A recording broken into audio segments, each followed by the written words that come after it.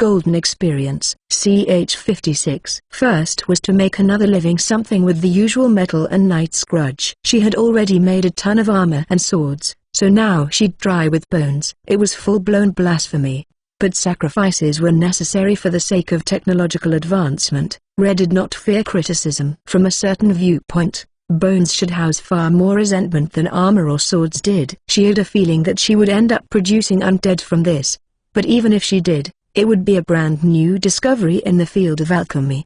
Based on Rare's sensibilities, living male and such already qualified as undead, but the system didn't classify them that way. It grouped them together with homunculi and guillems. Time to get started. Philosopher's egg. The crystalline egg that appeared swallowed up the lump of metal and the knight's remains. She decided to splurge and threw in more metal than usual. She found this out when making the Kenzakis. But when too many materials were put in, any excess would be left over. She originally tried putting in a bit more than she needed, but, while the egg accepted the extra, activating it would only use what was necessary. Incidentally, if there weren't enough materials, the skill would fail, and while the ingredients wouldn't be consumed, the egg would break and her MP would be used up. Since it would be difficult to procure more remains, Rare only put in a single rib in order to preserve as much of them as she could. After she activated Athena, the inside of the egg turned a marbled rainbow as usual, which meant that some kind of monster would be born from this. Next, activate Magnum Opus. That reminded her, in one of the announcements, there was something about being able to change the activation keyword for skills. Maybe she should change it to something cooler. Right now, there was no need to change the name of any of these production skills, but there was strategic value in changing the names of spells cast in battle. When enemies were in hearing range, if they could guess the type of spell from the activation keyword, they would have a chance to prepare a defense. As she thought about all that, the light coming from the egg faded. Inside the egg stood a black skeleton wearing armor of the same color. Is this a skeletal knight? Perhaps. It was really black. Since bones had such a strong association with the color white, the sight of black bones caused a sense of wrongness that was hard to articulate. When the skeleton broke open the egg to emerge, Rare immediately cast Subordinate on it. She had gotten used to this process and knew that monsters she produced would never resist her. Subordinate. It was probably similar to how Sugaru could immediately command any ants that she birthed. Its race is Adamagnite. It was a horrible pun, but she unexpectedly knew the name of this metal, a well-known fictional metal,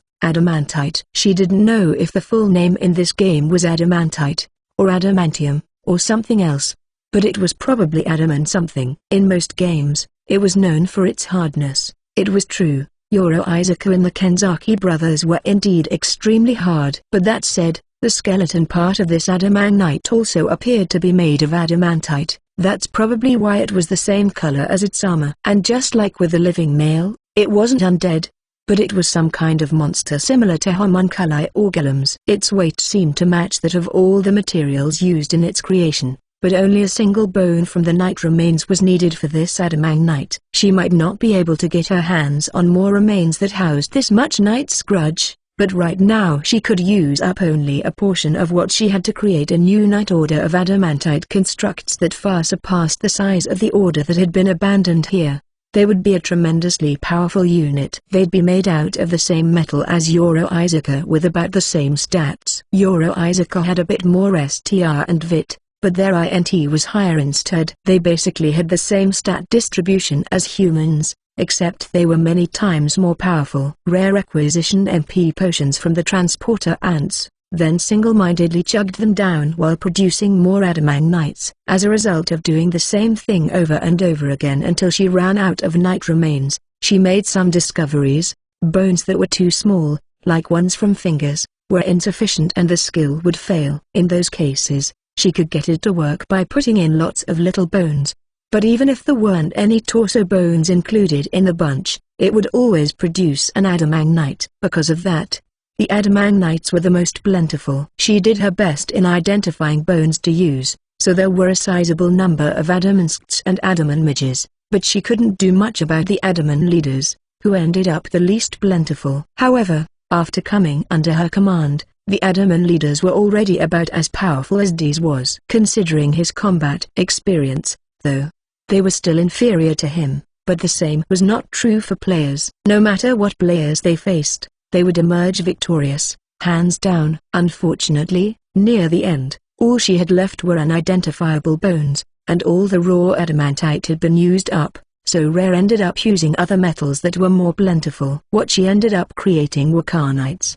For a second, she wasn't sure what they were made of, but then she thought of carbide, an ultra-hard carbon alloy. It wasn't a magic metal at all, and how could it have already been an alloy when it was just a lump of metal that came from ore? They certainly produced a lot of it, but they didn't know which stratum the ore vein under the forest was in. Rare had never heard of a stratum where both coal and rare metals could be found, but maybe there was some kind of magical reason for it. In any case, these carnites had a hardness that rivaled the adamanites. However, they had low of it, so maybe they were more brittle. They did have about the same amount of STR, so their offensive capabilities were unusually high, perhaps due to their weight. That might also be why they had lower ag. She ended up using up all the remaining materials on carnites, so there were quite a lot of them. By the time she finished, they outnumbered the adamanites. The fact that they were weaker and more brittle was only when compared strictly to adamanites. When struck by iron swords, the shock would still be returned to the wielder, and they would ruin those blades' sharpness too. They were only susceptible to mace attacks, so you could say they were weak to blunt damage. They seemed to be strong against heat due to their ultra-hardness, so most fire magic spells didn't work on them. Water magic fared no better, but if they took alternating hits from fire magic and ice magic spells, that would cause a lot of damage. They also didn't have any particular defense against lightning magic, so that was still effective against them. Due to their simple hardness, earth magic essentially had no effect, and their high weight similarly granted them a natural resistance to wind magic. Since they were metal monsters, it would be correct to attack using lightning magic, but players who saw them for the first time wouldn't necessarily identify them as being made out of metal. They would most likely see them as undead and attempt to fight them with fire magic instead. Since they were weak to blunt attacks just like normal skeletons were, it would be easy to conclude that warriors with blunt weapons would have an advantage,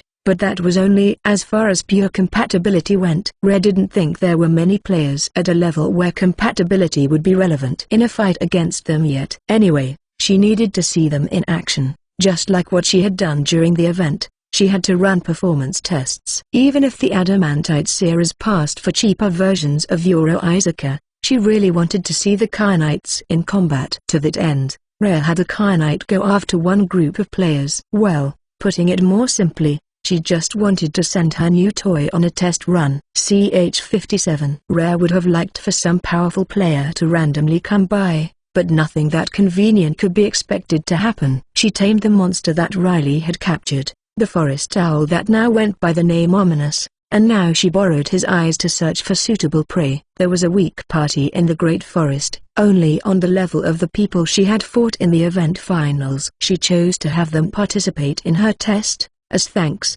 they would receive some decent equipment to take back. Rare ordered some ants to leave swords and armor that had been forged for testing purposes in an inconspicuous location along their route. These items should be superior to their cast metal gear.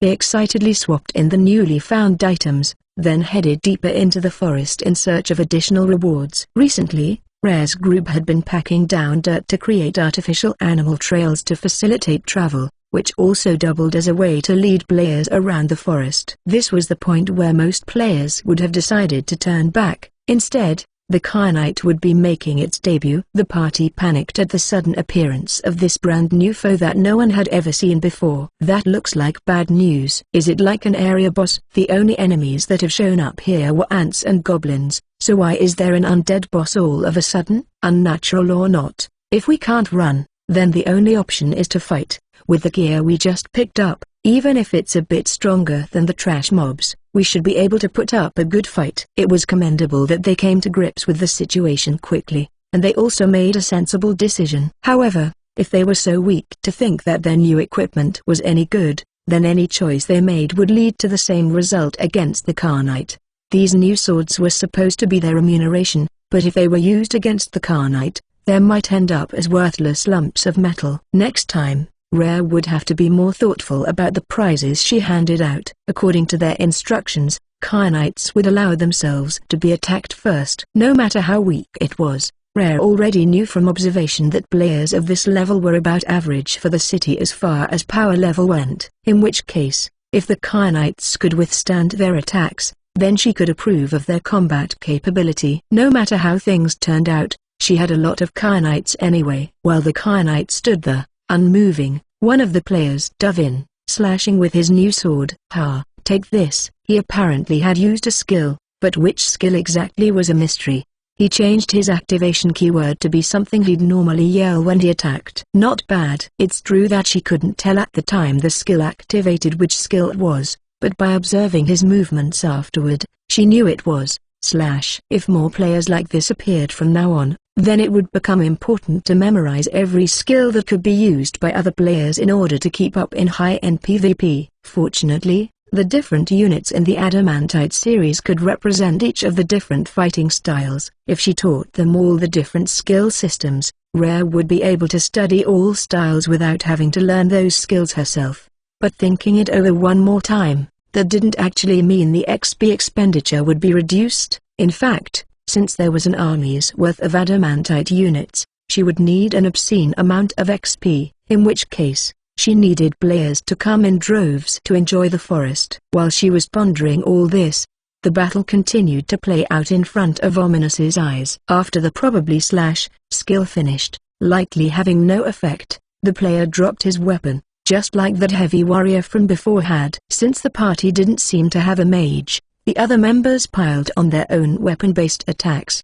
The inclusion of a mace attack showed that they had a keen eye, but it didn't even leave a dent on the Kyanite. Part of the mace had flattened out, that it was probably the part that had hit the Kyanite, which meant that mace was probably made out of iron. Things would have gone better if they had brought a mage along, but the Great Forest primarily only had ants and goblins as foes. For players of this level, they could get by without one. Mages would make grinding more efficient, but mages also contributed more in battle, so they would get more of the XP earned. Either way, the presence of a mage wouldn't change the fact that players who earned more than a certain amount of XP would be killed before they could escape the forest. It didn't seem like Rare could get much more from this party. Just like Rare had done during the event, the Kyanite grabbed a player's head and squeezed, crushing it. It was a perfect way of demonstrating exactly how much STR it had. It then chased after the players who tried to run away and killed them in the same manner. If she remembered correctly, Kyanites had lower Agi, but it was still high enough to catch up to anyone who didn't funnel their XP into Agi. If they didn't get discouraged from this, she would love it if this party came back with more effective countermeasures. Red didn't earn all that much XP from the encounter, but it was still a considerable amount considering the huge difference in strength. Players truly were the most succulent fruit. As far as the test went, it was great for testing the Kyanites' combat ability, but overall it was a failure in terms of leaking information about a new monster in the Great Forest. If word spread that monsters like this one were wandering around, then no one would dare delve any deeper. She needed a monster that was suitably weaker, or player levels needed to be higher. Maybe she should order the ants to switch to wine and dine mode in order to encourage player growth. From now on, they should raise the ceiling for how much XP players can earn before they get killed. Even if they got too strong, Shuguru would still be able to handle them. By Rare's order, the Adamantite series could be deployed via Shuguru's request without requiring Rare's approval, so she would just leave Shuguru to deal with any complications. Given the combined might of all the ants, and adding in the combat strength of the Adamantite series, even if all the players got a little stronger, they still wouldn't be able to conquer the Great Forest. In fact, the current Rare would probably have trouble trying to clear it solo. Rare suddenly thought to herself, that actually might be a problem. There probably wasn't a military force of this level that was hostile to her. But that was only true as long as there were no other players at Rare's level. And if a player could achieve this, then it was possible for an NPC or a monster to have already gotten this powerful. More like, it definitely did already happen, which was how the 6 countries came into being. Things were currently stable, or rather Rare's forces weren't officially enemies of the state yet, but she could say with confidence that there would never be friendly relations, in which case, She should strengthen her forces to prepare for when the country did become antagonistic. If a master were to die, she didn't know what would happen to any followers. This could be fatal for her forces if she were to ever be defeated. While players didn't die in any real sense, this wasn't true for NPCs. But she needed to consider that hypothetical where if she were to die, then all her followers could be forced into some kind of death-like state. Operating off that assumption, Rare needed to strengthen herself to the point where even in that worst case, she couldn't die. Since raising her stats was directly linked to all her units' strength via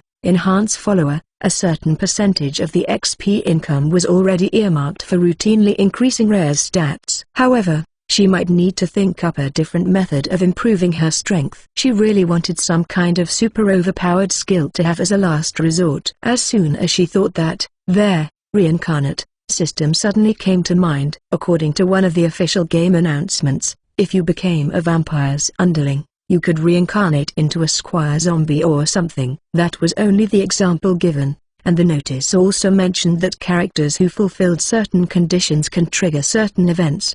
If that was true, then there should be other ways to reincarnate. Rare did think of one possibility. She could use the greatest secret of alchemy, magnum opus, to create a philosopher's stone. This game might have its own rearrangements, but the classic legends surrounding the philosopher's stone mostly spoke of granting eternal youth and eternal life, or transforming a commoner into a noble. Extrapolating from that, a character in the game should be able to use it after fulfilling the right conditions to change their race and stuff. Even if that turned out to be impossible, something surely should change. Rare really only had these vague stories to go off, but anyway, she just wanted to try making alchemy's masterpiece. She needed to find the appropriate ingredients. If it could be mass-produced, then she would want to use it on everything she could get her hands on. Rare decided to study the recipes within Magnum Opus more closely. CH58. Of course the recipe for the Philosopher's Stone wouldn't be in the list.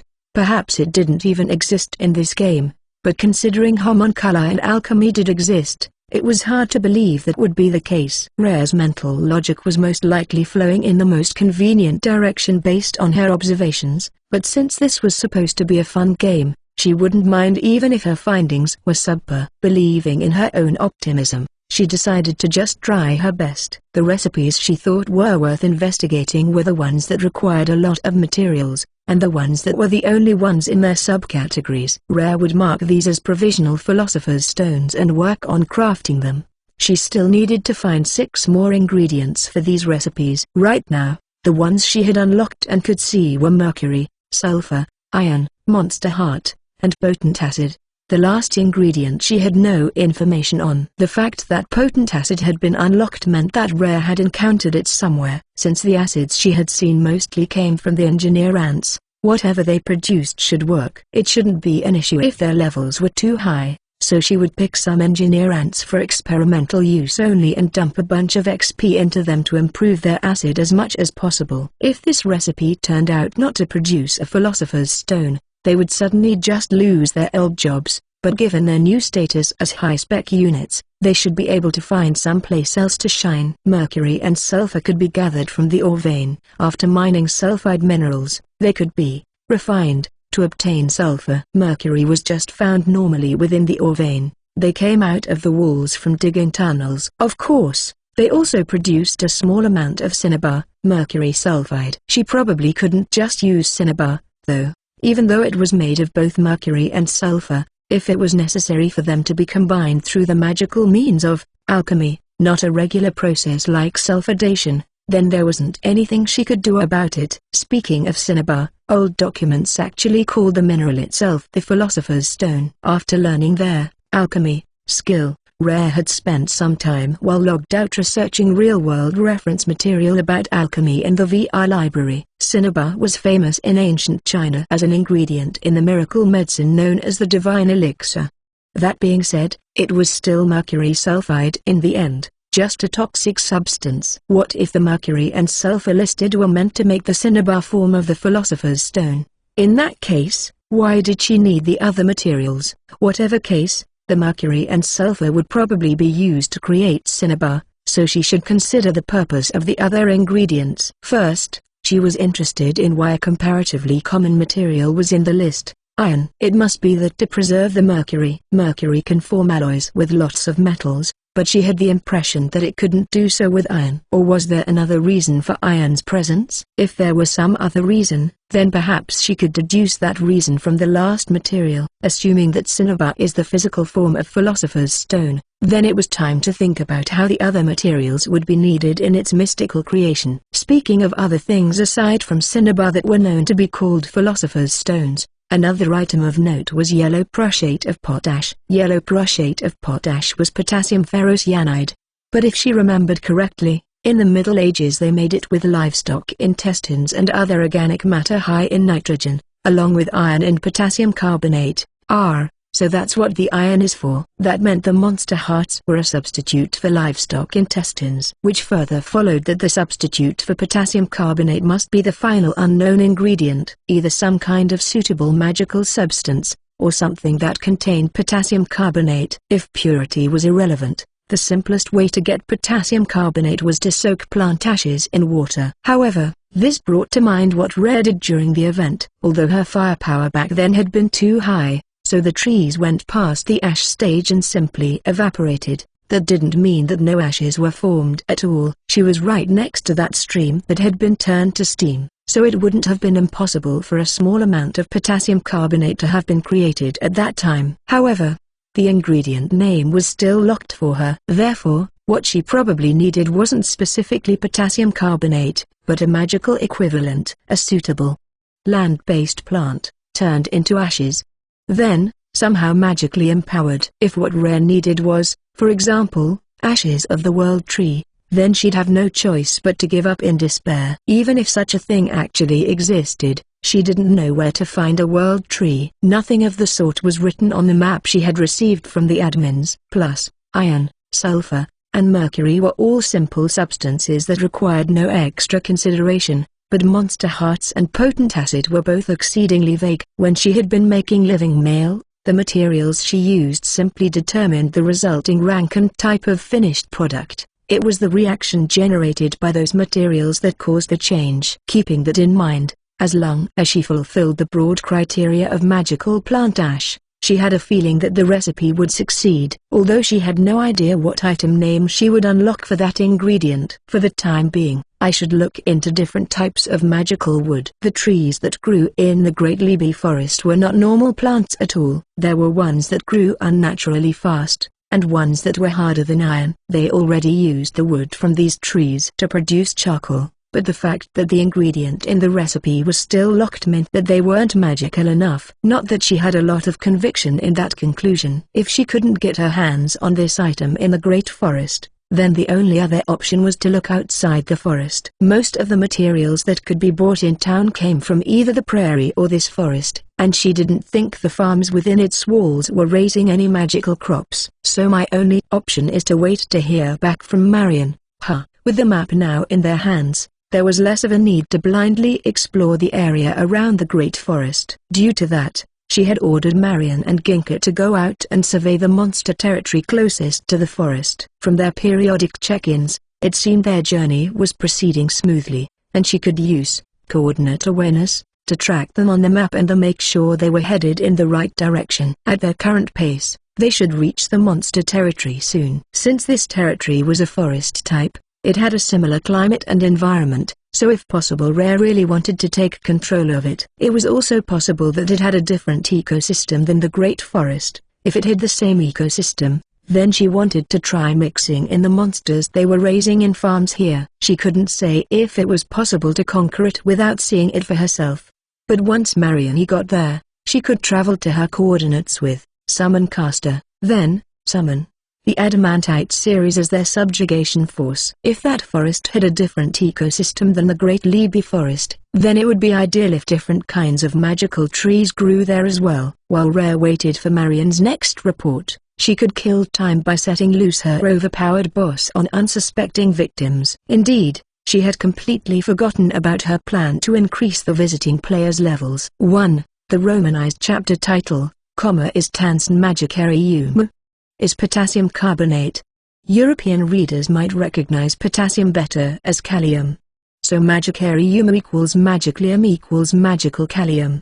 Since I use Americanized English, being that I am American, I moved the portmanteau over to carbonate to get potassium magicarbonate tongue. CH59. 2 days later, Marion sent notice that she had arrived at the other monster territory. Rare left managing the Great Libby Forest to Sugaroo and Riley, and teleported to Marion accompanied by Kerry and Dees. Like the last time she went out, she wore both an overcoat and Euro Isaaca. It's been a while since we last met in person. Marion, Ginka, it's good to see you. Thanks for coming, boss. It has been many moons, boss. That there is the neighboring forest.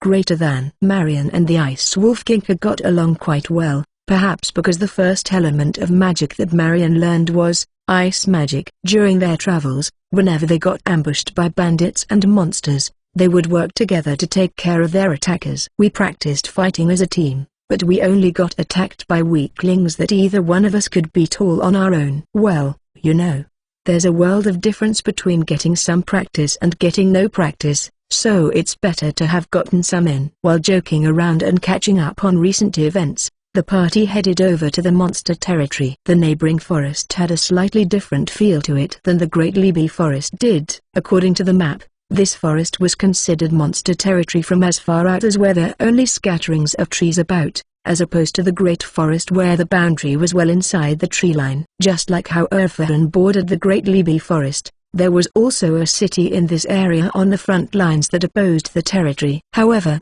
it was quite far from where Rare's group was currently located. The road that led to that city ran parallel to the forest, as though fencing off the monster territory. It was the same road that Marion and Ginka had used to get here. There was a decent bit of distance from the forest to the road, about the same distance to that nearby city. Comparatively, the Great Libby Forest and Erfahren were closer to each other, which explained why there weren't stronger monsters in the Great Forest. That could also be the reason Hakama and the Ice Wolves fled there. Rare didn't know why things were so peaceful up until now, but she posited that it was probably because the area was intended to be a staging ground for Sugaroo. Or maybe it was Dees's instead, but either way, the forest was probably there to nurture a raid boss. Maybe Sugaroo couldn't mature into a raid boss in time for the early access beta since the city was too small. Or perhaps her development was to be adjusted based on how many players there were in Erfahren. Thinking over it again, when the city was constructed and the road paved, the reason there was so much distance between them and the forest could be because this monster territory was just that much more dangerous than the one in the Great Libby Forest. Still, it's something to look forward to. I wonder how we measure up to our rivals here. Allow me to be vanguard. It will not do for your highness to be on the front lines. We cannot risk the infinitesimal chance of your death. Greater than. While it is a bit of a shame, I suppose I must oblige. The plan here in the first place was to become powerful enough to never be killed, so courting death now would be putting the cart before the horse. Rare was disappointed that she wouldn't be able to experience the forest from the front of the group, but she shouldn't need to lift a finger unless their conquest faced significant difficulty. Dees was more than powerful enough by himself, so she should first allow him to take charge. Rare had never actually seen him lead before, so this was also a way to verify exactly how competent he was. Dees, I was thinking of summoning some of the Adamantite series. How many do you think would be good? I would like to say that they are wholly unnecessary, but I believe your highness would like to evaluate my ability to command, correct? In that case, I would request 1 platoon's worth. Any more than that and it would be overkill for this campaign. Greater than. I suspect that the territory in this forest is a level above ours in Libby. But if that is your wish then so be it. If you find that your forces are lacking, feel free to speak up at any time. Then, Rare summoned a platoon of 30 units, 1 Adamant leader, 9 Adamant mages, 6 Adamant scts, and 14 Adamant knights. Even though it was only a platoon, the fact that they'd be operating in a forest made it feel quite crowded. There's no raid system in this game, but I wonder if this would be considered a raid party. In reality, though, trying to assemble 30 or more players would be quite an ordeal. Even if all their troops were Adamant leaders, they would not pose a threat to Rare. Even without Euro Isaaca, that wouldn't change, as long as it wasn't daytime, at least. Generally speaking, the Adamantite Seers and the Kyanites are programmed to obey my orders, Sugaroos, and Deeses. If we aren't around, then the Catkin girls will be prioritized. If none of us are available, then I think they'll act according to their own judgment. But since they're living object-type monsters, I believe the only choice they'll make is to kill their enemies as efficiently as possible. That seems appropriate. While we observe their performance, I hope you will also carefully evaluate my own ability. Greater than. After saying so, Dees gave a curt order to the Adamantite platoon, and the 6 scouts scattered into the forest. Considering their entire bodies were made out of adamantite, they disappeared into the trees with unbelievable agility. Regardless of their composition, since they were scouts, they were more lightly armored, and their muscles and organs were extremely lean, so they didn't look heavy at all either. They probably weighed about as much as an equivalent human race individual. And since they didn't generate any heat like warm-blooded organisms did, snake-type monsters with infrared night vision wouldn't be able to detect them. They were perfect for covert activities. The adamantite seers and carnites were all given armaments, but, because they were so numerous, they only had lower quality mass-produced items. Since whacking something with their bare hands would be several times stronger than using a low-rank club, they all got bladed weapons in order to increase the variety of damage they could inflict. As far as what would deal the most damage, it was possible that simply using their bodies as battering rams would be the best. It would have been ideal to give each one a living weapon, but there wasn't enough Night Scrudge. The reason they were marching on this forest was the hope that another order of knights from that ruined kingdom, separate from the ones Dees led, had come here and met their end. There certainly were a lot of remains from Dees's group, but for what used to be a continent-spanning kingdom, the scale was far too small. Remains from those night orders should be all over the continent. While the scouts dispersed into the woods, Dees had the rest of the unit continue marching. The main group took a different type of care than the scouts did. They progressed slowly, clearing away brush in order to create enough space for combat. Normally, one would begin evaluating someone's ability to command from how well they could control their subordinates, but next time that criterion could be skipped and she could simply look at how they commanded on the field. Speaking of which, Dees's commands were careful but very logical and concise. Rare felt satisfied watching Dees and the adamantite soldiers. She made a note to create more combat units of similar strength to this one for the Great Libby Forest. If she could compare the combat strength of this campaign to other units, she could come up with an objective evaluation for the overall strength of all her forces in the Great Forest. Rare slowly proceeded along the path that Dees and his soldiers created as they marched. Kerry and Marion flanked her while Ginka brought up the rear, including Yoro Isaka. Everyone here had enhanced sense skills. There was no chance they could be ambushed unless their attackers were significantly more powerful than they were. It would have been good for Ominous the Forest Owl to have come along as well for reconnaissance, but he wasn't very strong. If there was a powerful monster here that was capable of flight, he might not stand a chance. Since forest owls were built for living in the woods, they had smaller bodies, which meant lower combat capabilities. After some time, Dees's group in front came to a halt. After Rare asked what was happening, she learned that apparently the scouts had found some kind of monster. Dees received the scouts' report then contacted her via friend chat. Your Highness, we've located an enemy. Apparently this forest is already being controlled by a single force.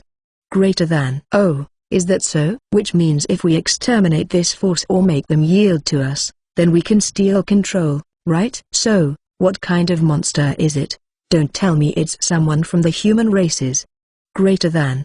Indeed. This forest is dominated by the undead. After seeing the armor they wear, I believe they were once my brothers in arms. Greater than. CH60. If they were once Dees's brothers in arms, that meant that this forest, just like the Great Libby Forest, was also the site of a mass raising of undead of an unknown source. The obvious conclusion was that someone had cast these spells on purpose, but in the Great Forest, outside of the undead that suddenly appeared, there were no other oddities. The undead that had appeared back then weren't very strong, with one exception, Dees. In the end, Rare eliminated all of the other undead, and Dees, the only one with a sense of self left, swore to avenge his fallen kingdom and surrendered to Rare. She wondered if there was another special undead like Dees here. If there were, she would really like to add them to her forces. It would be nice for Dees to have a colleague to work with, but mostly she wanted another sample of an undead that retained its ego to study. You are far too kind, Princess. It would certainly be ideal if the leader here would peacefully pledge loyalty to us. but it is otherwise unnecessary to be considerate of my station. Greater than. Well, looking only at the end result, that may be true, but that wasn't exactly where I was going with that. I still want to build up my army, and since there are rumors spreading that our forest might have an undead boss, it would be nice if I had some weaker undead soldiers at my disposal. Greater than. It was a little awkward that obtaining more Knight's Grudges was inversely related to her desired outcome. If she was unable to get an undead army but instead refilled her stock of Knight's Grudges, then she could still create more skeletal soldiers with iron or something. However, the thought of having to pull more overtime chugging MP potions to do it really put the damper on Rare's spirits. Plus she wouldn't even be purely strengthening her troops, but purposely making weak ones. It would be a waste, in various ways. So basically, I'd really like to have this undead army if at all possible. Dees, would you get it for me? Greater than. Less than as you wish. Greater than. After that, Dees's troops switched from marching in a straight line to a much more strangely meandering route. Apparently they now avoided the enemy's patrol lines. Any lookouts that couldn't be evaded were quietly eliminated by the scouts. It would have been nice if Rare could have used Necromantic Barrier to put them all under her control, but if these undead were already under the control of another character, then they were not susceptible to either control or subordinate. Dees and the undead who appeared with him were considered wild undead, but Dees started with skills from their necromancy tree as well as subordinate, so if left alone he would have taken control of all those undead and conquered the entire forest. She had been wondering why the Great Libby Forest, the cradle for a raid boss, housed the two separate forces of Sugaroo and Dees, but maybe one of them was supposed to end up as fodder for the other. If that was what had happened in this forest, then the undead had won the power struggle. That meant that the leader had successfully become a full-fledged raid boss. Oh, this will be fun. This forest was quite expansive as well. It would take a fair amount of time to reach the center. Dees and the Adamantite series wouldn't get fatigued because of their races, but that didn't hold true for Rare, Kerry, Marion, and Ginka. They would need to find a place to camp. Since they would stop earning XP as soon as Rare went to sleep, read, logged out, she wanted everyone else to avoid combat during that time as much as possible, but it could be unavoidable if her timing was bad. That said, the Great Libby Forest was also constantly under assault by players, so there would naturally be squandered XP either way. Even though they had XP income from their farms, it was hard not to consider all that loss as a waste. Depending on the opponent, you may have no choice but to ignore my request. It's just something to keep in mind. Greater than. After that, Dees picked up the pace. They still remained cautious, but they were marching much more boldly now. Occasionally, they would run into an undead, and at first glance they appeared to be skeletal knights or something similar. It wasn't that the scouts weren't finding them, but rather that there were too many to assassinate, so they purposely let them through. It generally only took one slice of an Adamant knight's sword to cut them down, and their corpses.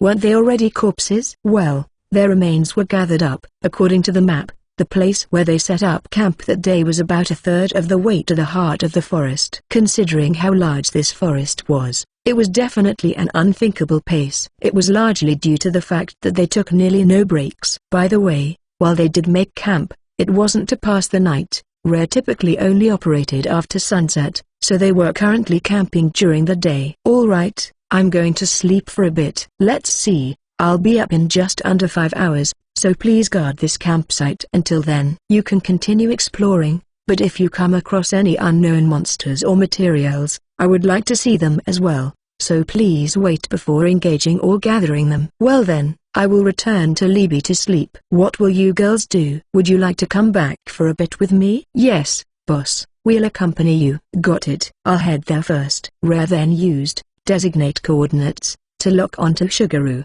Then cast, Summon Caster. Having returned to the Queen's chamber, next she used, Summon, on the rest of the girls. I've returned, Sugaroo. And welcome back, Kerry, Marion, and Ginka. We're home, Sugaroo. Long time no see. Like always, Rare settled herself deep into the throne, then prepared to log out. Kerry and Marion also divested themselves of Yoro Isaka's younger sisters, then disappeared behind the partition in the corner of the room. Beds were set up there for Rare's attendants to use for napping whenever it was time to rest. Ginka curled up at Rare's feet on the giant bear pelt that was spread out there. As a nice wolf, she was comfortable sleeping on the floor. "All right, I will see you all later. Good night." The next night, Rare returned to Deeze's side at about the time she predicted and asked for an update on what happened during her absence. "Well then, did you end up getting attacked during the day while we slept?" "Yes. Our deepest apologies. We drove back an unknown monster that assaulted us." There is nothing for you to apologize for. So something that wasn't undead came out. Which means that this forest is home to an undead at night and some other kind of monster during the day. That appears to be the case. What we fought was a tree monster, and we have stored its remains in the inventory. Since it's a plant-type monster, that would mean it's active during the day because of photosynthesis. If it's going out of its way to attack others, is photosynthesis insufficient for its nutrition? Is it capable of ambulation due to the lower half of its body? If that's the way it developed, that would mean its roots probably degenerated, so clearly it would be harder to absorb nutrients. There must have been a problem with its evolutionary direction, no doubt about it. But this was good news. There was no more magical plant than plant-type monsters. If they could catch one, they could try to start a big farm for them back in the Great Libi Forest. Anyway, capture the next one you see. Do you think more will come? I'm not sure. The sun has not set just yet, so there could be more. I see. Well, I'll think on it more as we move. If undead don't come out during the day, then that would be an opportunity to cover more distance. And if they're going to attack a campsite, then there's no reason to believe they wouldn't also attack while we're on the move. Perhaps Rare's words tripped some kind of switch of fate. As soon as they set off, they got ambushed. Now I get it. They camouflage themselves as trees. That's why they don't get detected by our scouts. When Rare's forces were camped in place, then the monsters had no choice but to move themselves, making them easy to detect. However, when Rare's group was on the move, then the monsters only had to wait, meaning they wouldn't be found out. Still, even in a situation where trees suddenly transformed into monsters to attack them, the adamantite soldiers under Deeze's command were calm and composed. Not that they could really be anything but calm and composed. The soldiers must have been trying to show off to Rare. Even if they were hit, they wouldn't take any damage, but an adamantite purposely blocked a downswung branch with its shield, and an adamant attacked with lightning magic. That single strike tore through the plant monster, ripping it in half vertically, and the bifurcated tree fell to the ground. Elsewhere, Deeze held his sword horizontally and cleaved through multiple plant monsters in a straight line. That was all it took to cut them all in half, instantly killing them. Considering that their fibers ran vertically, it would have been easier to cut them lengthwise, but this also must have been a show for Rare. Deeze's skill with the sword was one of his strengths, but cutting vertically was more efficient, so the truth was that choosing to pointlessly waste stamina by attacking horizontally was a misjudgment. This was complicated, honestly evaluating his performance. In any case, the adamantite platoon consisted of 30 members. Even though they were completely surrounded, that posed no problem at all. The battle ended quickly. All that remained were pieces of wood scattered everywhere. Do these monsters coexist with the undead, or do they both share the same leader? Whichever it was, they would find out eventually if they kept going. Rare's group collected all the wood and marched forward. CH-61. Rare's group continued advancing through the forest. They confirmed that plants attacked them during the day while undead attacked at night. But how Deeze saw it, daytime wasn't a good reason for undead not to be active. Or maybe Deeze's rank was so high that he specifically was able to function during the day. If that were the case, then he should understand that most undead won't come out while the sun is up. The reverse was true for plant monsters, too. Essentially, if they couldn't perform photosynthesis, then they wouldn't really be all that active. Whatever the case may be, the only things that attacked them now were low-ranked trash enemies, probably around the same level as what they found at home in the Great Libi Forest. Certainly stronger than the ant engineers and infantry, but not all that different from the night or ambush units. For how much more matured this forest was, by Rare's observation at least, their military strength was quite conservative. Given how things have developed, It seems there's no real need to be so vigilant. There's a chance that someone is playing us, the way we do it back home, but I'll simply keep that possibility in the back of my mind. That day, they traveled as far as they had planned to, then made camp around sunrise. Now they were about 2/3 of the way to their destination. Even if there really were someone screwing with Rare, after her group got this far, there was no way they would simply stay quiet about it. If she were the one behind the curtain, then she would have long since eradicated this interloping group. However, while the sun was out today, the attacks they endured were at about the same level as ones from the day before. If this forest actually was under someone's control, maybe that person just couldn't regulate things. Dees had more than proven his ability to lead a force of this size. Rare instructed him to head straight for the heart of the forest with minimal clearing and no more pointless shows of strength. None of the monsters they had encountered were capable of inflicting any damage on the adamantite soldiers. That meant they could be more aggressive as they maintained their march, pulverizing anything that got in their way. After that shift in mentality, they arrived at the heart of the forest a little earlier than planned, just as the sun was about to come up. But man, there's nothing here anyway. It's just more forest. The cemetery where Dees and his men had been buried was in fact a bit removed from the center of the forest, and the forest itself was not a perfect circle either. For the time being, they could use this spot as a temporary base and slowly explore their surroundings. Rare wanted to call up some engineer ants to construct a provisional headquarters using the trees in the area, but they were Sugaru's subordinates, so she couldn't target them with summon. If instead of knight's grudges I had carpenter's grudges or cook's grudges, I wonder if I could make like adamantite craftsmen. Maybe it was possible, but knowing would be of no help now. And even if she could, it was hard to justify wasting the adamantite on them. If combat strength was unnecessary, then it was better to use a less rare metal. However, if she did want to conquer this forest, she needed to consider how to maintain and oversee it afterward. The Great Libby Forest would more or less be fine as long as Sugaru and the ants were there.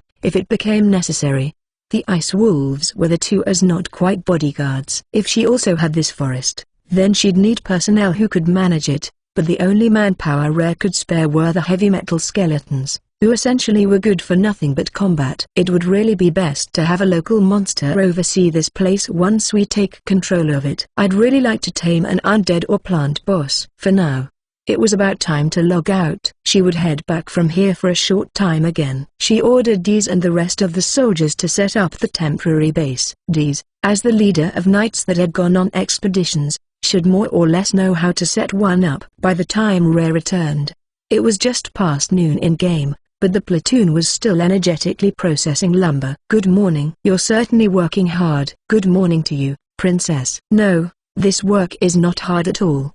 Greater than. But with the sun so high up in the sky, their attacks seemed to be quite aggressive. Looking around, there was wood lying around everywhere. Since some must have been stored already, there must have been a ton overall. The fact that you've been attacked by all this means that either their growth cycle is extremely fast, or they're someone's followers and just respawning that quickly. In either case, once they took control of the forest, the potential profit was huge. Whether they wanted an XP farm or a second theme park, both options seemed practical. For starters, I'd like to try turning all this wood into charcoal. But first let's clean up the area. We can have fun later. Rare summoned more adamantsks from Libby and assigned them to Dees. Prioritize exploration first. If we need, I can call the Kenzakis over to search from the skies as well. If efficiency is important, then that would be preferable. Since the forest is rather dense, if the undead leader is a human type like myself, it would be like looking for a needle in a haystack. Greater than. After some thought, Rare decided not to call the Kenzakis. It would still be extremely hard to find a human-sized target in an overgrown forest from the sky. Their efforts would be largely wasted since they weren't even sure one existed. And if the boss was actually a plant monster, then it would be camouflaged unless someone got close enough anyway. We'll keep waiting for reports from the scouts. In the meantime, I'd like to try chopping down some of these monsters as well. If they can't scratch the adamantite soldiers, then they can't possibly hurt me either. Yoro Isaacon unsheathed Kenzaki Akiru, then joined the Adamang on the front lines. In a display of skill that distinguished her from the Adamang, She cut down the giant tree all by herself. She didn't even need to use a skill. Rhea was thinking of casting some kind of support spell but decided against it. Oh, that reminds me. I haven't used it recently so I almost forgot about it, but I can try subordinate on them to see if they've already been tamed or not. She could also test whether mental magic worked on plant monsters. Stupefy. Nothing happened, I don't think. Sleep, confusion. Neither seem to work, do they? What about fear and charm? Charm seems effective. I wonder why. So plant-type monsters do have minds, but the way they're structured is different. Perhaps since something worked, then this would go faster. Continuing on, she cast control, which appeared to succeed, so then she activated subordinate. She didn't sense much resistance, so the Camphor stopped moving and looked at Rhea.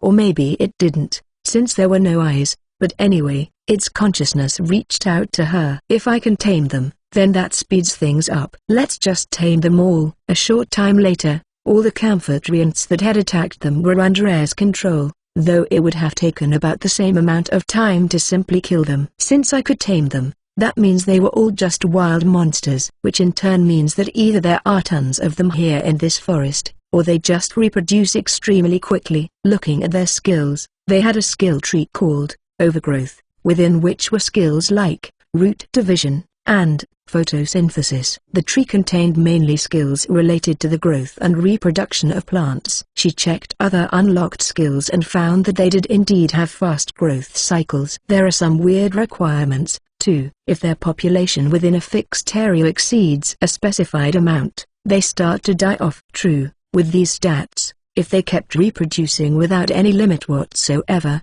they would take over all the human territory in a flash. It wasn't impossible for this to be an evolutionary form of natural thinning, or a way to maximize the amount of nutrients gained from a given area, but it was more likely that the developers programmed them this way. The result of a previous disaster that came about from allowing them to propagate freely, perhaps. Will these treants be able to take root in Libya, I wonder? Well, since they can walk, take root isn't really an applicable term. When they just stood there quietly, they looked just like regular trees. To compare them to a human's anatomy, everything from below the ankle was stuck into the ground. We'll take the biggest one back and try to plant it. If we make use of root-related skills in their overgrowth tree, it may be able to settle in as a tree. The rest of them will stay here in this forest. Keep reproducing here, and exterminate any others that don't belong with us. She was curious how the offspring of the subordinated individuals would be treated. A new tree grown from a seed should be a completely new individual. But since they weren't social monsters like the ants were, she would probably have to tame them separately. But what about new trees grown from root division? Would it be accurate to say that it was a duplicate of the same tree? If so, it should also automatically be one of Rhea's followers. We'll have to investigate a bit. All that was left was the undead. They generally didn't come out during the day, but it was possible for particularly strong ones to ignore that rule. Those were the ones she wanted to find, so she could search for them at any time of day. The scouts could ignore treants now, so for the time being she would have them only look for undead. If any could be found near the heart of the forest, then considering the radius of their search, she could probably get news at any time now. In any case, it would get dark soon. Time for all the undead to start waking up. It was difficult to find a single undead monster that was active during the day, but being able to analyze the behavior of the entire undead horde might make things a tad easier. CH-62. The day slowly faded away. The treants didn't seem to have trouble moving or anything, but Rhea still ordered them to become trees and rest while they waited for the undead to appear. Yes, I know. Let's go take a look. Just then, the scouts had reported back about one place where undead were gathering. As a whole, the undead in this forest hadn't all awoken yet, so if there was already activity at a certain location, that must be the epicenter of undead activity. Even if it wasn't a jackpot, it was still some kind of key location, no doubt. No, everyone will come. While this may be our temporary base, there's nothing of importance here. Only the sleeping treants. There's no merit in protecting this specific location. They knew the distance and topography to their destination from the scouts' report. No undead were active in this area yet, and all the treants were already converted, so there were no enemies. Therefore, They could safely prioritize speed. Even if they were only going to another location around the central area, this forest was huge. It would still take a decent amount of time to get there. At some point, the sun had completely set, and they began to encounter undead starting to wake up. Since they were crawling up from the depths of the earth,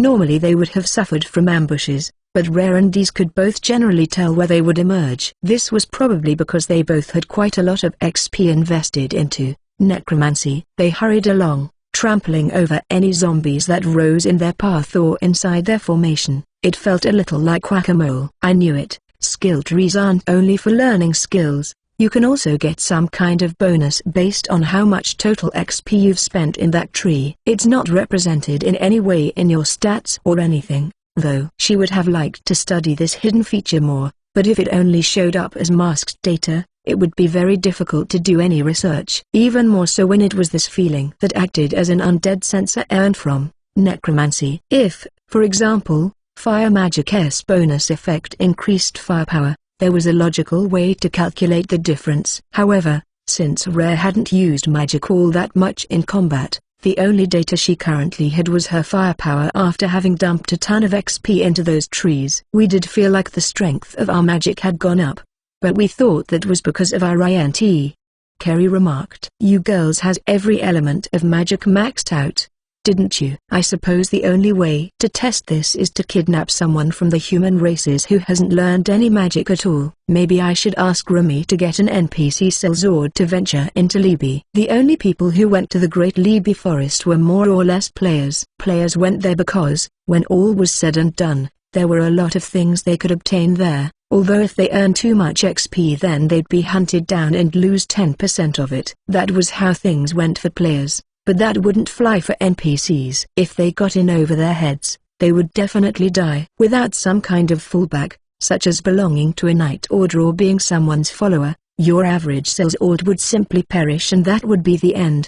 They wouldn't want to take that gamble. However, if there was a request from the young girl who ran the city's famous potion shop, they might be willing to go gather medicinal herbs from the edges of the forest.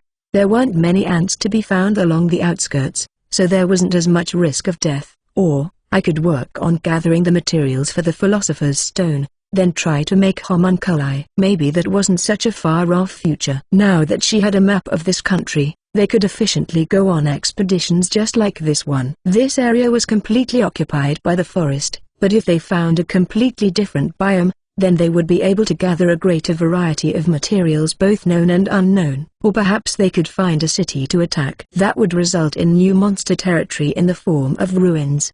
If she took more undead under her wing, she could have them live in and manage that city. It would be hard to turn into a source of fixed XP income like the farms in the forest, but it should be manageable as a theme park. The way Libby was set up now, surely the kingdom would send many guests that way, hoping to liberate the city. I can't wait. But first was this forest. She wanted these undead. There was nothing wrong with the Carnites, but setting the mood was important. Carnites simply looked too pristine. They wouldn't belong in a ruins locale. And since they were too powerful, players and NPCs wouldn't be able to explore those ruins. Without suitably weak trash monsters, it'll gain a reputation as an overly difficult zone and no one would come. That's just how it is. As Rare considered various topics, they continued trampling over the undead that rose up from under their feet. A lot more were appearing now, but they were also closing in on their destination. The reason she was able to sink into thought without worrying about anything else was because Yoro Isaka was the one walking for her. She only needed to speak up whenever she detected an undead coming up. Then it would automatically get whacked like a mole. Truly the height of convenience. There was a conspicuous tree in that part of the forest with malignant air stagnating around its base. Rare wasn't sure whether it was some kind of visible energy or their necromancy skill was allowing her to perceive something invisible, but it was clearly there before her eyes. Inside the cloud stood a skeletal knight who looked similar to Deez. All around him, more and more skeletal knights rose up out of the ground. This was definitely the epicenter. Someone you know, Deez? I am unsure. Just from the armor, it would seem likely that we were comrades. But since his appearance has changed so much, I cannot be certain. Greater than. You're one to talk. It was time for Rare to step forward and try to tame him as quickly as possible. Since mental magic, was largely ineffective on undead. She would have to make him yield via combat, then try to force through a subordinate. Back when she tamed Suguru, she didn't have the strength to best her in battle, but now she was more than capable. Plus, thanks to Dees, she had a general idea of what kind of attacks he could use. He wouldn't be able to hit her with anything completely unexpected. All right, fall back and leave this to me. Wait, actually, keep the skeletal knights in check. I'd like to convert as many as possible, so try not to deal too much damage. Understood. Please be careful. Greater than. Silently leaving the rest of the group behind, Rare headed toward the undead boss. The closer she got, the more oppressive that strange air felt. It almost felt like her steps had gotten heavier. But she wasn't just imagining it. Her steps really were heavier. It was just that Rare wasn't the one doing the walking. It was Yoro Izaka. He's got an aura that debuffs nearby enemies. He's stronger than Dees. He seemed stronger than any other character Rare had met to date. And that was before factoring in this debuff aura. He must definitely be a raid boss. Furthermore, more monsters were regularly spawning as reinforcements. It was hard to estimate how many players would be needed to put up a decent fight against this boss. Okay, let's go, Yoro Izaka. She instantly closed in on her target with Flash Step, swinging down with Kenzaki. She also used Slash at the same time. By this point, Yoro Izaka's attack could not be dodged or blocked. Even if someone knew that this exact move was coming, it was still far too fast to deal with. Whoa. However, the boss before her parried it. He instantly judged that evading was impossible, and even realized that his sword could not match hers, so he ended up parrying. He had strength beyond his stats. It really did feel like he was another knight captain just like Dees was. Yoro Izaka continued attacking, but the enemy was able to avoid taking any critical hits. He mostly parried or dodged vertical strikes, and for horizontal ones that were hard to evade, he let his shield take the hit while backstepping to minimize the damage to the shield. He avoided thrusts by a razor-thin margin. His armor and cloak became peppered with holes, but his actual body, his bones, had thus far taken no damage. Flare arrow. During one such instance, Rare kept him in check with some magic. Since she wasn't trying to kill him, she aimed for his feet and shoulders, intending to incapacitate him. None of the spells hit cleanly, but he didn't completely avoid them all either. His shoulders and greaves were rather scorched. His moves were slowly losing their sharpness as well. Thunderbolt. Out of nowhere, this fast spell struck his leg. While dodging Yoro Izaka's attacks, he had gotten used to Flare Arrow's speed, so even he couldn't avoid this. The undead boss had finally fallen down on one knee. Rare took a step back, observing to see if he would get back up or take some other action. He tried to use his sword like a cane in order to stand, but one of his knees had been completely obliterated. It was all he could do to simply stay kneeling upright. Considering his STR and Dex values, she thought that he could continue fighting with just one leg, but all the other damage he had accumulated probably weighed him down. Rare stared into the undead's eyes. Well, since they had long since rotted away, she looked into his skull's eye sockets instead. As far as she could tell, rather than resolving himself to keep struggling, it felt like his hostility had waned instead.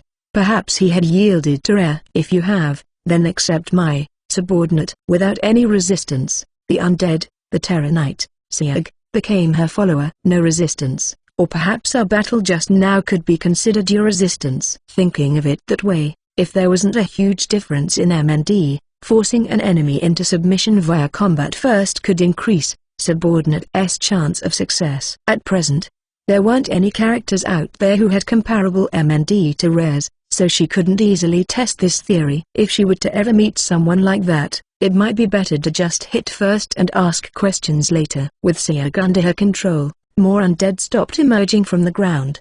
They were apparently an effect of Sieg's conscription skill in their necromantic general tree. It produced undead for a short period of time that could be controlled at will, but they would be destroyed if exposed to sunlight. The skill cost both LP and MP to use. So you're Sieg, huh? Long time no see. Greater than O.A.R. Ah, you are, Sir Dees. Yes, it has been a long time. I am glad that you seem well. Greater than. Interesting how Sieg looked at Dees's current appearance and concluded that he was well. He seemed to be pretty broad-minded. Or maybe it was the opposite. His head was too empty, so he just reflexively spouted out canned greetings. "So you really did end up knowing each other? Were you Deeze's colleague or something?" Yes. Knight Captain Siag of the Third Order. I am Sir Deeze's junior.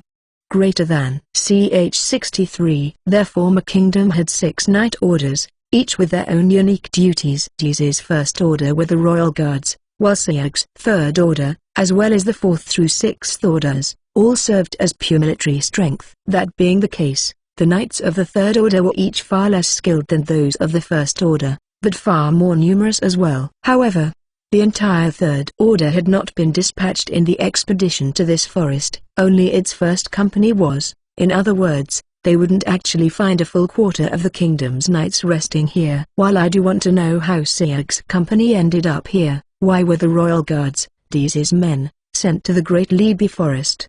Don't tell me.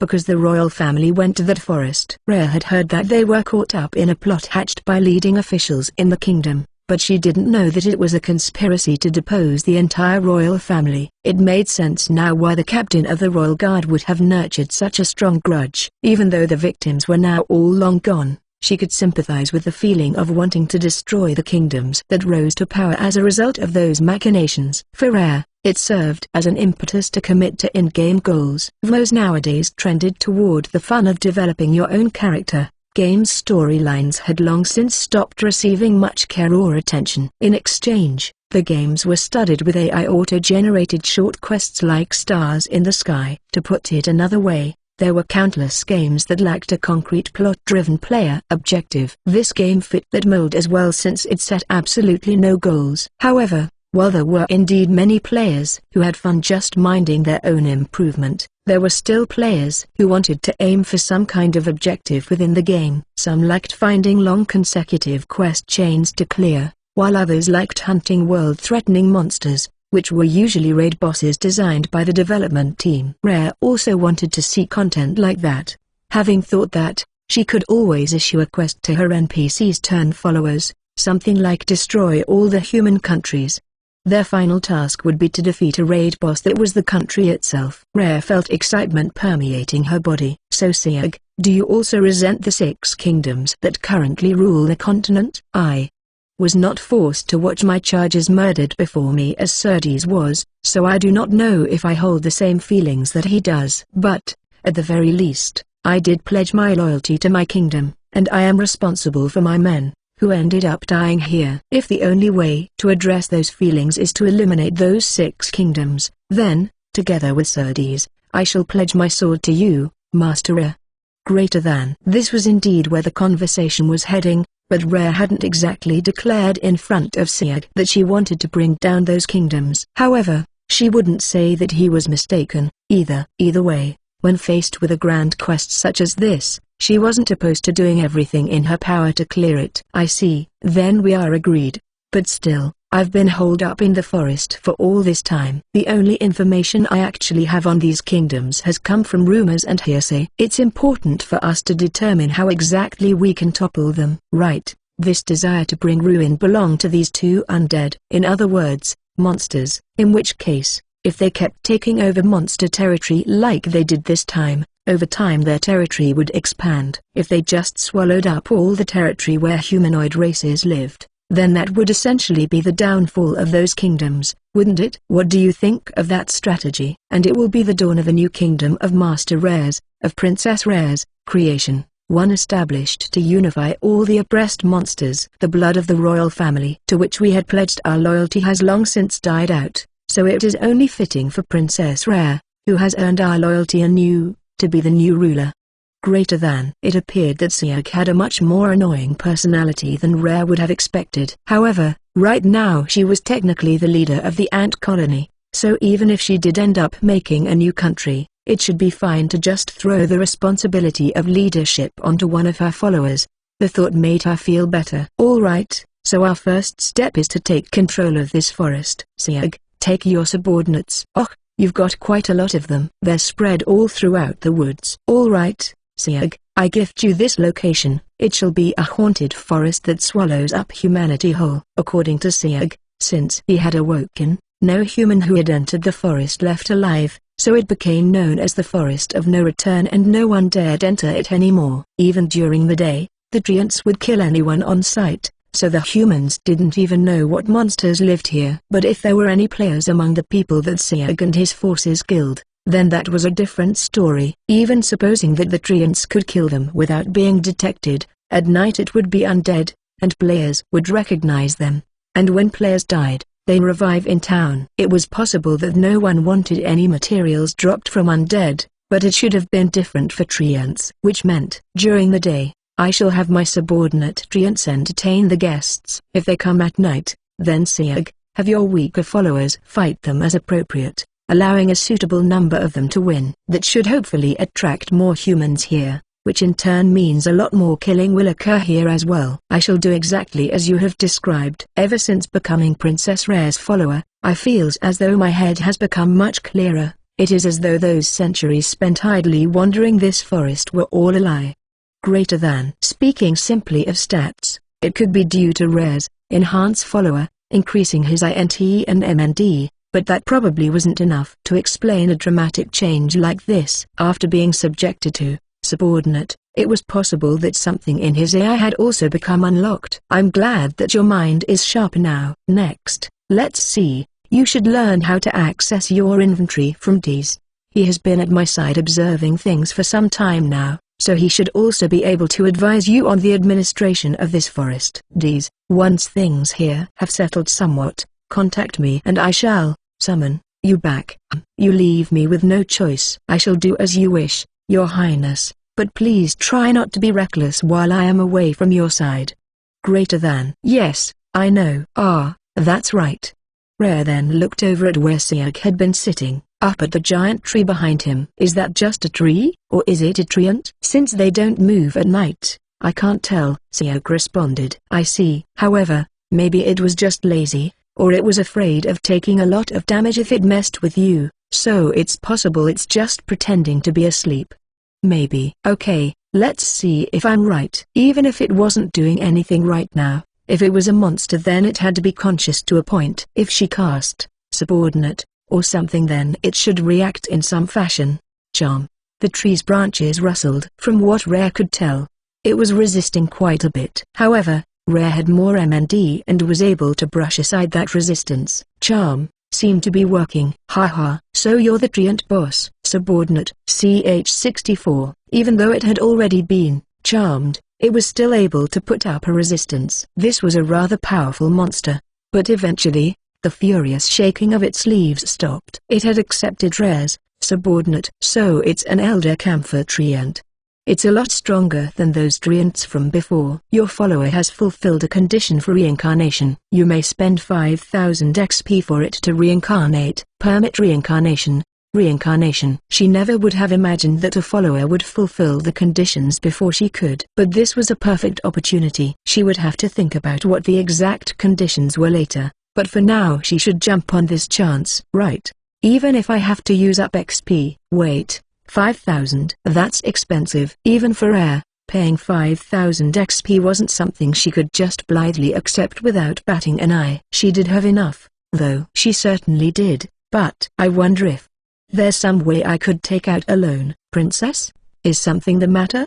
Greater than. No, it's nothing, just hold on a second. The current action will now be deferred. No, I wasn't talking to. Never mind, that helps. This here was peak confusion. However, she needed to force herself to calm down and think things through. She wasn't sure if this was the only chance she had to reincarnate the treant. If she let this opportunity pass, would there be another? The condition was unmistakably linked to the act of taming. The question was whether the timing was while it was being tamed or after it had been tamed. If it was the former, then this was her only chance. If it was the latter, then it was possible at an unspecified future point in time for her to trigger a reincarnation. She really wanted to test this out, but that was also really risky. She couldn't waste this chance. Plus, Rare found that she was having trouble suppressing a compulsion born out of pure curiosity. In any case, it cost 5,000 XP. No normal person would be able to go out and just earn that much XP on a whim. Who out there would choose to go forward with the reincarnation? Who aside from Rare, that is. All right, Let's do it. I permit the reincarnation. Initializing reincarnation. Immediately after, the elder camphor treant's bough began to shake, and little grains of light began to sprinkle down. The grains covered its branches and trunk until the entire tree started to shine. Boss? What? Her other followers already recognized this tree as one of their allies, so they didn't sense any danger, but that didn't stop them from being startled. Dees and his fellow knights used to be human but were now undead. That meant they should have gone through reincarnation at some point, but they probably had never seen it happening themselves. Neither had Rare, but she simply found the experience of watching in and of itself fascinating.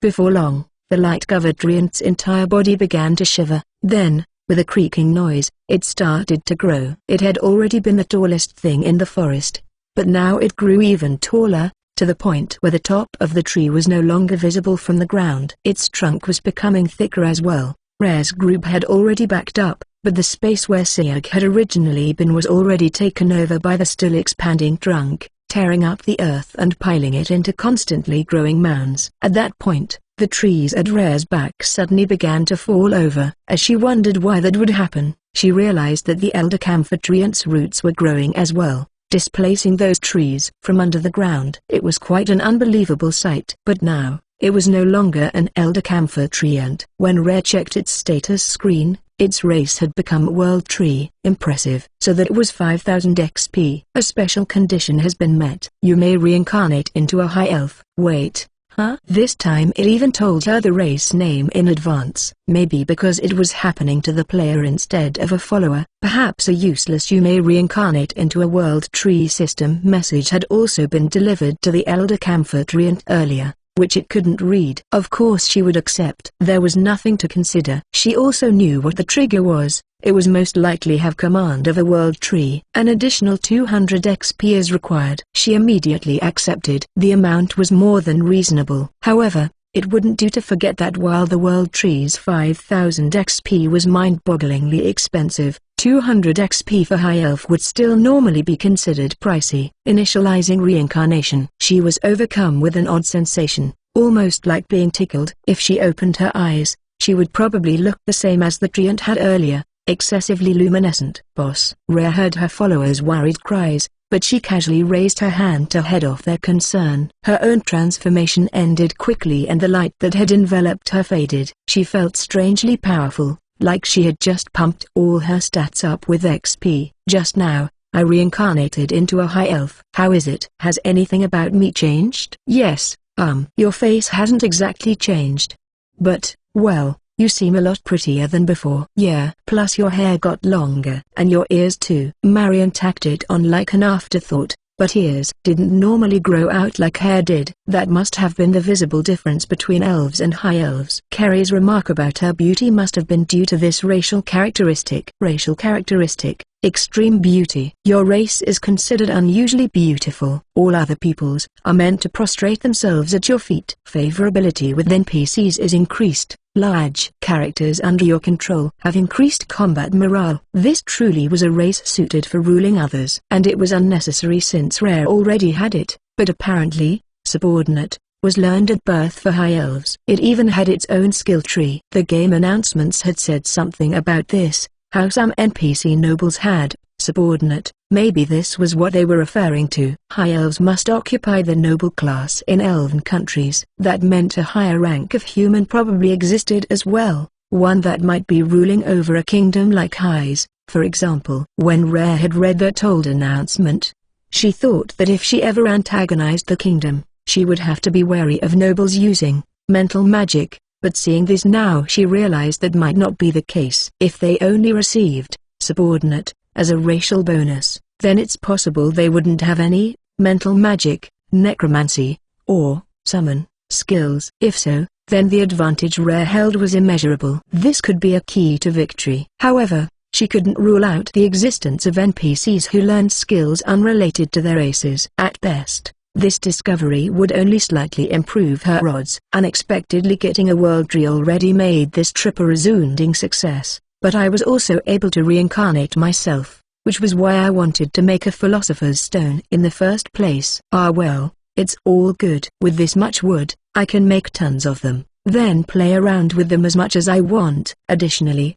After turning the elder Camphor into her subordinate, she found out why it had just been sitting there, unmoving. Camphor didn't match up well against undead. The treants were full of life and purity, as expected of monsters that could evolve into world trees, meaning they were diametrically opposed to undead. Therefore, since Siag was already emitting noxious air at its feet that gave it a weakening debuff, if it tried to move and had to fight Siag, it would have stood little chance. Due to that, it had been completely immobile ever since Siag had awoken as an undead. The reason Rare's charm succeeded may have been because of that debuff as well. Other treants were only active during the day, but less because of photosynthesis and more because all the undead clamoring about at night weakened them. If that's how it is, then leaving Siag and his forces here would be a problem. I'll leave World Tree in charge of this forest instead and take all the undead back to my forest.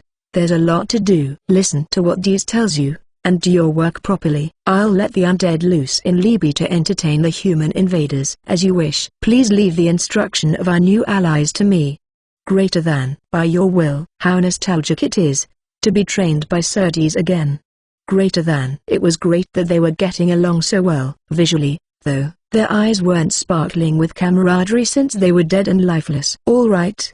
Now it's time to head back and continue my research. Alright, World Tree, sorry to bother, but could I have one of your branches? CH-65. The branch she had gotten from the World Tree was the size of one of those roadside trees in town. To the gigantic treant, a branch of this size was probably akin to a nail clipping, but this much would be enough to supply all kinds of projects Rare wanted to do. She could process some into charcoal and ash for use in experiments. Any extra could then be turned into staves to see if they could make weapons that assisted in casting magic. Can staves be created via woodcrafting? Oh, that's right. It's used to make bows too. I wonder if there are any deer-type monsters or anything in Libya whose tendons can be used for bowstrings. And what about glue? I can make glue when get in the tendons. The recipe uses the waste materials I get from tanning leather. Ah, Remy, long time no see. Now that I've brought World Tree into the fold, can you try crafting whatever you can that we have materials for? Yeah, I came over because I already heard. After returning to the Queen's chamber,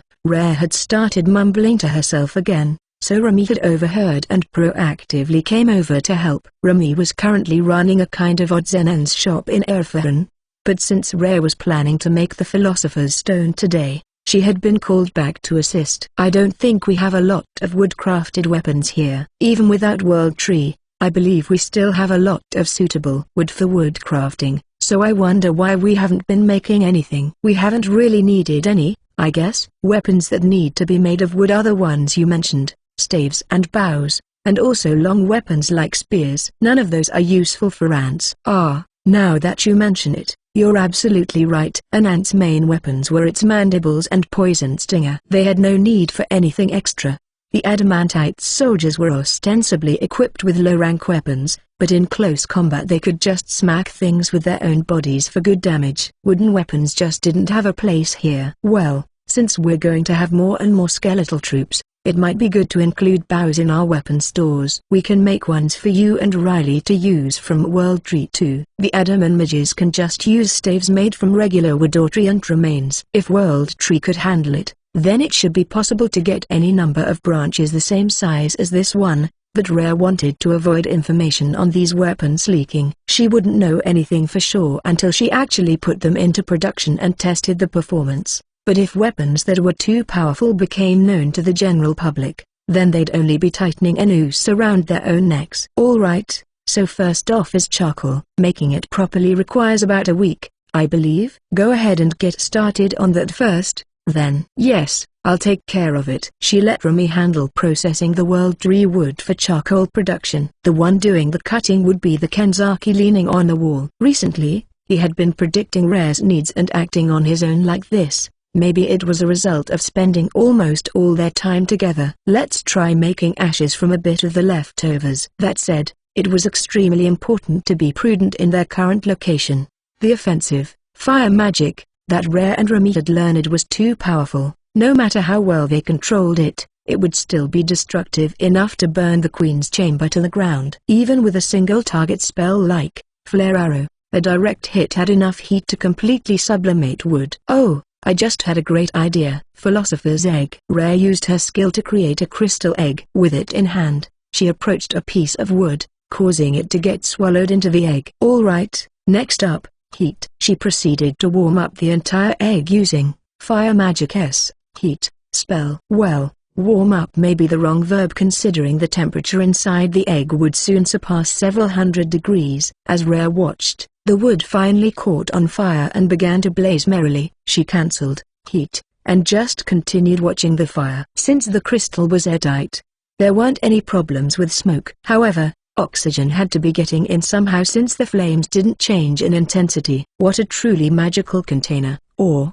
because the heat was generated magically, maybe this was a form of combustion that didn't require any oxygen? If so, then putting aside an oxidation reaction happening at the molecular level, maybe she couldn't even call this combustion at all and it was something entirely different. After some time, the fire died out, and all that remained inside were the World Tree's ashes. I thought we could make charcoal from this wood, but it just burned up normally. Maybe we need to consider a more magical method. We might be able to do it using a thinner, or something, Remy suggested. Ah, you're right. Go experiment with that and let me know how it turns out. Yes, boss. After the flames disappeared completely, the crystal egg broke apart on its own and disappeared as well. So it did end up breaking. That was kind of a huge waste of MP, but, well, what can you do? Rare picked up the pile of ashes that had fallen to the floor and scrutinized it closely. She wasn't able to tell when it had been inside the egg, but looking at it closely like this, she could see that it glittered subtly. Considering how poorly lit this room was, the ashes themselves might actually be luminescent. I guess that's what you get with ashes made from a world tree. Now then, what was that recipe? Rare quickly reconfirmed the recipe for magnum opus. Looked like these were indeed ashes of the world tree, and they could be used in various other recipes as well. With how much she had here, she could produce quite a few new items now. As she had originally planned, the first of those would be the provisional Philosopher's Stone. She was glad that the final piece turned out to indeed be ashes from magical wood. However, the item required in the recipe was not ashes of the world tree but rather treant ashes.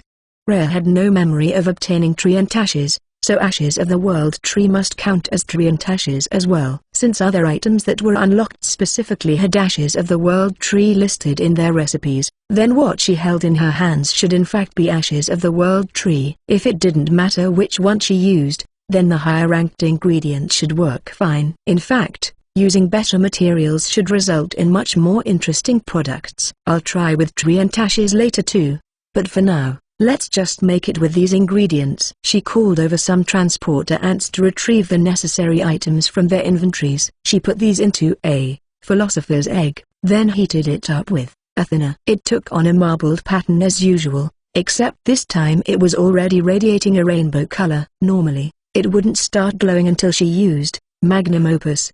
Having gone through the process thousands of times before, she was absolutely not mistaken in the sequence of events. Is this maybe an indicator meaning great success? An alchemy game I used to play a long time ago always had those kinds of theatrics. Well, it's probably good that it's shining. Alright, I'll use magnum opus now. As soon as Rare activated her skill, the crystal began to shine even more brightly than before. But instead of the glow coming from the contents of the egg, it seemed more as if the egg itself was what was letting off all that light. It was so intense that she had to shut her eyes. Once the light finally settled down, she opened her eyes to see that their philosopher's egg was gone. In its place, there was a crystal egg the size of a regular chicken egg floating in midair. Did the crystal egg shrink? Did it turn into a container? I wonder if this red liquid inside is the philosopher's stone. Then, as soon as Rare touched it, she somehow understood how to use it. Like it came with its own manual.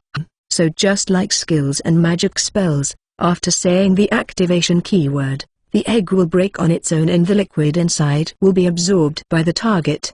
The effect is, I'm not too certain, but apparently it improves the target by 2 stages. Or that's the image I'm getting. At least, I don't think it's a negative effect, but, well, the explanation was clearly insufficient. Being a philosopher's stone, the effect seemed to be exactly what she imagined it might be, but she hesitated a little to blindly use it on herself. I'd really like to try it on a test subject. But first, I should see if it can be mass-produced or not. Remy spoke up. I might be overstepping, but I suggest that we see if I am able to produce the same item as you did. Ah, you're right. Stats and other skills could play a role in it. Keeping all that in mind, let's make a bunch of them. If we run out of materials, we can just go get more, even if that requires going to the farms or to the other forest. After that, the two of them crafted a whole bunch of Philosopher's Stones. CH-66. We sure made a lot of them. With this many, we can just burn them on whatever we want and it won't be a big deal. Both Rare and Remy were able to craft Philosopher's Stones that weren't significantly different. However, when the ingredients included formic acid from weaker engineer ants, or normal tree and ashes, then there was a big difference. They didn't shine when using Athena to heat them up. The marbled product did glow slightly, but that was the normal, expected reaction based on all their previous trials. In other words, it probably meant that the result wouldn't be a great success. The differences were also clear once all the finished products were lined up next to each other. The ones made with ashes of the world tree were more vibrantly red, and they also faintly sparkled. You can tell right away when you hold one in your hands, but the dull-colored ones only improve their targets by one stage, which means that ashes of the world tree essentially double the resulting effect. They tried synthesizing different combinations of ingredients, first always using low-rank formic acid, then always tree and ashes, but the results in all those cases were the dull-colored stone. Only when both ingredients were the high-rank version did they get the vibrant Philosopher's Stone that sparkled from the start. First, I want to try the ones that raise a stage by one. If I'm to be the final test, then ideally we'd want to try it on a character who's close to me in stats first, not a material or item. The possible candidates are: if that is the case, then I should be the test subject. Since I am already dead, even as I age, I do not experience any growth. If there is a chance for us to strengthen ourselves, then that would lead to an increase in our war power, greater than D's volunteered. I would have wanted to use the sparkly ones on our top brass, but from what the instructions say, using two one-stage items should have the same result. However, if there's a maximum number of stones that can be used on an individual, that would be problematic. This time, Siok responded. In that case, how about one of my skeletal knights? We would discover the same information about undead that Serdes described. But since it is just a skeletal knight, then you will not feel any obligation to use this item on each and every one of them. In addition, if it is an item that can only be used once per individual, then there would be no problem. Greater than. Good idea. Worst case, I can still use him as a boss monster. Let's do it. Call one up, if you would. As you wish. Summon, skeletal knight. Greater than. A single skeletal knight was summoned into the queen's chamber. After Siok gave an explanation, the knight nodded his head. The two of them almost seemed like a manager and employee at a normal office. Great. Take this. Once you're holding it, you should automatically understand how to use it. Whenever you're ready, use it on yourself. The skeletal knight immediately raised the egg. The crystal shone as it broke apart, and the red liquid inside poured down as though it were a powder. Rather than simply falling due to gravity, the powder seemed to be drawn to the knight instead. Wherever it touched the skeletal knight, it was absorbed into his bones, like how powder snow melted. Once all the powder had dissolved into its body, the skeletal knight began to shine. This was the same light Rare saw with World Tree. It looks like he's reincarnating. So I was right, raising a character's stage really does mean reincarnating into a higher-ranked form. Before long, the light settled down and the skeleton standing before them wore not the rotted, decayed equipment it had on before, but a splendid suit of armor fit for a knight. The bones of his body had become much more stout, and he had grown in height as well. He appears to have reincarnated into a skeletal leader. If he was previously considered a standard soldier, then now he has become promoted to a captain. Greater than. I see. Good. Then he did go up a rank. Right now, there weren't very many leader-level units in their forces, so it might be a good to fill out those numbers a bit using these Philosopher's Stones. Or she could use them on skeletal mages to have them reincarnate into a more advanced type of mage, in order for Rare's forces as a whole to strengthen their magical firepower. There were countless ways to make use of this item. We can try using it on materials and items whenever we want, so let's leave that for later. Next is to see whether he can keep using more Philosopher's Stones. Rare handed another egg to him. The skeletal leader took it and stared at it for a time, but eventually gave it back while shaking his head. So there's a cooldown of 24 hours for the power-up effect. It's good to know that there isn't a limit to the number of times an individual can use it, though. Does this mean that as long as we can procure all the materials, we can keep reincarnating over and over again? It's hard to believe they would allow something as ridiculous as that.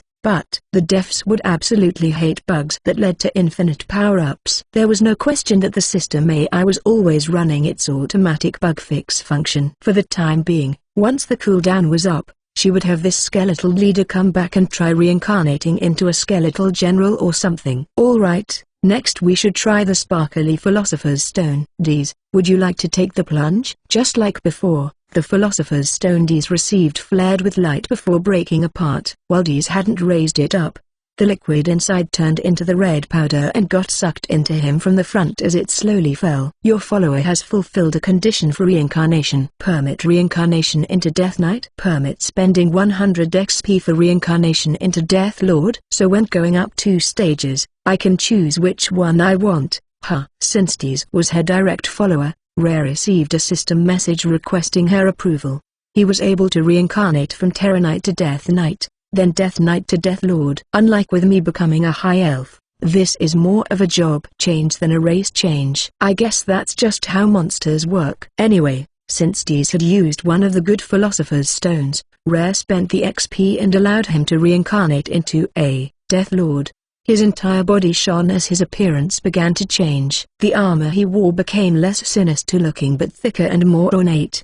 His skeletal body gained a layer of skin, making him look more like a mummy. Red lights flicked around then flashed on and off in his eye sockets. He must have been blinking with his new eyes. Ooh, incredible. I am overflowing with power, far more than I ever had while I was alive.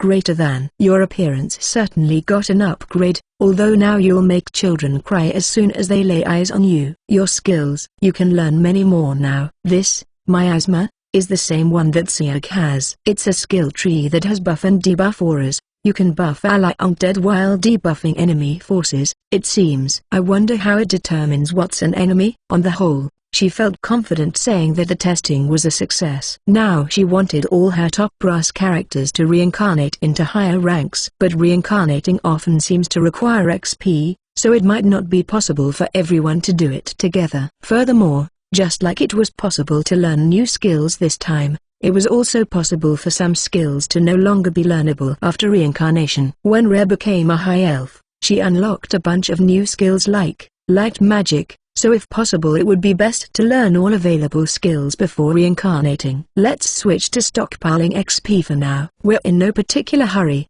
after all. No, it would be best for the princess to reincarnate forthwith. As with when you became a high elf, it is possible that there will be an effect with a direct benefit to all of our forces, as well as the fact that an increase in your highness's stats raises the floor of our military might. Greater than.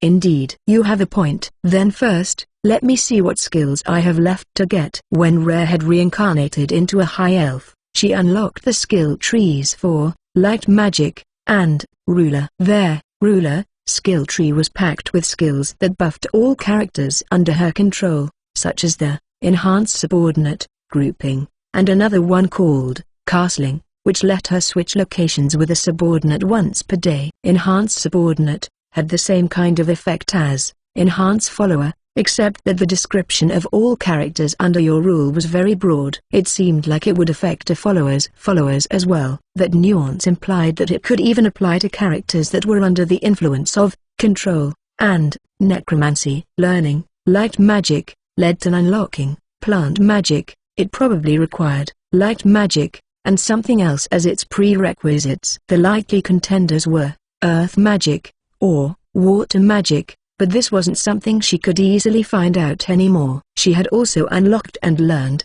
holy magic, which she had no idea what the prerequisites for it were. Every time she learned a new skill, more got unlocked, seemingly without end. However, now that Rare had come this far, she wanted to learn them all. She thought it would be more constructive to just plan to earn more XP in the future than to skip taking a skill now and later regretting that decision. Plus, even if she were to learn everything she could, the amount of XP it cost was still a drop in the bucket compared to the 5,000 she had paid to get World Tree. Rare and Remy also earned XP from crafting all these Philosopher's Stones. They must be the highest quality of crafted item considering that even Rare, with all the XP she had invested in herself, could still earn XP from crafting them. And that about does it. With how much XP I've got left, I should still be able to pay whatever amount it asks for in order to reincarnate. Rare picked up a sparkly Philosopher's Stone and spoke its activation keyword. She briefly wondered how races that couldn't speak could use the item, but since these had no problem, there must be a way to switch from a spoken activation if one were mute. Activate Philosopher's Stone. Just like what happened every time before, the crystal melted into light, and the red liquid inside got sucked into Rare. As she absorbed all of the red light, she could hear a flurry of system messages. Greater Philosopher's Stone has been used. A reincarnation condition has been met. You may reincarnate into a living spirit. A reincarnation condition has been met. You may spend 3,000 XP to reincarnate into a spirit lord. A special condition has been met. You may reincarnate into a dark elf. A special condition has been met. You may reincarnate into a demonic spirit. A special condition has been met. You may spend 3,000 XP to reincarnate into a demon lord. CH67. Hold on a minute. Too much just happened. The current action will now be deferred. Rare needed to analyze everything in order. First, the item name. Apparently, its official name was Greater Philosopher's Stone. Nice. Wait, no, that wasn't important at all. Okay, so living spirit must be in the same family as high elf. Probably one rank above. That would mean spirit lord was one rank above that, and it needed 3,000 XP in order to get there. That put it in the same ballpark as how much she paid for World Tree, though still cheaper. Next was Dark Elf. Since the rest of the notifications were prefaced with a special condition has been met, Rare believed this must be some kind of special reincarnation path or something. She wasn't sure whether this was triggered from a skill she had learned or due to some other factor, though. As for how the preceding demonic spirit and demon lord were related, she inferred that Dark Elf corresponded to High Elf, demonic spirit with living spirit, and finally demon lord with spirit lord. She could probably assume that one set of races was based around light and the other around dark. What should I do? Boiling everything down, there were ultimately only two options: become a spirit lord, or become a demon lord. Whichever she chose to pursue, there was another huge problem to tackle first. Damn, I don't have enough XP. If she had known it would come to this, she would have put off learning all those skills for later. Well, no, even if she didn't need any of those skills to meet the conditions for unlocking all these options, she still needed to have learned them. For example, it was hard to believe that she would still be allowed to learn Holy Magic after reincarnating into a demon lord. Rare wondered how long she could keep this deferred action on hold. Although, even if she had to abandon the action, all she would lose was a sparkly Philosopher's Stone, a Greater Philosopher's Stone. It would probably count as her one use for the day, but she should be able to use another one tomorrow. In any case, she would just calmly make the system wait for now, and if that didn't work then she would figure it out then. Shukru. I need everything currently in this forest that's not one of ours turned into XP. I need as much XP as I can get. Do it as quickly as possible while being as efficient as you can. But leave the livestock set aside for breeding alone. This should generate a lot of XP. It would take quite some time to get the farms back up and running again, but it was a necessary sacrifice. Rare sent the same orders over to World Tree. They didn't have any invaders over there, but there were still a lot of treants that weren't under their control, so cleaning them up would help speed things along. She impatiently watched her XP go up while wondering when a system message was going to pop up reminding her of her deferral.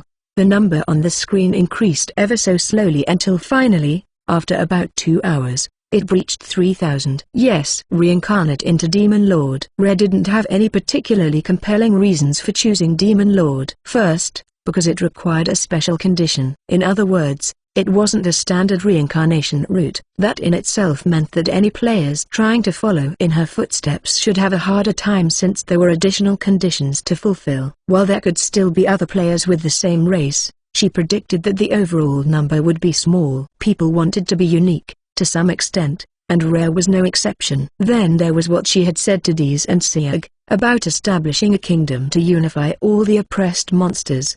If she were truly going to rule over all the monsters, then there was no role more suitable for her to take than that of a demon lord. Just like when she became a high elf, Rare's body was enveloped in light. Last time she hadn't felt any other changes aside from the light, but this time, her head began to feel itchy. She also felt something squirming around her lower back area. But all that discomfort soon faded as the light surrounding her dispersed. How sublime! Rare's followers all cried out in admiration at seeing her new form. We don't have a mirror, do we? Yeah, that's a number. How do I look? From your reactions, I seem to have changed quite a bit.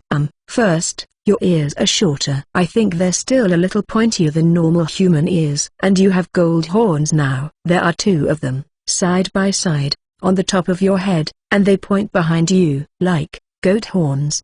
They look kind of metallic. You have wings growing from your back above your waist. Beautiful, pure white wings. They give you the appearance of a goddess, boss. Greater than. When she reached for her headwear described to check what they told her, she did indeed feel hard, smooth horns. Her wings were soft and flexible enough for her to move in front of her hips, letting her see them for herself. They were extremely white, no blemishes whatsoever. That piqued her curiosity. She was supposed to be a demon lord, after all. When she checked her status, it did in fact say demon lord.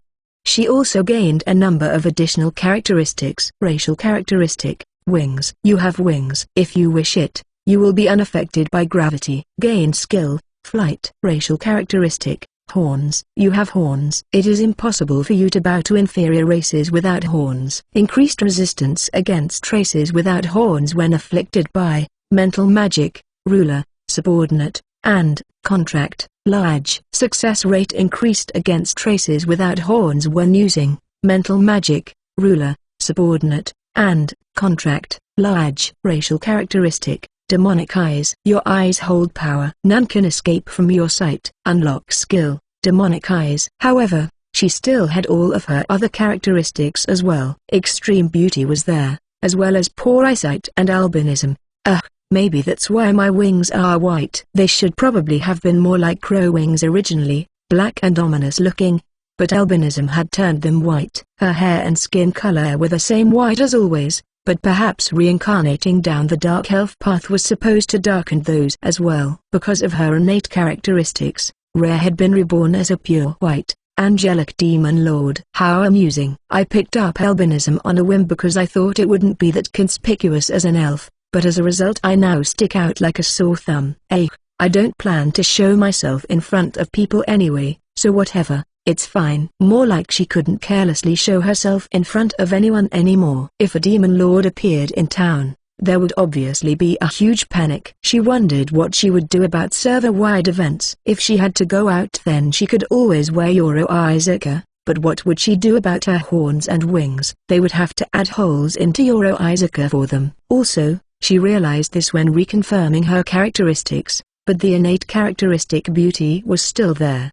She thought it would have been automatically combined into extreme beauty, but apparently innate characteristics were retained after reincarnation.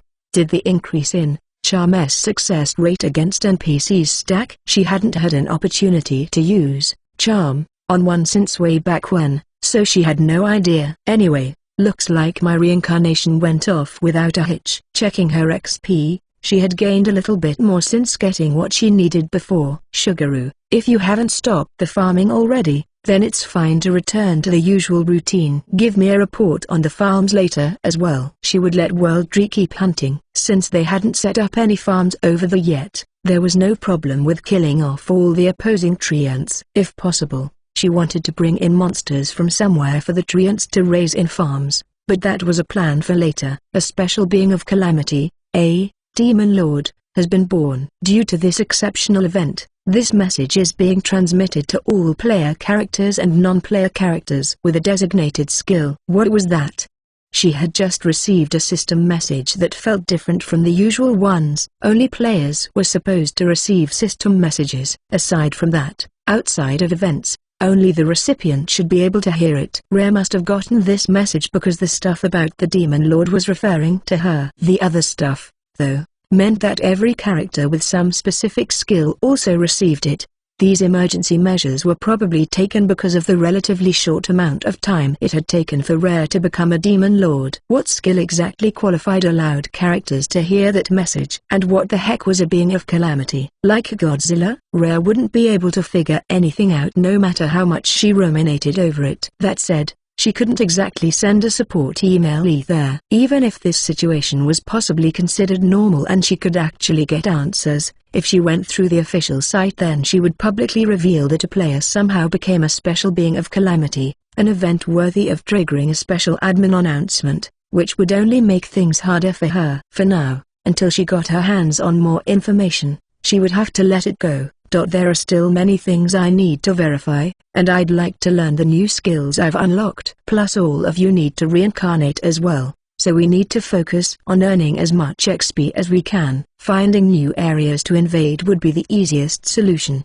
but, according to the map, there was a volcanic belt to the south which was monster territory. Since it'll be a hot zone, I don't think the ice wolves can go there. Should I send someone else instead? Oh, Hakuma, you may be right. Which means we should hold off on any more expeditions until everyone has reincarnated. For the time being, it seemed that the best course of action was to safely earn XP in the Great Libby Forest and the other, Haunted Forest. Rare's job was to devise a way to earn fixed XP from the Haunted Forest while also using alchemy to craft as many high-rank items as she could to earn XP. Let's steadily build ourselves up. Since I have now become a Demon Lord, then my forces also need to be worthy of going up against the human kingdoms. CH-68. Countless magnificent chairs were arranged in a giant circle inside an equally magnificent, spacious room. This was the conference hall on the first floor of the High's royal castle. Normally, members of the church would rent out this room to hold religious meetings, but today it held an assembly of the people in charge of the kingdom. This included leaders from the church, starting with the Patriarch of the Holy Church of Highs and extending to other prominent bishops, received an oracle. A new threat to humanity has been born. Furious whispers filled the hall in the wake of the Patriarch's words. One of the guards standing by against the wall, Thomas, felt the frenzied commotion vibrate through his body as though there had been an actual shockwave. For those gathered here, the news was in fact that shocking. And that was true even for a common soldier like Thomas. Threats to humanity, the 6 catastrophes, the harbingers of despair, the incarnations of carnage. There were many ways to curse them, but they actually all referred to the same things. On the western continent, rumors claimed that the lord of the infamous Genesis Castle was a true vampire. In the North Pole, there was a giant wall of ice known as the Crystal Wall. Since ancient times, a golden dragon had been sealed within, one that had descended from above the heavens. In the vast sea of trees on the southern continent, it was said that beyond the gate that connects to the realm of demons, everything had been conquered by a greater demon. Far to the east, in an island nation populated by demi-humans, there were whispers that its sovereign was the king of insects. That same island nation was separated from the central continent by the world's largest body of water, the Great Egger Sea. At the bottom of that sea, the Lord of Merman reigned over the entire ocean.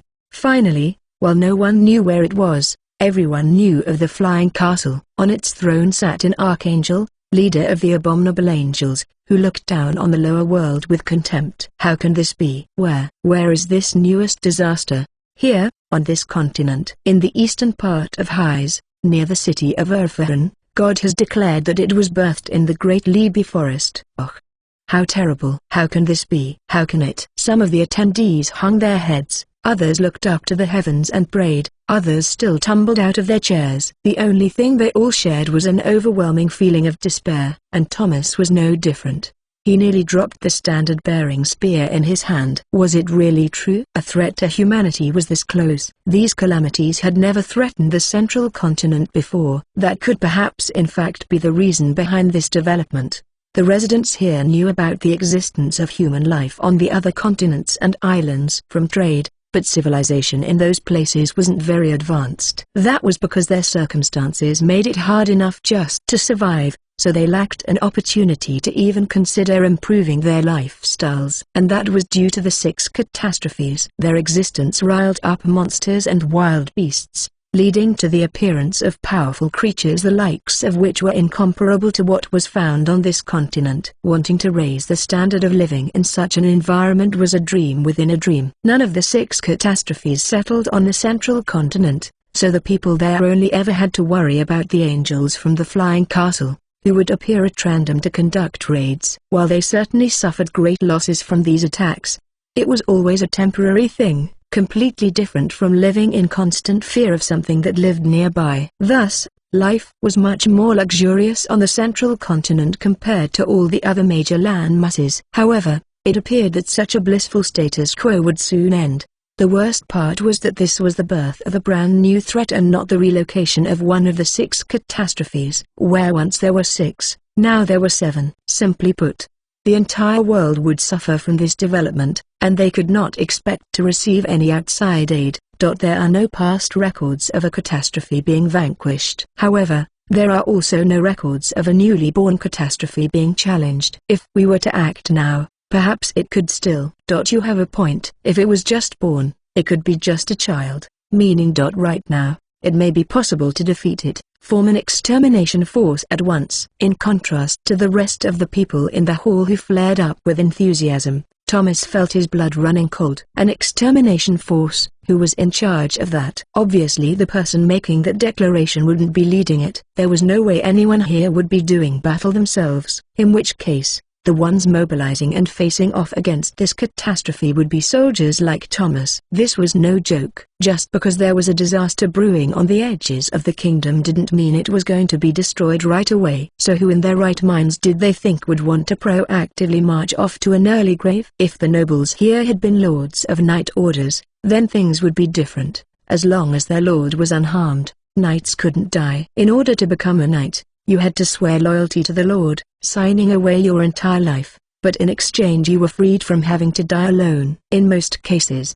knights who were subordinate to a lord were much more proficient in battle than the masters were. Since knights were expected to constantly protect their lord from danger, there was little appeal for lords to entrust their lives to people who were weaker than they were. Rather, lords tended to die during political power struggles, far away from the battlefield. Thus, almost no regular soldiers became knights. The only people who did belonged to families who had pledged their servitude for generations, or servants or slaves who had no other option but to go into servitude. It would have been better to send knights like that out instead. If they could, then they could launch an offensive without having to worry about loss of life. But at the same time, Thomas already knew that it would never happen. Knights were armor for nobles. They would never be allowed to stray far from their lords. And no nobles would be willing to risk their own lives for a greater cause. Knights were the professional soldiers who served in personal armies for royalty and nobility. Therefore, conscripted soldiers became indispensable as a national military force that maintained order and stability,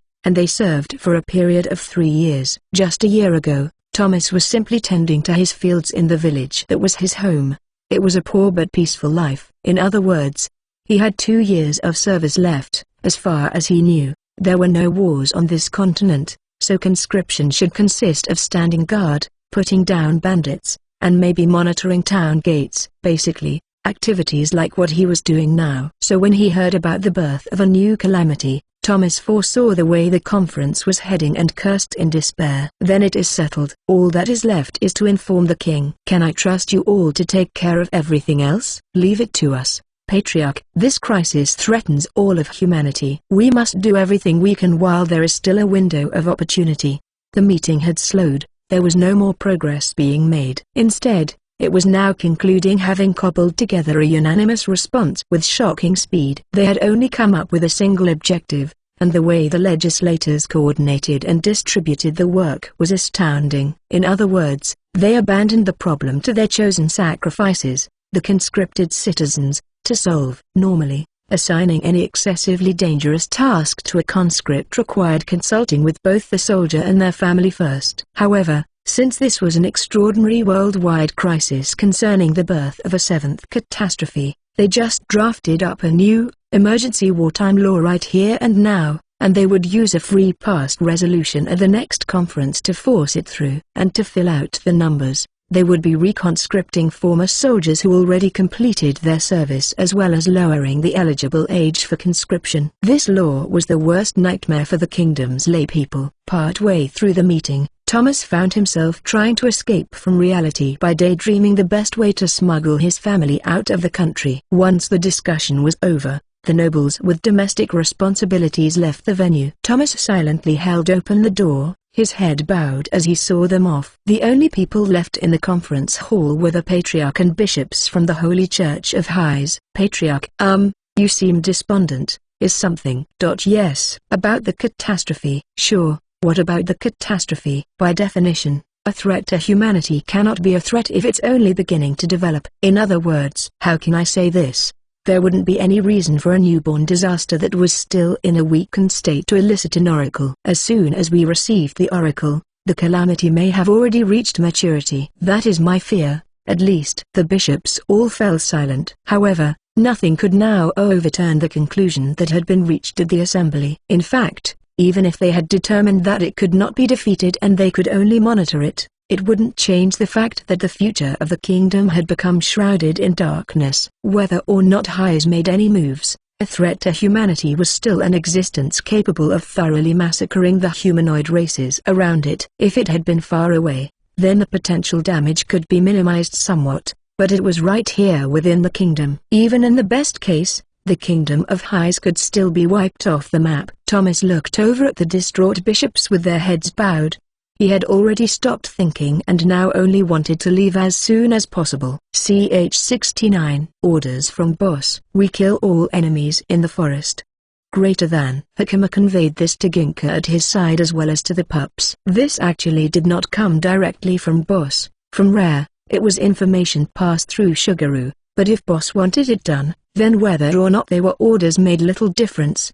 He didn't understand the specifics, but they needed a ton of that XP stuff. Hunt prey, drive away invaders, do this over and over again until, suddenly, you achieve growth as you desired. XP was the power that made this possible. Since all the XP was gathered by the leader of the pack, Rare, even if Hakama and the other wolves didn't hunt, they could still get stronger. Truly the power of the gods. Though Hakama didn't know what a god was, so those were just words he repeated from Kerry. When they had first met, his only impression of her was a foolish cat who was just a little bit nimble, but now things were different. Since she looked just a tiny bit like boss, she was given various kinds of jobs, and now she had turned rather intelligent. Just recently, Ginka and the cat named Marion formed a tag team, successfully leading boss to a far-off place. Ice wolves, just like all wolf-type monsters, typically hunted in pairs. Normally, that meant Hakama would have gone along with them,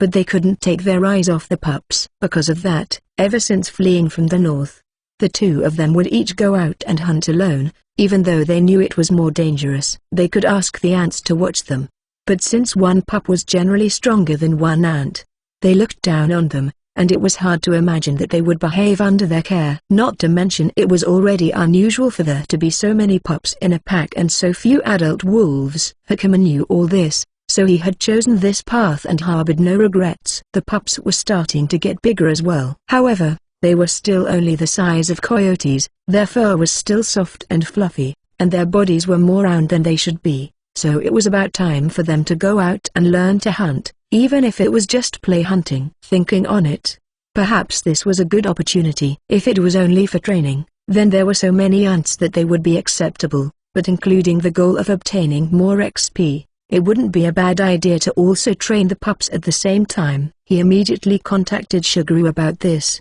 and while the ants were going to take care of the large monster farm, in exchange, Hakama was allowed to deal with the goblin farm. They were not to kill the ones used for breeding, though. Either way, with goblins, Hakama and Ginka's participation would only hinder the acquisition of XP. Since they intended only to oversee things, this would not be a problem. Now, little ones, hunting practice. You know what goblins are? Small, dirty things. They think they are smart, use weapons like humans, but it don't use well. But goblins in this forest had weapons taken away. Greater than. The pups responded that they knew, they already knew.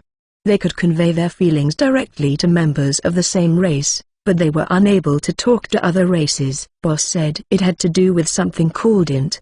But since Boss didn't have any particular role for the pups to play at the moment, she also didn't particularly strengthen them. It's fine to just raise them at your own pace, she had said. However, being raised in a pack meant you had to have a role. It would be nice if Hakuma and Ginka could help them figure that out while they were little, but recently Hakuma didn't have any particularly extravagant work to do. Boss said something about being bodyguards.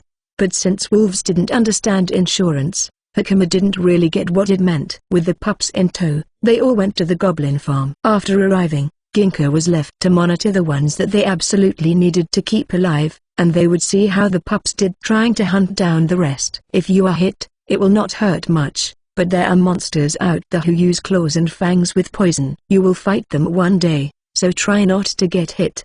After being given that warning, the pups were let loose. They dashed forward as an unruly group, jumping on the goblins and biting into their heads and tearing off their limbs playfully. Since their lives in this forest were stable and they were able to eat high-quality meat, the pups had developed rather refined palates, so they didn't even spare a second glance at the horrid goblin meat. Whatever they bit and tore off they also spit out right then and there. Compared to how hunting should normally be, this was rather deplorable behavior, but such reprimands could be put off until they matured more. For now, it was fine to learn how to attack enemies and avoid being hit. Since letting any escape would reflect poorly on both Boss and Suguru, who had agreed to this arrangement, the pups were told to chase down any goblins who tried to flee the grounds. Goblins may be quick, but there was no way they could escape from wolves, even young ones. Hakuma hoped they would one day be able to see the bigger picture and not leave openings for the goblins to exploit in the first place. But this was acceptable for their first hunt. Goblins tried to escape, the pups chased down the goblins, and Hakuma chased after the pups. This repeated for some time until Hakuma's got a message from Suguru. Boss had got enough XP. After this, the farm's management would be returned to the ants. Hakuma saw the ants from afar, so he gathered all the pups together. The pups all ran up to him, their claws and mouths dyed red. All of their eyes were sparkling. Apparently they had really enjoyed this outing. They may still be children, but they were also built for hunting. Perhaps he could ask Boss to allow them to simultaneously train and play like this in the future. Suddenly, for some unknown reason, he felt himself bursting with pride. Looking at Ginka and the pups, the expressions on their faces indicated to him that they were going through the same thing. It was just instinct. What probably happened was that Boss had gotten much stronger. Hakuma's chest was bursting with a sense of safety from having someone mighty standing behind him, and a feeling of superiority from being allowed to kneel at that person's feet. He wanted to bask in Boss's presence and burn her appearance into his eyes as soon as he possibly could. But before that, he needed to find somewhere to wash the pups. CH70. To all players, thank you for playing Boo Tower Shoot Curse. We are happy to announce the second official server-wide event. It will be a large-scale defensive battle event. Undead are overflowing from the continent's monster territories, and there are reports that they seem poised to raid nearby cities and villages. Players will side with either the monsters or the races of humanity to either invade or defend these locations. The event will be active across the entire continent. The XP bonus will still be available through the end of the event even after an area has been successfully invaded or defended. The XP bonus and modified death penalty will end when the event ends. However, invasions in progress will continue until they have finished. While the event is active, you will be able to teleport once per day from a town's safe zone to a neighboring town's safe zone. This feature can be used in conjunction with the event messaging system to optimize player group distribution. We hope you continued to enjoy your time in Boo Tower Shoot Curse. Hello Rare, thank you for playing Boo Tower Shoot Curse. We are contacting you regarding the second official server-wide event. Please review the event details sent to all players. The game administration team would like to request your cooperation again for the upcoming event. Both the Great Libi Forest in the western part of the Kingdom of Highs that you have designated your home as well as the Tre Forest where you obtained a world tree are under your control. Therefore, the monsters in these territories are your subordinates and the administration team cannot have them attack their neighboring towns as intended.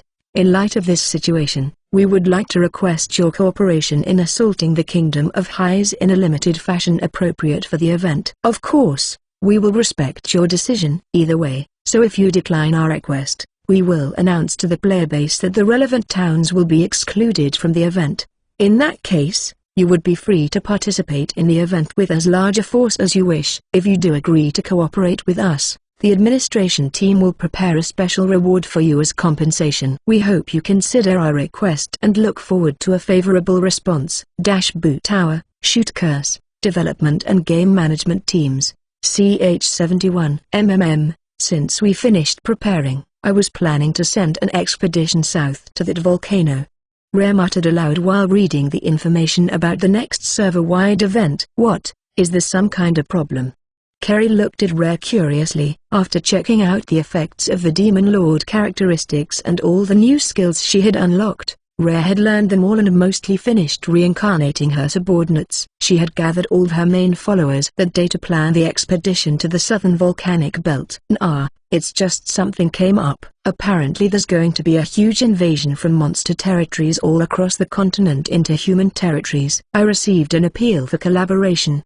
Or, well, a kind of request of that nature. It's unfortunate, but the volcano expedition will have to wait until after this is over. That does not sound very peaceful at all, for invasions to be taking place across the continent. Back when we still lived, nothing like this had ever happened. Which side do you intend to aid, Your Majesty? The invaders, or perhaps the defenders? Ever since Rare had reincarnated into a demon lord, Dees and Siag stopped calling her princess or highness in favor of majesty. All the other members still called her boss, but they didn't get any grief from the undead knights for it. Dees had a tendency to be overly serious, so she thought he might get grouchy about her form of address, but maybe his standards only applied to himself. That should be obvious. The invaders, of course. If we cooperate, we could just watch instead of working with the invaders. As for the human side, we've long since burned that bridge. What monster races will be participating in this large invasion? That answer could determine whether we assist them or simply prey on them ourselves. Let's see, it just says undead here, so probably mainly undead. I wonder if there's undead in every monster territory. There was no way that could be true. The admins said they were going to make undead overflow from all the monster territories, but they couldn't do that with the territories under Rare's control. She wondered what would have happened if she hadn't been here. They would probably have used Dees and Siag to lead the invasions. In other words, the admins had prepared all this. Dees and Siag were put in place for this purpose. Perhaps they even wanted to launch this event even earlier. Thinking back on it, the game announcement did say that the first server-wide event had some trouble with the intended implementation, which is why it got turned into a battle royale. It was possible that, since Rare had tamed Dees, their plans had been completely thrown off. And now, since Rare had become a demon lord, they decided that she was qualified as a raid boss even though she was a player, and that was why they sent an appeal for collaboration. I see. That seems logical. If her assumptions were correct, then it was her fault that things had gone awry, in which case, she really should work with them. Just as Rare was enjoying the game as much as she could, other players also had the right to enjoy the game. If she didn't help out, then these neighboring towns wouldn't be able to take part in the event, and that would be no good. Either way, if I'm going to participate, then I'm aiming to win, and I'm just another player, so even if some cities get demolished in the process, that's just something that happened because of the event. It is good that Boss seems to be enjoying herself. So, the friendly armies, I am not sure if it is acceptable to consider them as such, but are we sure that all their monsters will be undead? Sugaru brings up a good point. There's a possibility that a different race of monster in another region is commanding a horde of undead, but the majority of the armies will probably be all undead. Not to mention, Rare directed a glance at Dees and Siag. Just maybe, with so many of these armies, there's a good chance that some of them are connected to Dees and Siag. If there used to only be a single kingdom on this continent, then it would make sense for traces of it to have been scattered all across it.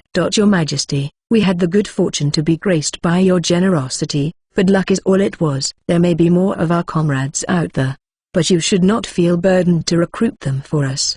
Verily, our bodies have long perished. Your Majesty, The fact that Surtees and I have been allowed to swear our loyalty to you should be considered an exception. Please consider our other colleagues to have returned to dust.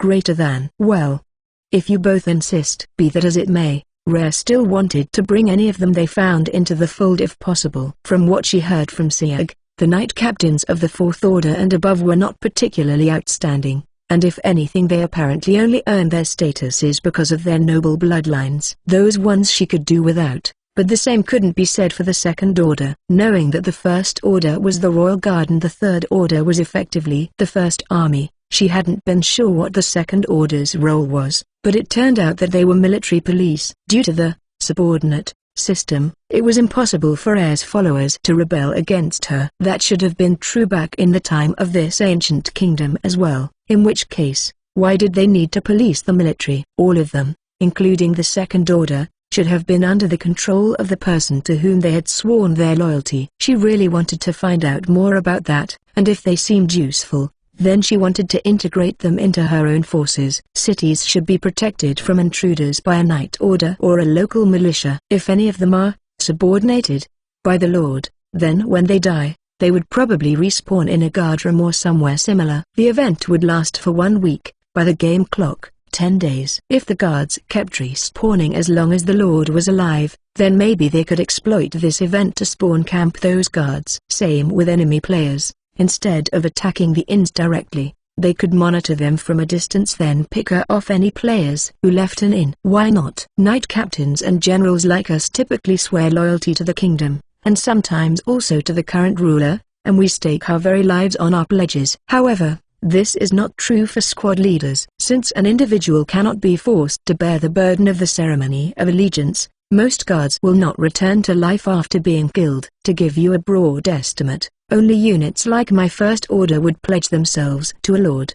Greater than. Rare understood his point. This explained the existence of military police. These didn't say this directly, but the two groups that were probably made up of all subordinated followers must have been the First's Royal Guards and the Second's military police. She didn't really understand the part about the burden of subordinate, but assuming there really was something like that, then the resulting system was quite rational. In other words, taking over the city will go surprisingly quick. Is that it? I don't know if it's that surprising. If they're only at the level of Erfahrun's sellswords, I don't think they could even hold us off for an hour. Since Remy was the one saying it, the only one here who had frequent contact with the sellswords in the city, then she must be right. What about the soldiers? How well can rank-and-file soldiers, who aren't subordinated, fight? I don't know. Higher class people don't come to my store. But the city guards are at about the same level as the sellswords. Lately, the sellswords living in the city have been going to Libby, so all of them are getting stronger, and I've heard townspeople saying that you could die trying to stop a fight between two drunk sellswords. In that case, this was a problem. It was a 10-day event, and they would finish up in less than half a day. But still, she also didn't want to go easy on them. It would feel disrespectful to the players participating in the event. Plus, Rare was still only human. Even if this was just a game, she worked hard at it every day. In the end, she still felt a base desire to show off what she had accomplished to others. Alright, let's check the map. Erfahrun is here, and near Dre Forest there's the town of Lured. I think we'll definitely hit these two, and then Rare slid her finger along the map. This one too, La Colline. This is a key location, the traffic center that connects this region. If the roads are arteries, then at the heart would naturally be a trade city. If we destroy it, then Hyes will set its sights on us, and they'll definitely come to take it back even after the event is over. CH-72. In contrast to the previous event, this event was supposed to follow the theme of an extension of everyday life, or at least that was how the admins described it. Therefore, there was no formal kickoff to the event. The NPCs must not have had any idea what was happening. The townspeople were just going about their normal, everyday lives. On the other hand, some sellswords were frantically racing in and out of the city, and the residents just watched them with amusement. Those ones must have been players. Rare was currently high up in the sky, looking down on Erfahrun. She wasn't watching through Ominous or a Kenzaki, she was up there herself. Of course, she was wearing Yoro-Izaka. After reincarnating, Yoro-Izaka's race became Divine Fortress. She had gone from living male to divine fortress. Not that Rare knew what exactly was divine about the latter two. She still had the slender build of a female body, but the most dramatic change was her size. She was now about 3 meters tall, almost twice as tall as Rare was. To explain how Rare could wear her now.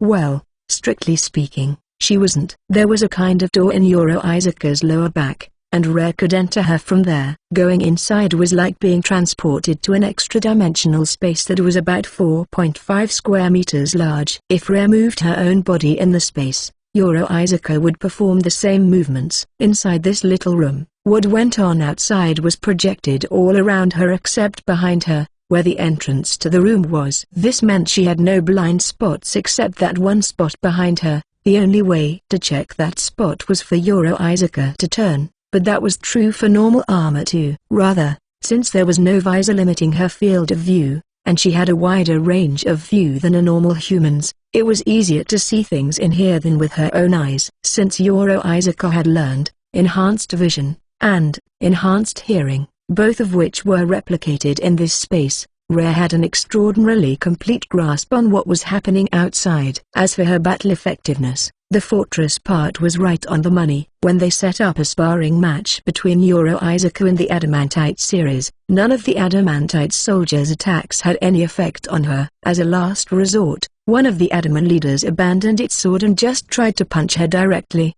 the most powerful attack they could perform. But even that didn't leave a scratch on her. In fact, the Adaman leader's fist ended up breaking apart first. Magic was the same. No matter the element of spell the Adaman mages tried to shoot at her, she took no damage. Even when they tried again using treant staves, there was no appreciable difference. With world tree staves, only lightning magic was able to inflict damage. But even that was quickly recovered with her natural regen. Then there were her attacks. With a single swing of her arm, she could lay out several Adamang knights. With Kenzaki Akairu in hand, there didn't seem to be anything she couldn't split in half. Speaking of the Kenzakis, all 5 brothers, Akairu through Guru, became just as big as Yoro Isaka did. The choices available when the Kenzakis evolved were Longsword and Greatsword, so Rare chose Greatsword. Realistically thinking, as greatswords they were just too big for a human to lift. But with enough STR it wouldn't be a problem to swing them around. But with Yoro Isaka as she was now, their proportions to one another were preserved, so it still appeared as though she was wielding a normal one-handed sword. The Kenzaki's current race was Divine Arm, a weapon of the gods. Since everyone had already been exposed to Yoro Isaka's new size first, their gigantic evolution wasn't as surprising. Yoro Isaka still equipped all 5 Kenzakis, the same as before. But their positions had changed. In order to leave the back open for Rare to enter and leave, the 3 swords on her back and 1 on the right side of her waist were changed to 2 on each shoulder. In order to accommodate that, Yoro Isaka's epaulets had been reforged to hold 2 swords each. Even though she had the full arsenal equipped, Rare's flight skill allowed her to easily ascend high up in the sky. Rather than wearing Yoro Isaka, it would be more accurate to say that Rare was piloting from her cockpit instead. But either way the game still considered Yoro Isaka to be equipped, so Rare's skills could still be used on the outside just as normal. When she wanted to use magic, she could also use Yoro Isaka's field of vision when activating designate coordinates. She even learned their aerial maneuvering and high-speed flight skills, so Yoro Isaka was currently able to fly freely through the air. However, Rare usually did the piloting, since it was extremely difficult to share control of Yoro Isaka's body with her. If they ever had a mid-air battle, Rare needed to be in full control or they wouldn't be able to fight properly. From here, if she were to use designate coordinates to fire off a bunch of huge spells at the city, Rare could easily claim victory for this region's invasion event. She would have been fine with doing that, but in her mind, Rare as an entity extended beyond her power as an individual being. Like a proper demon lord, she would order her troops to capture the city, but if they seemed likely to take too many losses, she wouldn't hesitate to blast everything to smithereens instead. There was also going to be a siege. The enemy didn't exactly have a castle, but there were city walls. Rare could finally conduct large-scale tests with their artillery ants. Plus, since this would be their first offensive campaign outside of a forest, she would be able to see for herself how powerful the assault ants' flamethrowers were in actual combat. Today, they would be able to go all out and show off the full extent of their abilities. She closed her eyes and jacked into Ominous's eyes far away in the skies high above Dre Forest, where she watched a grove of tree ants also leaving the forest. It had been 1 week since receiving the event notice, and any leftover XP she spent on making more tree ants. Their root division skill, in simple terms, allowed the tree ants to spend XP in order to clone themselves. Since tree ant followers didn't have their own XP, Rare just had to give it to them and they could use it to replicate. The rows of tree ants rustled noisily as they emerged from the tree line. It almost looked like the forest was expanding by itself. It didn't seem like any of the townspeople in Liud had noted what was happening in the direction of the forest yet. There must not have been many players there. Unlike in Airfahan, there were no fidgety sellswords to be found anywhere. Since there was so much distance between the city and the forest, this could hardly be called a surprise attack, but with that many tree ants, she didn't think the city wall would hold for very long. World Tree could take care of things without any need for concern. Rare opened her eyes back at her and then looked down at the city below her once more. Ants were skittering out of the nearby Great Libby forest in droves. Soldier Vespoids took flight from the middle of the forest in orderly formations and headed toward the city. Since they didn't have any way of performing long-range attacks, they would ultimately just serve as insurance in case there were any aerial battles. Since the enemy didn't seem to have any air forces, though, they would probably just spectate. Ah, that's right. Between Enhance Follower and Enhance Subordinate, their STR has gone up a fair amount, so I wonder if they could fly while carrying artillery ants. If they can, then I could use them like bombers. Or with sniper ants they could allow for high-altitude sniping. Rare's dreams just kept getting grander and grander. But it's too late to change anything for this battle. I'll try it out when we go to Lac Holline. Now that I think about it, though, I don't need to preserve any buildings for prisoners or anything like that, so I really just want bombers. Just kill everyone and blow everything up. When humans found monsters, they did the same, so it's just deserts. Plus, a trade center would probably have a lot of knights, subordinated by nobles, so she would have an opportunity to observe how NPCs with lots of invested XP and stat growth dealt with aerial attacks and sniping. It was hard to believe that anyone, players or NPCs, really had any effective anti-air countermeasures to deal with Rare as she was now. However, if someone like that did exist, she might be able to force them out into the open. Now then, I see that players and other parties are starting to come out from the city. So it's time to get this show on the road. This is gonna be good. CH-73. The first person to notice the invasion was a player casually leaving town. He yelled something, after which sellswords flooded out of the gate one after another. Rare was too far away to tell what they were saying, so she descended a bit and used their light magic spell, camouflage, to ensure she wouldn't be spotted as she got closer. Their camouflage spell shielded the target from sight using light. There was a noticeably unnatural refraction if you looked at the camouflaged object from different angles, but unless you knew there was something there to scrutinize, then there wouldn't normally be any reason to do something like that. Ants. I knew it. The event monsters for this city are the ants from that forest. I heard it would mainly be undead, but we can't just turn a blind eye to the monsters native to this region neither. They've got compound eyes, after all. Anyway, there was talk of there being an undead boss monster in the forest, so we might get undead too.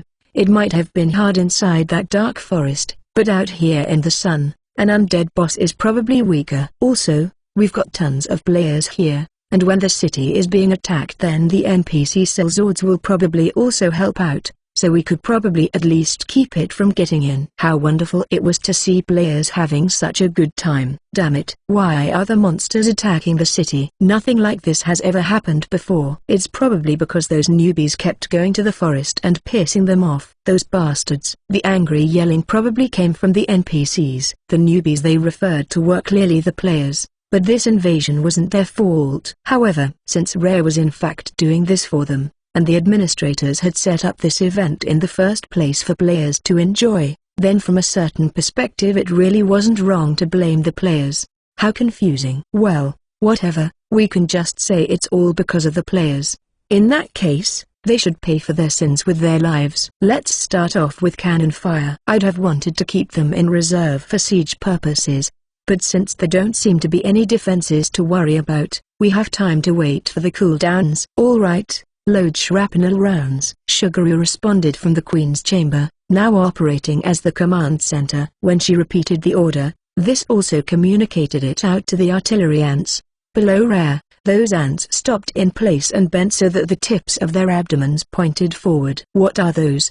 They look different from the regular ants. Are ants supposed to do that? That looks more like what scorpions do. Or like, doesn't that look bad? Feels like they're going to shoot something, doesn't it? Don't be stupid, they're ants. They're just fire. Instantly, every artillery ant produced a loud boom from its abdomen gun barrel, and the projectiles they fired made a beeline for the sellswords in front of the city gate. The shells exploded before the gate, raining fine buckshot on the hapless victims. Ag.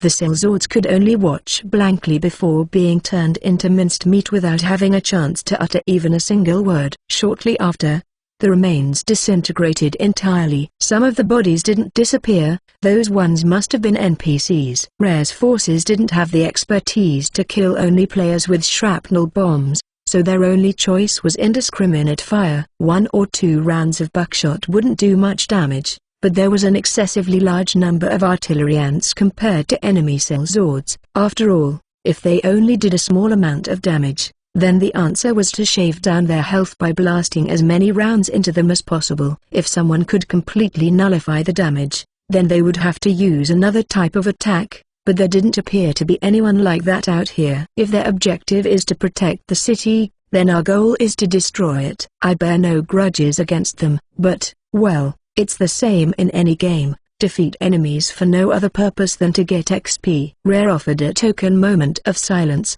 then commanded her forces to load the next round of shells. They had wiped out the sellswords in front of the gate, but they needed to be ready to shoot the next wave that would come out. Normally, while the enemy was in disarray, she would want to send in the infantry ants to fight inside the city since that would cause more damage, but this was a good opportunity to try the high explosive rounds as well. She looked forward to seeing how powerful they were in a siege. The players may have felt differently, but the NPC guards seemed to lose all will to fight after seeing the last attack, so they closed the gate and tried to bulk up their defenses. Nice. Once it's completely closed, attack the gate. Also, I'd like to see if we can break the walls, so shoot some explosive rounds at it too. After the gate finally closed, the city of Airfaran had retreated into itself like a turtle to maximize its defense. The artillery ants bombarded the gate. Unlike the shrapnel shells from before, these high explosive shells wouldn't explode until they hit. These shells were produced specially to behave kind of like Hirsch rounds 1. When their tips were squashed, they would adhere to the surface of the target. Immediately afterward, the magical material inside would ignite. These shells were crafted to attack from the inside if they couldn't destroy walls directly, but these walls were apparently a lot more brittle than the shells were. The tips weren't getting squashed at all, the shells were just getting embedded in the wall and exploding like that to open up huge holes. Since the gate was made out of wood, after a single bombardment it caught fire, and soon it could no longer function as a gate. Well, of course this would happen. Maybe catapults would have been sufficient for this invasion. Given how things were currently progressing, if she could have ordered bombing runs with soldier Vespoids carrying artillery ants, the city could have been reduced to a flaming pile of wreckage in the blink of an eye. Well, I'll have to save that for next time. Anyway, once we've taken care of the wall, send in infantry and shock troopers. The shock troopers will take point with their flamethrowers, and the infantry can clean up whatever's left over. At Shuguru's command, the assault ants and infantry ants on standby next to the artillery ants left the formation to surge over the rubble and into the city. Many guards had been blown away with the city wall and gate, but the ones that survived along with sellswords who were probably players ran over to block the ants. Even if they're monsters, they wouldn't bomb their own allies. Let's take care of them in melee combat. If we're up against ants, then we're already used to them. If we hold them off here, then our mages can fry those bombarding ants. Since ants were the ones primarily entertaining guests in the Great Forest, many sellswords did have experience defeating them. However, assault ants couldn't be used in the forest, so they had never faced off with players before. This was probably the first time these players had ever seen them before. In other words, it was a fantastic chance to teach them the difference. As the sellswords got closer, the assault ants calmly pointed their abdomens forward, then greeted them with a stream of fire to the face. It didn't matter whether they wore metal or leather equipment, the sellswords burned to death all the same. The assault ants skillfully controlled their weapons, sweeping them back and forth in a fan shape, letting their flames scorch everything in range. The combustible gel they sprayed took a while to burn off, so any sellswords who weren't hit directly still took damage from the quickly rising temperature. The mage-looking sellswords tried to extinguish the fire using water and ice-type spells, but there were just too many ants. It was like trying to put out a bonfire with a squirt gun. Hey, well, this is entertaining in its own right. But just spamming flamethrowers doesn't feel like they're living up to their role as shock troopers. They need assault rifles or something. Or maybe not. You can't really charge while holding up a gun. In the first place, this wasn't that kind of game. With regards to infantry units, combat tended to be close range with bladed weapons. In a world like this, basic military tactics dictated that infantry went to the front lines while snipers should support them from the rear. However, if Rhea did that, then she wouldn't have been able to test out the assault ants' flamethrowers. In the end, I think this probably worked out for the best. They did well.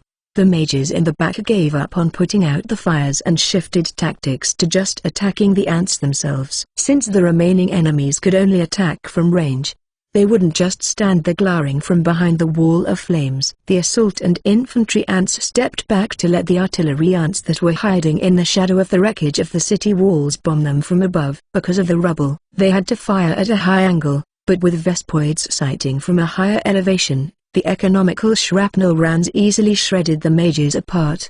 The remaining enemies hiding behind buildings had two options: either be cooked alive by the heat from the flamethrowers, or be blown apart along with the buildings. The ants were also learning on the fly, improving their coordination with each other while efficiently advancing their battle lines. This side of the city had completely stopped functioning. The guards had been completely wiped out. The sellswords and players were no more than corpses, and the residents were fleeing in a panic, having never even contemplated the idea that their city wall could be brought down. The ants had been directed to kill any character that posed a combat threat, but the regular citizens were designated as unimportant, so they were ignored. Their goal was to level the city, not kill its people. Any deaths were simply a byproduct of accomplishing their primary objective. Around when the ants' invasion neared the city center, the Lord's Knights appeared. However, they were far too late by any metric. Even if Rhea had withdrawn her soldiers that instant, the destruction was too severe. The city could no longer be reclaimed. It's because the Lord's mansion is near the middle. Rather than them coming out to repel us, the Knights are only here because we're approaching what they're really protecting. 1. High Explosive Squash Head CH-74. Since they had come this far through the assault ants' hard work, Rhea kind of wanted to let them just burn everything down. But the soldier Vespoids had only been observing all this time and didn't have any other tasks. If the kingdom didn't have any air forces, then the soldier Vespoids would primarily be fighting ground forces from here on out, so she wanted to let them take care of these foes, which would also double as practice. That's why I'm leaving this to them. They are free to decide how they want to handle it. Have the assault and infantry forces fall back to where the artillery are. At the same time as Shugaru responded, the soldier Vespoids, who had been monitoring the progress of the invasion from high up in the air, suddenly dropped into nosedives. What? There are more enemies aside from just ants. Fuck, how come we didn't know about this? Those sellsword shits. Why didn't they report about them to us? The Knights laid all the blame at the sellsword's feet, but in this situation no one could have been expected to do any better. The soldier Vespoids skimmed the ground as they pulled out of their dives, then picked up the Knights one after the other and climbed back up into the air. Damn it, stop, let me go. After flying up about 50 meters, they simply tossed the Knights to the side. The armor they wore was much more lavish than what the sellswords had, but it did nothing to reduce fall damage. When they collided with the ground, they sunk into it about halfway due to the weight of the armor, but that did nothing to mitigate the lethality of the impact. Thus none of the fallen Knights got back up. Most of the Knights got a free bungee jump, without a cord, by way of the swarm of soldier Vespoids, and as a result the City Lord's Knight Order was decimated. If any of the knights had been officially subordinated, then they should eventually respawn if left alone. But NPCs would only automatically respawn after 1 hour. Players were able to respawn immediately, but NPCs didn't receive system messages, so they had to wait out the full timer. This was why spawn camping NPCs was inefficient. That means we don't really need the Lord's Mansion for anything. Let's just crush it and move on to the next target. She ordered the artillery ants to rain fire on the mansion. In the blink of an eye, it had become a mess of flames and rubble. She didn't know if the Lord had been in there or not, but if they were, then surely all that remained would be a corpse by now. If they were still alive, then Rare would like to get rid of them for the XP, but stacked up against the value of destroying the city, the amount earned probably wouldn't be any more than a rounding error. Just in case, have the infantry look for someone who looks like they could be a lord. All other forces will continue the invasion. This city is so close to the forest that there's no real meaning in taking it for ourselves, so I don't mind if it turns into an empty plot of land. Rare did want to create a new ruins-type monster territory. However, she wanted to find a place with more impact, in a position of power. The most suitable place would definitely be the royal capital, the symbol of the kingdom. She would purge it and turn it into an undead-infested wasteland. Well, I should save that for after Erfahren and Ljud have been subjugated. Or actually demolished. And after Lacolin's been handled. Can we do all that within 10 days? We're basically done here, but I wonder how things are going over in Ljud. Rare was still piloting Euro Isaaca in the air, and it was dangerous to look away from the road while driving, so she descended to the ground first. After landing, she could give control back to Euro Isaaca. After all that was done, she closed her eyes in order to sync with Ominous the Owl. The city of Ljud was surrounded by a number of giant tree ants, and the excessively tall city walls were covered in some kind of ivy. Since she saw it from so far away, what she thought was ivy was actually tree branches and roots. The inside of the city also overflowed with greenery, an extension of the tree forest. From her bird's-eye perspective, it looked as though the forest was swallowing up everything. Considering that Rare's world tree was at the center of that forest, and its trees all comprised Rare's treant forces, that wasn't actually a metaphor. The city really was being consumed by the forest. As she watched, branches grew from inside houses, breaking through their roofs. The houses were then subsumed by the rapidly growing tree trunks. Treant seeds were scattered all over the place, sprouting and quickly maturing into trees. The treants, overgrowth, skill tree had a skill called scatter seeds, used to spread seeds around, as the name implied, but the skill didn't cause these seeds to grow more quickly or anything. The abnormal growth was due to the grains of light all around the city. These lights floated down like pollen from the treants encircling the city, the giant treants that looked very different from other treants. These were elder camphor treants produced using world trees, root division, skill. Normal treants used root division to convert XP into exact copies of themselves. However, world trees weren't allowed to create endless copies of themselves, so they made copies of the race they were previously. In world trees' case, they was camphor treants. Monsters produced through skills were weak, but they didn't cost XP to create. They used LP and MP instead. However, these camphor treants could also act as skill relay points for their parent, world tree. For example, when world tree wants to use a seed dispersal type skill, or buff or debuff skill that has an area of effect, these treants can act as its terminals, and the effect then originates from their locations. Right now, those flickering lights that filled the city of Ljud were produced from world tree's skill, Magnum Beneficium. Its effect is to induce accelerated growth to all plants within the area of effect. The normal plants that were already growing in the city also began to grow abnormally fast, but without pollination their flowers quickly withered away, and most of them began rotting without bearing any fruit. Meanwhile, treants were not given extended lifespans in this game. It took them about 1 year to reach the size of a normal tree, then they would continue to slowly grow over decades and centuries, eventually becoming elder treants. However,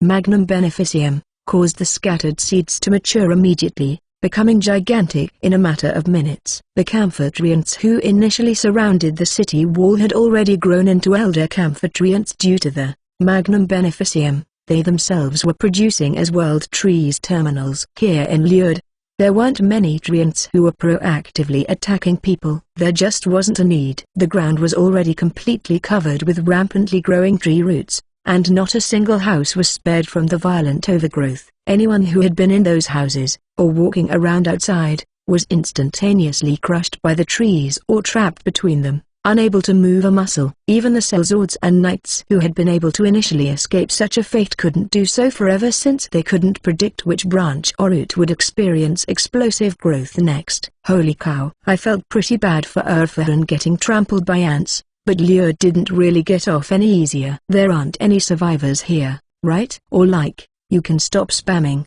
Magnum Beneficium now, can't you? You don't really need it anymore with what's going on. Greater than. You are correct. My MP is nearly exhausted. I shall cease. Greater than. After World Tree gave that reply to Rare, the specks of light began to fade away. At the same time, the trees stopped growing, and a silence settled into the city, as though time had stopped. Even though what happened here was horrific, there's also a kind of profound beauty in this scene. I could even call it moving. Magnificent. Greater than. Rare knew that it was saying that with complete earnestness, but coming from a follower who had already sworn devotion to her, she felt uncomfortable, since it was hard not to interpret it as over-the-top flattery. For now, she would pretend as though she hadn't heard anything and instead confirm the status of the city. I don't see anything moving at all. Were all the townspeople eliminated, then? Greater than. Normally, players were able to respawn immediately, but if the place they designated as their base had been conquered by monsters, then they wouldn't be able to do that anymore. You are correct. What shall be done with this city? Greater than. Just let it be assimilated into the forest like this. Take the roads as well as you expand our territory out to here. Greater than. There was a bit of ruckus from Treforest as treants flowed out to reclaim the land up to the highway. That road had originally detoured all the way around the forest, and the city had been built quite a distance from it as well. After absorbing all that land, the Treforest had massively grown in size. All right, I think everything's settled here. I'm heading back to take care of things on the other side. Greater than. That said, there wasn't really that much to do back at Urfahan. After it had been leveled, the infantry would be left here to take care of any loose ends while Rare took the flying and artillery troops to Lacoline for a little picnic. TL note: the first chapter of this web novel was originally posted on October 1, 2019, and this extra story was included with Chapter 74, which was posted on November 1, 2019. To commemorate my first month, I wanted to share a little something that probably won't be included in the main story, but shouldn't spoil anything either. I started posting this series exactly 1 month ago, but right at the start of the second chapter, there was the line the tutorial could not be shipped. After the open beta began, the reason for this was never explained, so I would like to give you that explanation now, although readers with good intuition may have already figured this out. The first thing the game explains in the tutorial is that the only difference between PCs and NPCs is whether or not they can receive system messages. You may have thought that not being able to skip it was because it was important for the game characters to hear the full explanation, or to discourage people from resetting their accounts and starting over, but actually neither of those are the main reason why. In Chapter 22, NPCs learn to access their inventories for the first time. Rare hit upon this by remembering what the tutorial AI had told her. This chapter posited that the reason the tutorial could not be skipped was to make sure the importance of those words was imprinted not only on the players, but also on the readers, which was a bit of a misdirect. In the research that Rare conducts afterward, she concludes that the conditions for using the inventory are must have at least a certain amount of INT and must see the inventory in use themselves. Actually, must have a certain amount of INT isn't strictly necessary, only must see the inventory in use themselves is the correct answer. To explain, why is it that PCs, who shouldn't be any different from NPCs within the system, are able to access the inventory right off the bat, right before they log in for the first time? They have to go through the tutorial, and that's where the support AI lectures them on how to use the inventory. In other words, after seeing a tutorial on how to use it, players are able to use it as well. When the game was in closed beta, the old tutorial could be skipped and testers would submit reports that the inventory is inaccessible. So, for the official release, The tutorial was changed so that it could not be shipped, and that is the explanation. Thank you for reading. CH75. A server-wide event. This time I'm totally doing it too. Blink was in her room that the Count had given her, actually reading game news for once. Just a bit ago, Blink had obtained 3 Mormos and 3 Spato, and the Count tried to persuade her to attack a city. Alright, that sounds fun. She had thought for a second, but then immediately changed her mind. Blink didn't know how many times she had died because of naive thoughts like that. It wouldn't hurt to be just a little more careful this time. Plus, there was one thing different from back when she was a skeleton. Blink's life was no longer just her own. She now had followers. What the Count had said was that if the master, Blink, died, then her followers would also die. She didn't know if they would then respawn along with her, but she couldn't bring herself to try and see what would happen. Just a bit more, just a little bit more, just in case for the previous just in case. This was how she slowly gathered XP and strengthened her followers, rinse and repeat, and at some point she had added another 30 Spato to her forces. She had gotten scolded by the Count for that, but since they seemed to get along with his zombies, they all ended up patrolling the castle together. Blink didn't create any more Mormos aside from her original 3,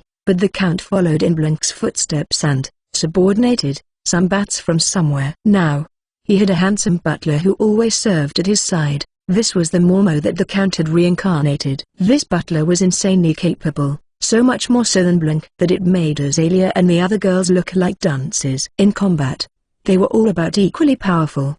But when it came to their ability as servants, the Mormo girls tried hard to take care of Blink, but the butler would usually anticipate her needs and have everything prepared before they even got started. Plus, since the butler was the Count's follower, he only ever served Blink after his master's needs were already completely fulfilled. Then, he would always drop this stinger, even though you 3 were also here. Whenever that happened, the 3 girls would grind their teeth, frustrated, then take over Blink's bed and cry into her pillows. The days passed uneventfully as Blink focused on steadily strengthening her forces until she received the event notification and snapped out of her XP earning fugue. Plus, this event was going to be an invasion, a large-scale battle between monsters attacking cities and humans defending them. This was the ideal push Blink needed to muster up the will to go conquering. Coach, I'm gonna attack a city, so gimme some pointers. Your spontaneity is at full strength, I see. Attacking a city,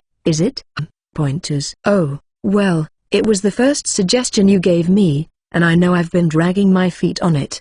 But I'm finally ready to give it a shot. Nay, for those of us with eternal life, time holds no meaning, but if you are to march on a city, I take it you will be bringing those Spato. Yeah, probs. This is why I made a lot more friends, after all. At that, the Count tapped his finger on his well-chiseled chin and fell into thought. It was quite a rare thing to see him do. Is there something bad about that? There is nothing quite bad, but I am sure you have also realized, or, well, it is very possible you have not, but this castle is high up in altitude, in the so-called highlands. There is a city that shares these highlands with us, but it was destroyed when this area became raised. So only those ruins remain and there is no point in assaulting it. Therefore you would naturally target a city in the lower world instead, but I want to know how you will get all those Spato to the lower world. Blink quickly realized, oh, this is some kind of backstory, so she decided not to pay too much attention and just waited for the Count to finish his explanation.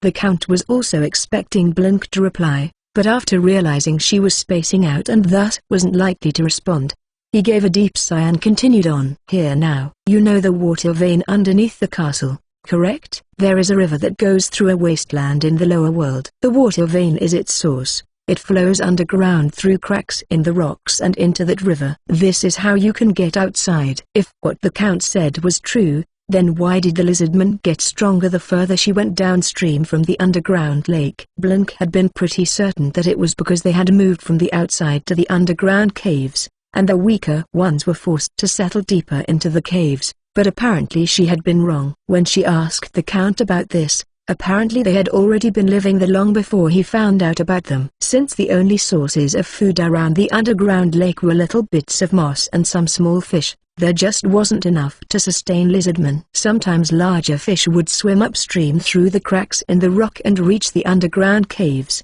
so that's why all the stronger lizardmen hogged the spots downstream. Well, even I do not know why those reptiles developed that kind of classist society. Either way, you are the one who turned the healthiest of the lizards into your red skeletons, so there is little value in expressing curiosity now. Yeah, he wasn't wrong about that. However, if going through the underground water vein didn't end up working, then they had no way to get down to the surface. Wondering what she should do, Blink crossed her arms and groaned. If I may be so bold, I would like to offer a proposal. The butler at the count's side stepped forward and bowed. What is it? You may speak. Thank you, my lord. With Mistress Blink's power, I had the foolish idea that her magic prowess could be used to widen the cavern running alongside the underground water vein. Is this paltry suggestion of any use? True, with Blink's stats, it would be easy to tear down some stone walls. However, if she used too much force, it could cause a cave-in,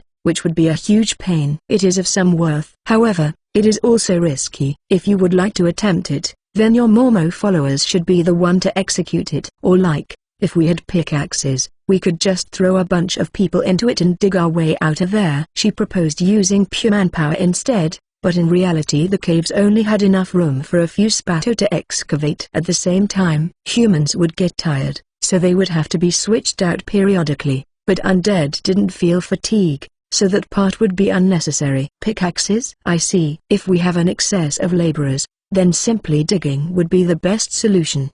Do you have any pickaxes? What foolishness are you spouting? Your spato have claws that are far harder than iron. Oh, right. Spato were actually pretty high-ranked undead, after all. Blink found the spato who were talking to the zombies in the castle, or at least it just looked like they were talking. In actuality, none of them should be capable of speaking, so she had no idea what they did together, and ordered them to go underground, find where the water was flowing out of the caves, and expand the hole. It'd be nice to just make it really wide, but there wasn't that much time until the event started. For the time being, she decided that a human-sized hole was good enough, and anything bigger than that was icing. So is that the wasteland? Will I find a city if I go out there? If you travel along the river, you should come upon one. There are no monster territories in this wasteland, no forces for humans to fear. If I had to name something, then there is my castle. But before now there was no passage to the lower world from it. Therefore, this city does not have a wall,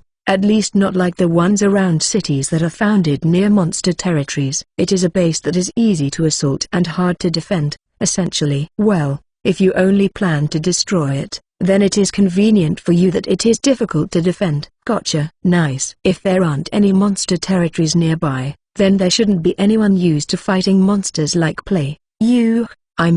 Sellswords I think they're called.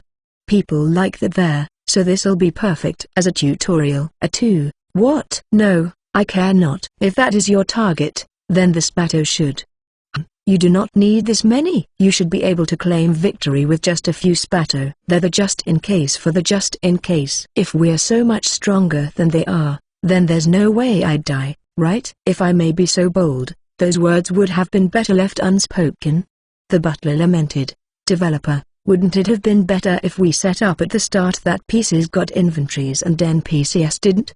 Developer support AI, PCs were given the same basic structure as the NPCs that already existed within the game to minimize the introduction of bugs, so changing that would have meant that we would be unable to release the game. It is also unrealistic to apply a patch to the billions of existing NPCs. Developer, you got a point. I think. Developer support AI, however, if this was explained to the player base, then the number of NPCs capable of using inventories would increase. If any of them were to travel into the world, there is a possibility that it could cause an inventory pandemic, so this information should be concealed as much as possible. Developer, we should just change the specs. Developer support AI, that would be illogical. Developer, you just don't wanna do it 'cause it's a pain, right? Developer support AI, self-diagnostic results, emotive fluctuation values are within the permissible range. Developer, you just thought it was a pain in the ass. didn't you? This has been the useless unit. CH-76. They finished making the entrance to the underground water vein before the event began. They were also able to widen the opening to be as big as the cave itself. With a hole this wide, it should be able to fit tons of people at the same time. All rigged. Let's go, everyone. Wait, it would be best to wear a mantle. It would be bothersome if the sun were to rise while you were out. The Spato would only become somewhat sluggish.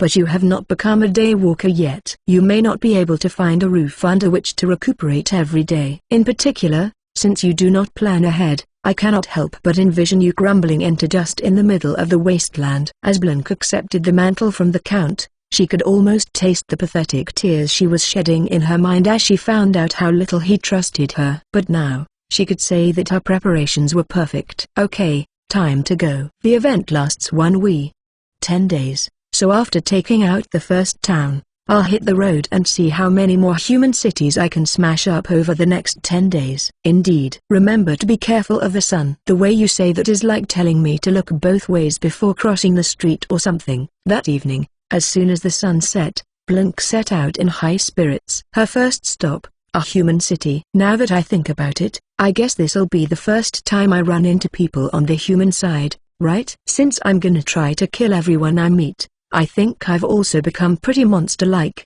haven't I? The Mormons flanking her smiled helplessly. When the Count and Butler weren't around, Blink shot up to the top of the dance rankings and the Mormons were now at the bottom, so they calmed down considerably. The group exited through the cave entrance that the Spato had created, then followed the river downstream. The ones in charge of the Spato squad were the original 3 Spato. They were the ones who had been given names, so Blink gave them the reins. In addition, since they were the first, Blink had been more gung-ho about investing XP into them, so their stats were also higher than all the others. Spato didn't get fatigued, so they didn't need to take breaks. They didn't require food either, so they also didn't produce excrement. They didn't even need equipment to weather the elements. They had minimal gear. More accurately, they were as naked as could be. Therefore, their marching speed was extraordinary. As a result, the journey was as smooth as could be, and before long they spotted the city in the distance. The event should have begun that morning in the game. In other words,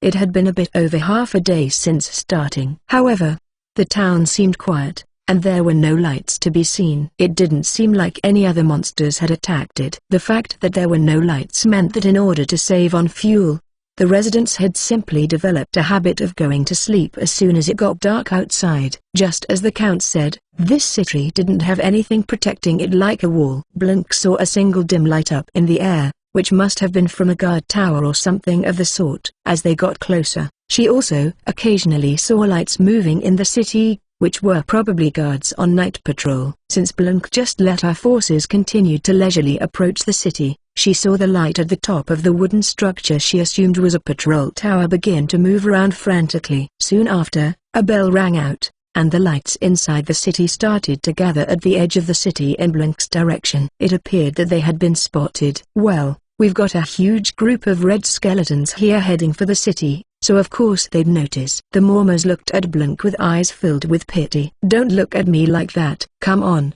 could we really have done anything about this? It was completely unavoidable. Seriously. What she said wasn't complete nonsense. The humans had a completely unobstructed view of the riverbank, and there weren't many ways for Blink's forces to have stayed hidden while marching. Putting us aside, couldn't the Spato have marched in the river? Since they were originally lizardmen, that should have been doable.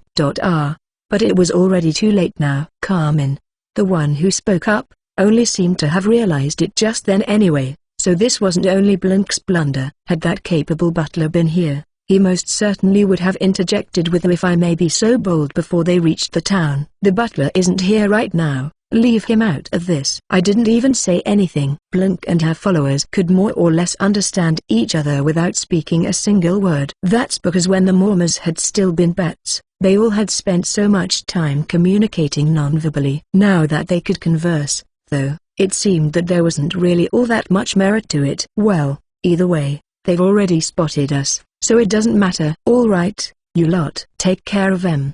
1. This was one of those famous lines Blink really wanted to say once in her life. Normally, she would never be in a situation where she could say something like that in such a brazen manner, so getting to do it here was truly exhilarating. At Blink's order, the Spato began to run toward the city. The patrol squad milled about in confusion, uncertain if they should flee or intercept, whether they should prioritize defending or retreating. It seemed that these guards weren't terribly experienced. This really is like a beginner level. Doesn't it look like we'll win even without any kind of plan? If you had a plan, then it would have been best if you had explained it before you ordered the charge. Nah, I didn't have one, that's why I was like phew.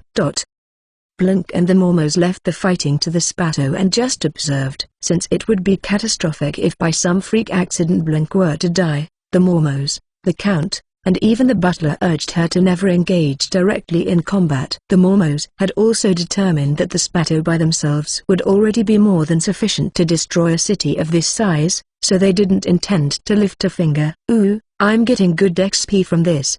They're all so weak, so I wonder why. Isn't this more than I get from Lizardman? Could this be like a bonus stage? Broadly speaking, Blink's guess wasn't actually wrong. First, she was getting bonus XP from the event. Second, since human races tended to be equipped with weapons or farming tools, that also made them worth a bit more XP. So for monster players, this invasion event could really be considered a kind of freebie. In the previous Battle Royale event, almost no players with monster races had participated.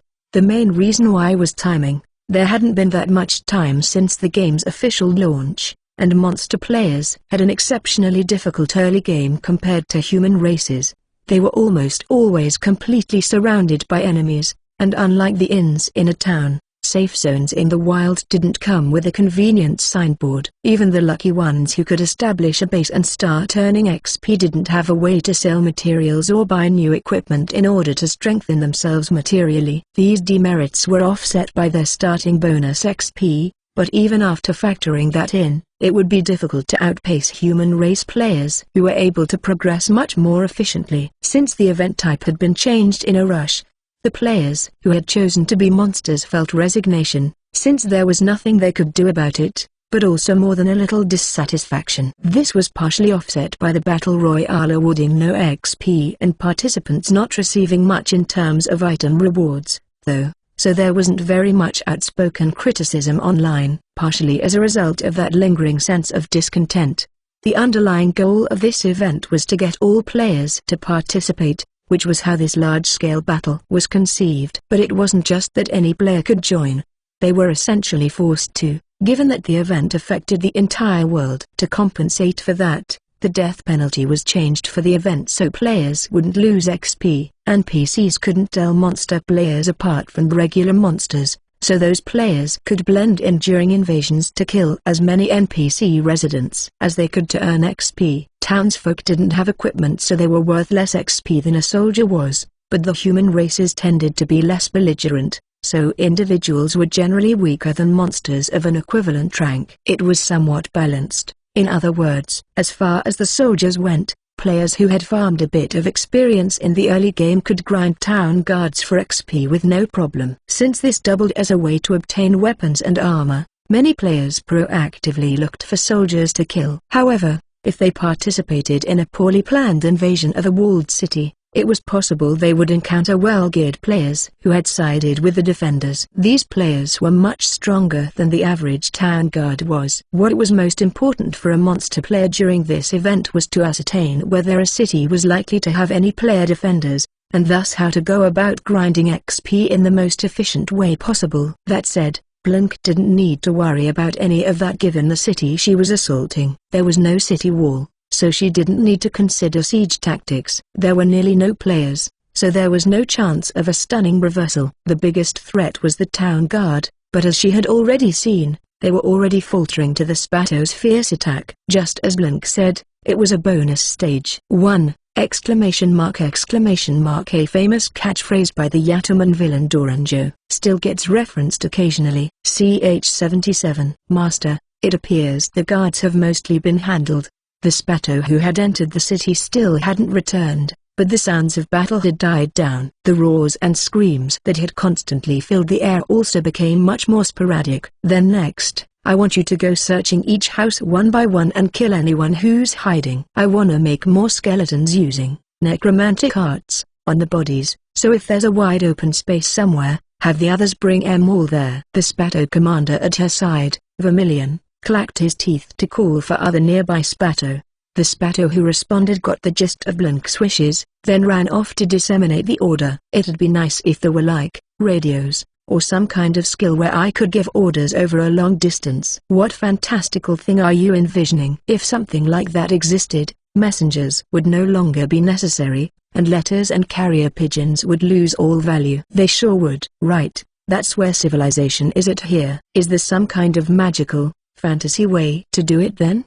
There was no point in lamenting what didn't exist. If messengers were necessary right now, then it would be more constructive to think about making a specialized follower for the role. Since I'm making more skeletons from this city, I should make ones especially for carrying messages. That is a good idea. Human-based skeletons should already have higher intelligence, so it would be ideal to prioritize increasing their agility if they are to act as messengers. I should remark, there could be problems when they need to interact with other forces. If they cannot speak, then they cannot relay orders. As far as that went, it was hard to imagine that Blink would ever cooperate with wild monsters, and other players could be registered as friends like in other games, so Blink didn't think that was a very important thing to consider. In those cases, one of us can just transform into bats and fly off carrying our master's words, Magenta offered. And when you get close to the recipient, you can turn back into a Mormo to talk. Quite so. While Blink chatted idly with the Mormos, the Spato messengers carried out their tasks, and they started hearing periodic screams again, just like before. They had begun breaking into homes and slaughtering the inhabitants. As Blink had ordered, the corpses of the city's residents were being gathered near the center of the city, where there was a large open space. These people are worth a lot less XP than the guards were, but at least they give something. I guess humans are pretty high up the food chain. Character creation was fair for players. When choosing to be a monster, the differences in environment and ability were compensated with XP.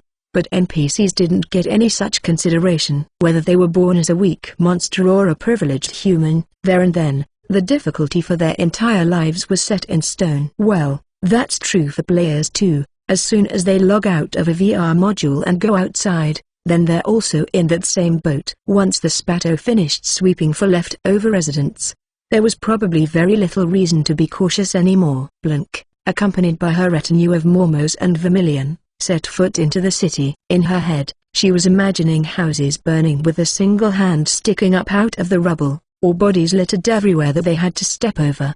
But there was none of that. The invaders, did not use any fire. After all, the guards may have had torches, but most of the houses were made of stone, which don't burn very well. And you told the Spato to clean up the dead bodies, too. Azalea, Magenta, and Carmen explained away all of Blink's confusion for her. It was super convenient. It was, but they walked through the city without another soul in sight, without any other sounds to be heard. By the way, where's this clearing exactly? Have you been walking all this time without knowing? So, do you know where it is, Magenta? Azalea, would you be so kind as to provide the answer? Carmen, I shall leave it to you. You, Scarlet, why don't you take the lead? Are you all daft? After Scarlet began leading the way, the clearing quickly came into view. There, the Spato who had finished their duties gathered together, and at the center there was a towering pile of corpses of the city's residents. Woo, what a crazy sight. And the stench is intense. But it doesn't really bother me all that much. Is it because I became a vampire? Is this really okay? I wonder if I'll be alright around the smell of blood in real life too. She was fine when she smelled her own blood, but if it was anyone else's then Blink would immediately feel sick. It's true that with VR medical support, it was possible to treat trauma-induced health complications using manufactured experiences. However, that kind of service required mountains of paperwork in order to deliver all the waiver information and obtain the necessary consent. That said, Blink couldn't say that the super long terms of service didn't contain all that legal language, either, since she just barely skimmed through it herself. Whatever. Anyway, can I assume that all the people here were killed in the last hour? It'll be an hour soon. Then I better hurry. First off, Mist. Mist was a spell that vampires learned in their vampiric magic tree. It had been strengthened by the skill that was unlocked after it. Death Mist which improved the success rate and effectiveness of necromancy-type skills cast in the mist. Continuing on, Blink cast the necromancy skill. This was something she had also heard from the Count, but the soul of a person remained with the body for an hour after they died. If she used necromancy on them during this time, the soul would remain attached to the body, and it would turn into a new undead monster. Once an hour had passed, the soul would leave the body, and using necromancy on it would only give her a weak undead that would die a short time after. Normally, a soul could resist necromancy, meaning trying to turn a corpse into an undead while the soul remained wasn't very likely to succeed. However, Blink had their necromancy, trees, bind soul, skill, as well as death mist, which boosted the success rate for the NPCs of this town. This meant that she was basically guaranteed to get undead from them. Alrighty, I wonder if I'll get them all. But then again, they'll turn into zombies, won't they? Man, I'd rather have skeletons. Zombies are always really slow, aren't they? How about just leaving them here? There's no need to force them to come along with us. Maybe. Zombies get a big penalty in the sun, so if we bring them along then they might just die on the way. If that happens, then they would just be resurrected back in this city, so there isn't much difference between bringing them or leaving them. That makes sense. Okay, I'll use subordinate on them all, then leave them here. I'll have them go into their houses when the sun's out so that they don't just die for no reason. Blink spent quite a lot of time casting subordinate on all the undead. Since they were already zombies anyway, she just let them reincarnate into squire zombies too. CH-78. Alright, if any humans come into town, then kill them. Cappies. After receiving this command, some of the zombies started shuffling toward a certain building. Huh? What? Is something wrong? Blink looked over and noticed that it was the biggest building facing the clearing. There was a sign hung over the door that read, INN, the Wasteland Coyote House. Gah. That's such a stupid pun. But it's an inn. HRMMM. An inn in a city. She could have sworn there was something important about that. Something she read somewhere. It wasn't in one of the system announcements. She hadn't read the online game manual either. If she remembered correctly. From that social networking site. Right. I think it said that inns are safe zones for cities. Back when Blink had been looking up tips on casting magic, this topic had gotten a pinned thread. The SNS bulletin board topic list only showed each thread title and first post. That was where she read about someone not knowing where to find a safe zone like an inn. While Blink was lost in thought, the zombies had barged into the inn. Huh? If it's a safe zone, then how can monsters get inside? But once she stopped to think about it, her room in the Count's old castle was also a safe zone. But the Mormos could barge in at any time. They would even take naps on her bed whenever they wanted. I guess the rules are different if they're followers. I wonder what would happen if they came across other players. You can't PvP in safe zones, right? They went into that place after you ordered them to kill any humans, so wouldn't that mean there are humans inside? I shall inspect the building. Azalea, Carmen, watch the master. Wait, why did that sound like don't let that kid out of your sight? Leave things to us. Do be careful, Magenta. Magenta elegantly strode into the inn, disappearing from sight. Asterisk. Inside the inn, the zombies had surrounded a human man and were groaning incessantly. What are you doing? You cannot attack?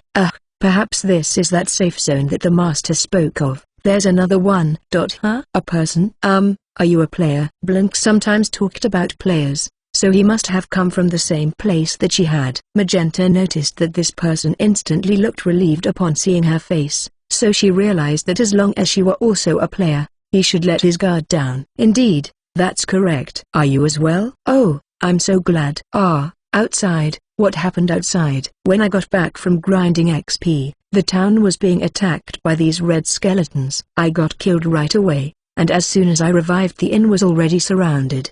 Now even zombies came inside. Why the hell can monsters get into a safe zone? Well, I can explain. Why don't we go outside first? Don't worry.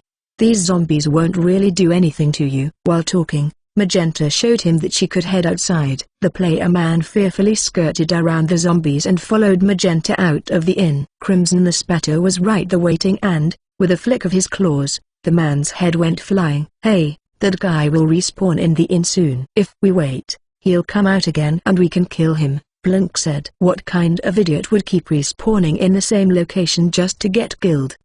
Yeah, you're right. If spawn camping was no good, then there was no reason to keep standing around here. Blink felt like she saw somewhere what would happen if someone's safe zone was gone when they respawned, but she couldn't remember where. They probably wouldn't spawn on top of a pile of rubble, though, that was for sure. If she was going to leave zombies in this city, then it would be annoying for enemy players to keep respawning here. Their zombies would also respawn, so the numbers wouldn't change, but as they kept killing each other over and over again, the players would earn XP and start to get stronger. On her side, though, all the XP they earned was shared, and it didn't make sense to keep powering up these zombies just to deal with the players. What if we made a deal with that person to earn unlimited XP? Normally, you'd lose 10% of your XP with the death penalty, so kill trading in PvP would only result in a negative XP income.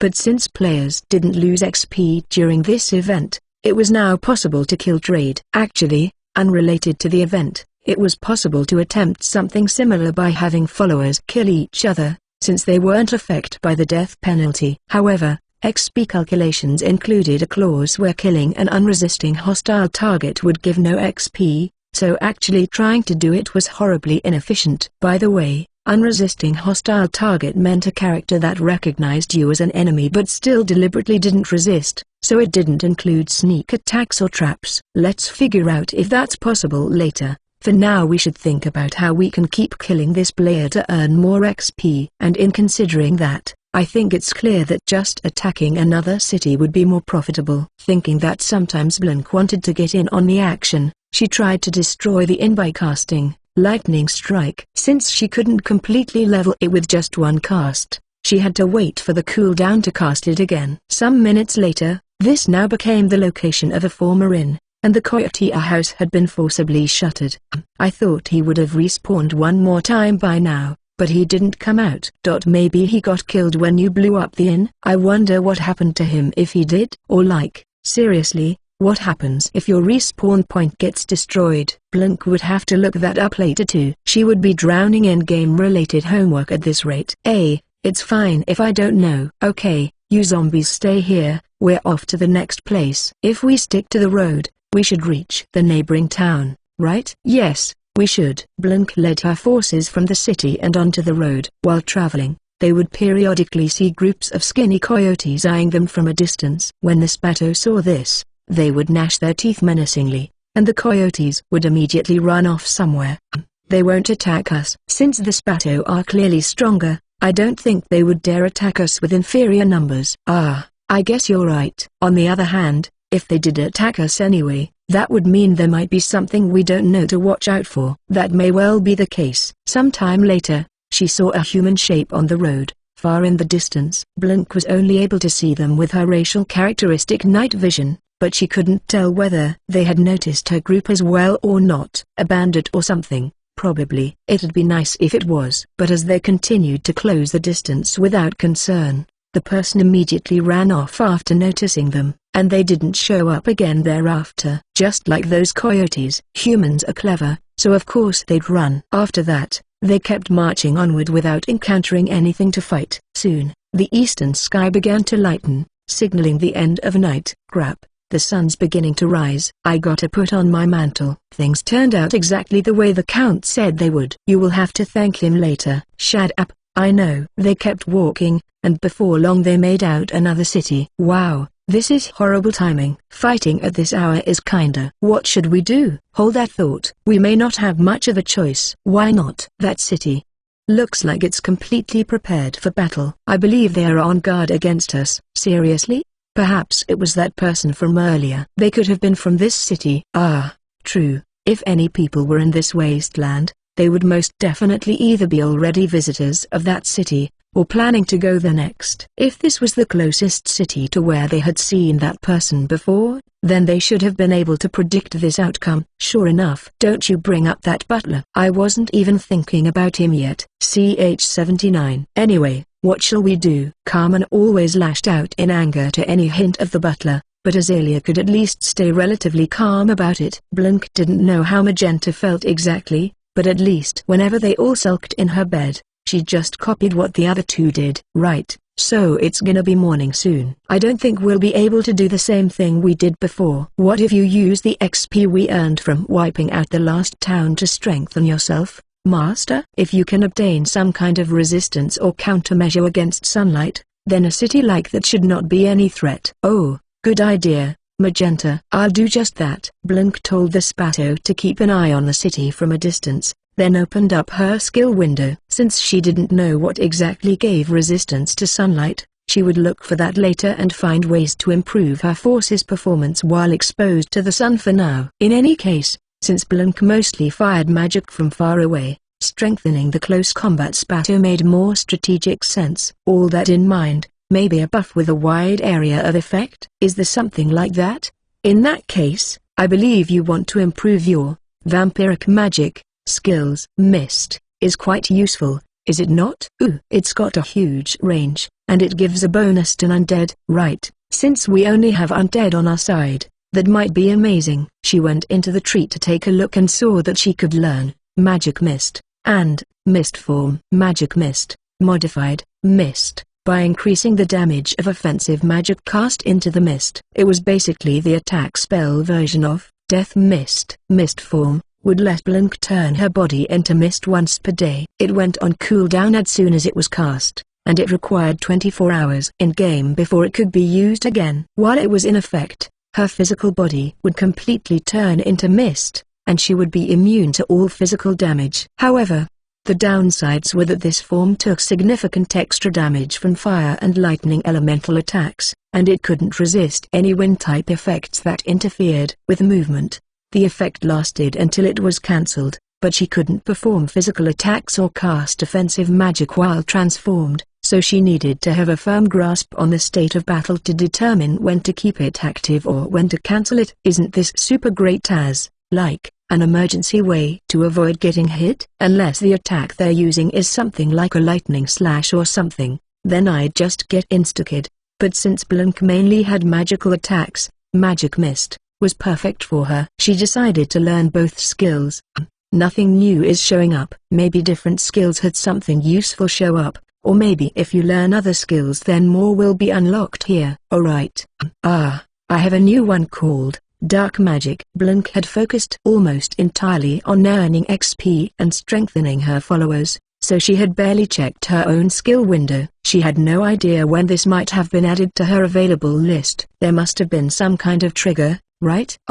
Whatever. I bet this would probably have light resistance in it. The different magic elements had various resistance skills for other elements in their skill trees. For instance, fire magic contained their ice resistance skill. The rest of the elements were as follows.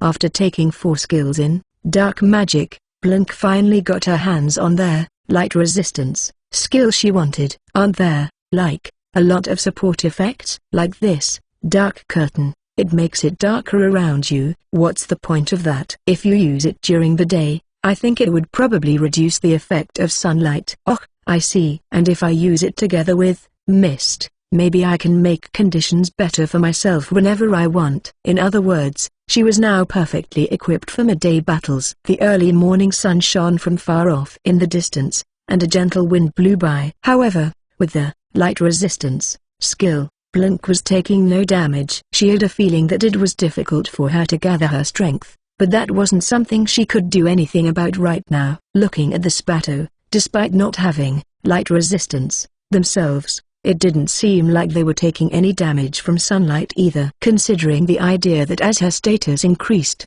she would reduce the negative effects related to any character demerits, Blink thought that maybe she could get complete resistance to sunlight if she kept strengthening herself. I wonder if I'm becoming more like that Daymonger thing that the Count mentioned? I think you mean Daywalker. Vampires that can walk around in the day. A Daymonger would be someone who loves the sun so much they went crazy, and now they run around preaching about it. I don't think you would come to like daytime that much just from getting a little resistance to sunlight, would you? Excess hatred begets love 100-fold. Was it? Although the saying I've heard is the opposite. Stop teaming up to make fun of me. I just misspoke a little bit. Somehow or another, she now had the choice of operating during the day. However, Nothing had changed about the fact that her minions were much weaker compared to at night. Anyway, moving on. Last time, the spatter wiped out the city all by themselves. But now it's daytime and they already know we're here, so I don't think things will go quite as smoothly as before. The people in the city warily observed Blink's group. But since she was keeping her distance, it didn't seem like they were planning to take any particular action yet. However, the sun was still rising, so it was possible that once the sun was at its peak, they would launch an offensive while her side was at its weakest. Whatever the case, it was unlikely that they would just aimlessly wait like this until night fell. Okie doke, let's get just a little bit closer. Then I'll use Dark Curtain and Magic Mist to blast them with a bunch of spells. Once I break their formation, the spatter will charge. Be careful not to get hurt as we approach them, otherwise it seems a good plan. As far as I can see, they don't seem to have a way to attack us at range. If they fire magic back in response, the three of us shall endeavor to cancel out their spells, so please rest easy. None of the soldiers seem to have any bows either. If they didn't have any bows and arrows, then perhaps none of the residents in that city were hunters. But this area didn't seem to have any animals other than coyotes and rats, so maybe it just wasn't suitable for hunting, which meant that they must mainly get fish from the river. Other than that, she also saw fields of corn or wheat, as well as rows of palm trees. Well, none of us need their food anyway, so it doesn't really matter I guess. It would kind of annoy me if they're just gonna rebuild again later, like they're gonna undo all of our hard work. So let's just burn those palm tree things and their fields and everything. I believe those are date palms and barley, for the record. You're so smart, Magenta. There is a library in the Count's castle. They only resemble the pictures I had seen, but given the local climate and their present living conditions, I believe I am correct. Well done, Magenta. Master, that means that we can assume those fields are the city's lifeline. Therefore, if you were to use magic to set them on fire, wouldn't the humans come out, desperate to put it out? Just the kind of thing I'd expect from nasty Queen Carmine. Let's do that. Oh no, I do not particularly enjoy being cruel. I just determined it to be the most rational course of action. All right, let's keep going toward the city, but casually inch toward the fields so that they don't notice. Once we're close enough to the fields, Hellflame should be fine, right? Even as Blink's forces crept closer, the city's guards didn't react in any substantive way. The spatter walked straight toward the city, but Blink and the three Mormos nonchalantly shifted within the formation so that they would be closer to the fields. After getting a little closer, she could see that the front line of soldiers, the ones watching Blink's group, was restless and fidgeting nervously. The commonly known phrase is its reverse, as mentioned in the chapter. This phrase means roughly the greatest love can turn into the deepest hate. Ch80. Blink's group kept approaching the city, but there were no other major movements on either side. The group of red skeletons should have been in plain sight from the city by now, but both sides must have determined that as long as they didn't meet then no fighting would break out. However, Blink's group had more than just skeletons. We're close enough. Mist, Dark Curtain. Without a sound, mist and darkness exploded out of Blink. Rather than true darkness, though, it was more like dimming the lights. Since the sun was still rising, when it expanded together with the mist, their Dark Curtain severely hindered visibility. Isn't this totally amazing? If I use it at night, I bet no one would be able to see any thing, but actually, there's no point in making things dimmer at night. It's good that you noticed that on your own. At least it was an effective skill for right now. The human defenders had started moving about frantically as soon as the mist suddenly appeared. But you're too late, Hellflame. Searing flames instantly billowed out, as though the mist itself had caught on fire, and tongues of fire ignited the barley fields. That's so cool. It's like the mist itself caught on fire. However, the mist just improved the effects of magic. It didn't actually ignite on fire. That's why only the area she targeted, the fields, burned up, while the fire didn't touch the spatter who were also within the mist. When they saw the field going up in flames, the city's defenders ran about in a panic. The man she thought was the commander yelled something, and she saw some of the other guards gather around him. Ahaha. You know, I'm so happy everything went exactly as planned. That's because things rarely go as planned. All right, Caraj. All of the spatter ran toward the city at Blink's command. On the other hand, The human guards were in complete disarray. Some were heading to extinguish the burning fields, some shrank back at the incoming Spato, and some were completely failing to rally everyone to focus on the same objective. However, none of that made any difference to the Spato. They simply charged at the city as fast as they could. From here, I think I can just barely reach the edge of the city with one of my spells. I shall provide support, Azalea said as crystals of ice gathered before her chest to form an arrow. She was casting Ice Bullet. It launched forward in a straight line, between all the Spato, to stab into the ground right at the frontmost guard's feet. It came up short. Azalea sighed. That was on purpose. It was a ranging shot. After seeing that, Carmine and Magenta advanced a number of steps toward the city, then fired their own ice bullets. This time, they were bullseyes, and 2 guards fell to the dirt. Seeing the dead bodies in their midst, the group's panic reached its apex, and some of them began to flee into the city. This area was far from monster territory, so the only threats the city ever got around here were wild animals or small monsters that weren't very dangerous. These people may have been part of the city guard, but they had probably never experienced a situation where their lives were on the line before. While the city was right on the highway, it never got attacked by bandits. Even presuming there was anything worth stealing, this region wasn't friendly enough for thieves to steal something then survive on their own outside of the city. In exchange for how poor it was, it gained peace. That ended last night, though. Even though those people escaped into the city, all they changed was the order of death. They all would still be dying today. The Mormons let them go and focused on sniping the guards in the front lines who hadn't lost their will to fight. Meanwhile, the Spato finally reached the guard squad. Since they expected a melee to break out, the Mormons stopped their sniping. Master, how are the fields looking? Looking good. The barley fields have now become burned fields. I'm sure they'll have a huge harvest of ashes next year. Even without anyone to plant seeds. Slash and burn fields are indeed a type of shifting cultivation, unsuitable for farming that relies on rich soil coming from being near a river. Is that also from one of the Count's books? Yes. Whenever Blank didn't know about something, she would just ask Magenta, since it felt like she would always get an answer to anything she wanted to know.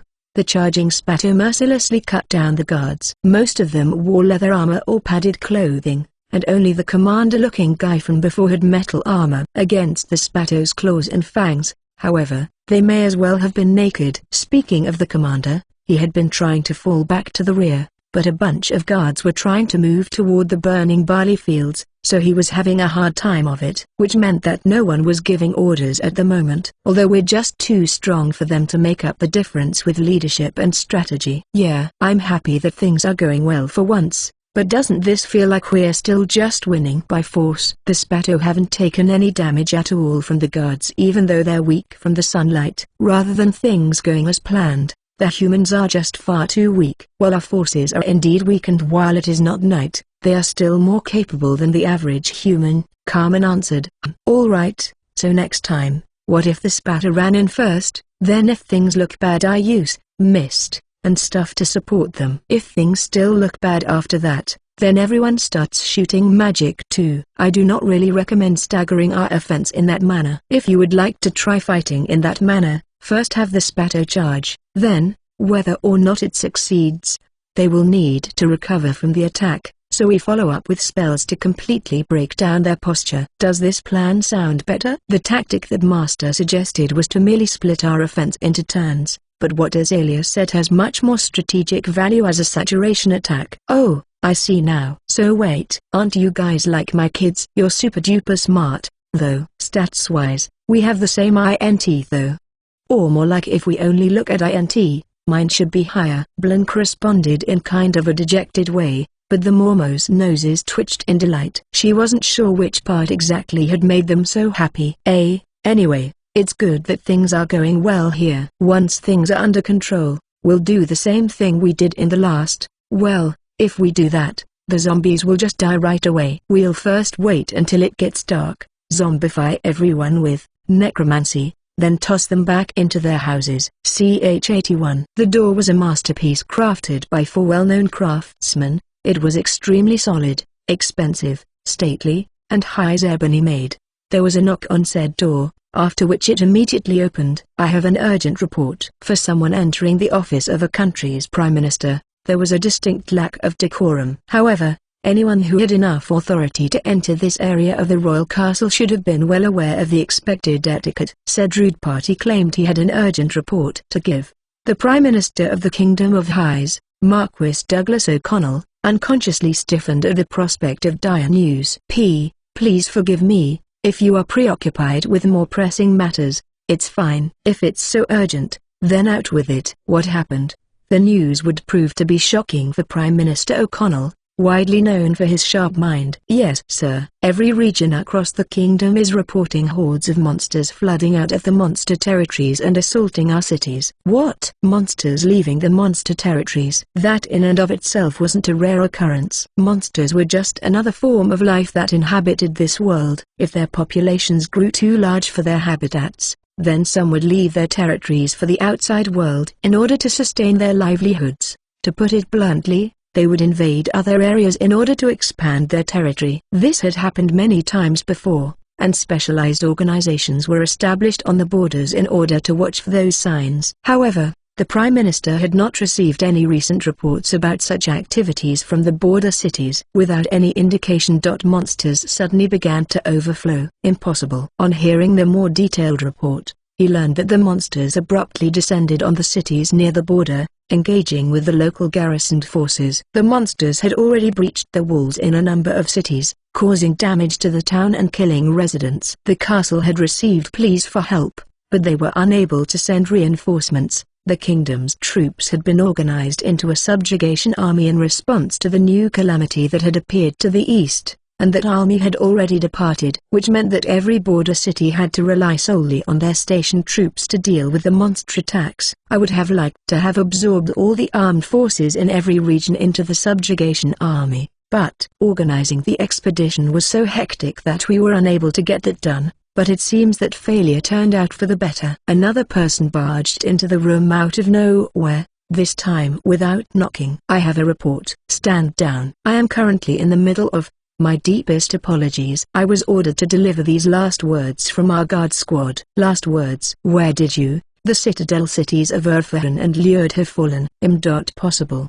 Douglas gasped. He was glad he didn't ruin his dignity by crying out disgracefully, but in fact, that was only because the news was just so shocking that he had forgotten to breathe. The Patriarch had been the one to bring news about the aforementioned new calamity, and Erfahren was the city closest to where it could be found. The subjugation army was currently on their way there. Normally, there would have been a ceremony revealing the formation of this army, and they would have held a parade to raise the soldiers' morale and inform the citizens of what they were off to fight. However, since the calamity had just been born, they skipped those events and sortied right away before it could mature. With a preeminent focus on speed, logistics weren't considered at all, so they intended to supply themselves on the road by commandeering supplies from the cities they passed on the march. This was a drastic decision that could only be made because they were marching entirely within the kingdom. They didn't make it in time. So it's powerful enough to destroy a city already. Wait a minute, Liurd? Where is that again? While he was the Prime Minister,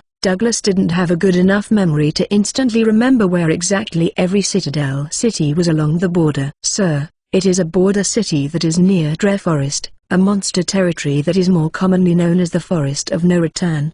I remember now. The city was constructed without issue, but no one who entered that forest ever returned, so it was too dangerous for the town to expand. It somehow got by on monitoring the region and acting as a relay point for Erfahren and other cities. It's not possible. After taking Erfahren, it went ahead to Liurd as well? If so, then this beast was frighteningly fast. While the kingdom was busy planning the army expedition, Erfahren had already been destroyed. If that wasn't the case, then Douglas should have received word sooner. All the border cities had carrier pigeons and trained messengers. In times of emergency, they knew it was their duty to send word, and they had many different methods available to them. No, that's not. From what I could gather, Erfahren was assaulted by a huge army of ants and wasps, while Liurd was beset by a giant army of treants. Both cities seem to have fallen around the same time. Knowing that they reportedly went down at the same time made a certain amount of sense. Word of each of their destructions arrived at approximately the same time. While Liurd was a little bit closer to the capital than Erfahren was on the highways, They were more or less the same distance away in a straight line. If both cities sent out pigeons at the same time, then both birds could have arrived here at the same time. So there might be two separate forces. Then, according to the Patriarch's oracle, there should have only been one catastrophe. What else could have happened? By chance, a threat to humanity emerged at the same time as another disaster-level monster capable of destroying a city. That would be too much of a coincidence. Something ridiculous like that can't possibly. But the Prime Minister had no answers. The plan had been to use Erfahren as a base from which to subdue the Great Libby Forest, but they had already encountered a huge setback. Douglas cradled his head in his arms. Early the next morning, Douglas was already at his desk. Though already should instead be always, since he was still there from the night before. Requests for aid had come from every region of the kingdom, so he had to write letters informing them that those requests could not be fulfilled. At the same time, he worried over how to tell the subjugation army that Erfahren had already been destroyed. Reporting in. Once again he was faced with sudden intrusions. What is it now? I can't believe this is happening so early this morning. We've just received word that the town of Alto Riva has been lost. What? The Prime Minister desperately combed his memory. Was there a border city with that name? He stood up, knocking over his chair, and went to stare at the map on the wall. It's over here. The official who delivered the report pointed at a spot on the map. That's not on the border at all. It was technically on the edge of the kingdom's lands, but this was the region bordered by the highlands known by the name Aben Makato. According to legend, there was an old castle far above in those highlands, but since no people lived up there it had turned into monster territory. Either way, the cliffs couldn't be scaled, so the highlands had always been considered the equivalent of a giant wall. On the other side there was the neighboring kingdom of Wealth, but the highlands prevented any meaningful trade from taking place between the countries. The city of Alto Riva was built along the Fumil Confine, the border river that came from the highlands, which gave them fertile soil, allowing them to grow crops like barley. The lord collected a barley tax on the residents, which was sold to other towns, allowing Alto Riva to sustain itself.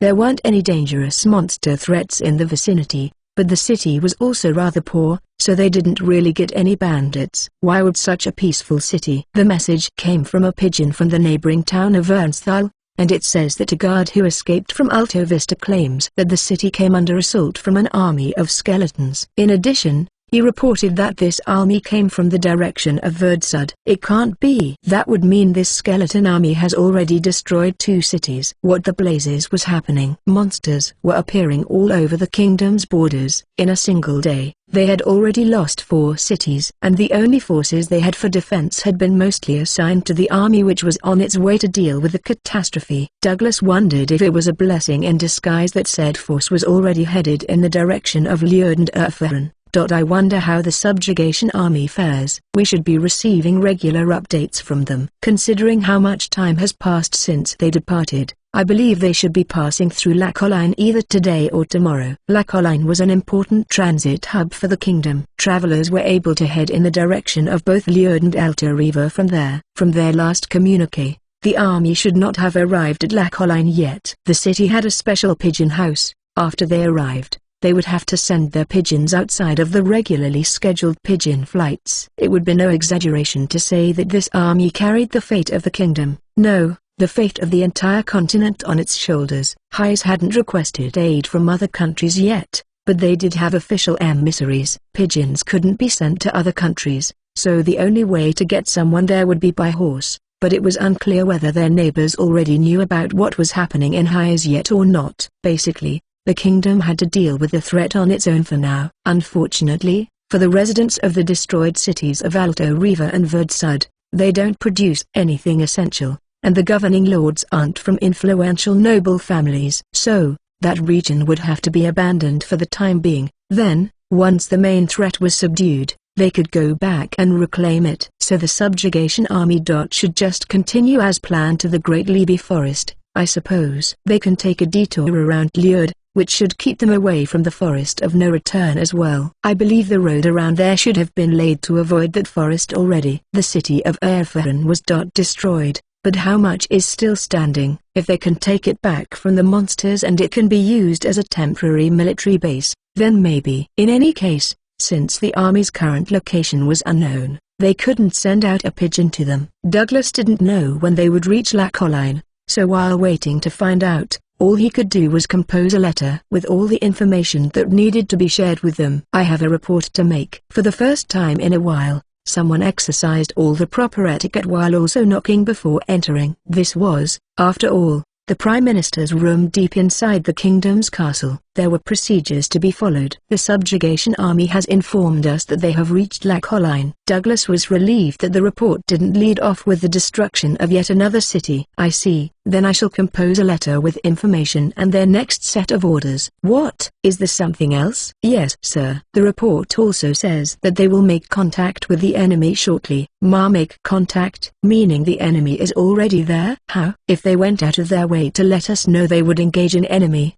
then it must not be the typical monsters or bandits. Right, sir. It says that there are swarms of wasps carrying ants. CH-82. 1 hour until automatic resurrection. Would you like to respawn immediately? During this event, there is no XP penalty. The previous spawn point cannot be found. You cannot spawn there. You do not have any other valid spawn points. You will spawn at a random location within the starting spawn zone. What? When Wayne opened his eyes, there was an empty wasteland before him. The sun had nearly set, though, so in the fading sunlight he couldn't tell if this area was all wasteland or not. Overhead, a sea of stars twinkled around a full moon. Even after the sun was completely gone, it wouldn't be pitch black. I died. Which is fine. Well, it's not fine, but well, not much I can do about it. If my spawn point couldn't be found, that means Wayne's respawn point was set to that rundown Urfahanin, meaning it must have been destroyed. Ever since the official launch, he couldn't remember ever logging out anywhere else. And since he had no other possible spawn points, he was forced to randomly respawn at one of the starting spawn points. Which meant that, even if he didn't know exactly where he was, this wasteland should at least be in the Kingdom of Highs. While this event was centered around monsters attacking various border cities, it had still only been 1 day since the event began. It seemed highly unlikely for every possible starting spawn point in Highs to have been rendered unusable in such a short amount of time. So, since Wayne chose Highs as his starting area, the game should have chosen from the available options within Highs. Normally, it was impossible for starting spawn points to become unusable. If the inn was no longer available, Wayne should have respawned back in that prairie outside the city. However, during that update after the official launch, the starting spawn points were adjusted in order to lower the difficulty level for new players. According to the game website, it was no longer possible to get a starting area that would be considered hard. Since Wayne didn't respawn at the prairie, that meant that the prairie had been designated a high difficulty zone, so it must have been taken over by monsters. By those scary ants. It was nice to know that newbies couldn't be spawn camped at one of the starting areas, but being transported to who knows where in the middle of an event was a pain in the ass. That said, at Wayne's level, he wouldn't have been able to survive more than a few minutes if he had respawned in that ant-infested prairie. It'd probably be the same for anyone. Those monsters never showed up in the forest. If it were Rare or someone else who had been grinding in the forest, maybe they could survive. Rare said she would be picking players within that forest. Even if she was a Pkar, though, she wouldn't just ignore the monsters. So when she wasn't hunting players, she should have been grinding monsters. Maybe Rare could easily farm monsters like those ants, groups of those scary-ass ants. It felt like she should be at least that strong enough to put up a good fight against a force capable of destroying an entire city. Damn it, I still can't reach her. But she can't farm XP like that forever. The more XP you used, the harder it became to earn more XP. That's why most players would steadily change where they farmed as they progressed. If she kept hunting in the same place, no matter how many people she picked, someone would eventually overtake her. No. He had to stop thinking about Rare. What was more important was his current situation. The places that were safe in Highs were far from monster territory. Aside from the event causing monsters to flow out from monster territories, any starting spawn point should now naturally be safe. But since there was an event right now, that was a huge disadvantage. Since there was no XP penalty from dying, some might think that this was a big bonus stage where you could keep fighting forever without worrying about dying. However, they were wrong. If you die, then obviously you have to respawn. And if you lose your respawn point, then you end up like Wayne did. He was too late to realize it. What the human side should have been protecting were not the cities themselves or the NPCs, but the inns. No, that was also incorrect. NPCs couldn't respawn when they died. It was the right choice to protect them. Maybe because he had been thinking of Rare, his thoughts had begun to depart from the idea of valuing human life. He really needed to watch himself. In any case, since Wayne was unable to protect either of them anyway, he was still too weak. The event wasn't over yet. Even if he had gotten transported to some remote, backwater place, there were still 9 days left to go. He should still be able to do something. But for now, he would have to start with walking. Since there were no visible landmarks in this wasteland, Wayne didn't know where he should be going. There could have been some city in the far distance, but in this darkness he wouldn't be able to tell at all. But there was nothing to be gained in worrying about it either. If he ended up choosing the wrong direction and found himself going away from where he wanted to be, he could just die and bet on randomly respawning somewhere better. There wasn't any permanent penalty to dying during the event. After all, he could just keep dying until he hit a jackpot. That was his plan. Respawn roulette. After picking a direction at random, Wayne set off. He first wanted to find a road. Starting spawn points were always near a city, and if there was a city nearby, then there had to be a road as well. Wayne kept plodding forward while fending off the coyotes that occasionally attacked him. Without the sun to light his way, Wayne relied on the full moon and the stars. After walking for a while, the sound of his own footsteps changed. He had found a road. I'm finally on a road. Now I just need to decide which way to go down it. He stood in the middle of the road thinking. Then he realized that he could make out the faint sound of running water. Is there a river near here? That means this road might travel along that river. So my options are to go upstream or downstream now. I feel like going downstream gives me a higher chance of finding someone's house. He didn't really have any basis to believe that, although everything he'd done so far was without basis anyway. For now, I'll go find the river and see which way it dot. Footsteps. Lots of them. Wayne strained his eyes, staring into the darkness. A group of somethings was coming down the road.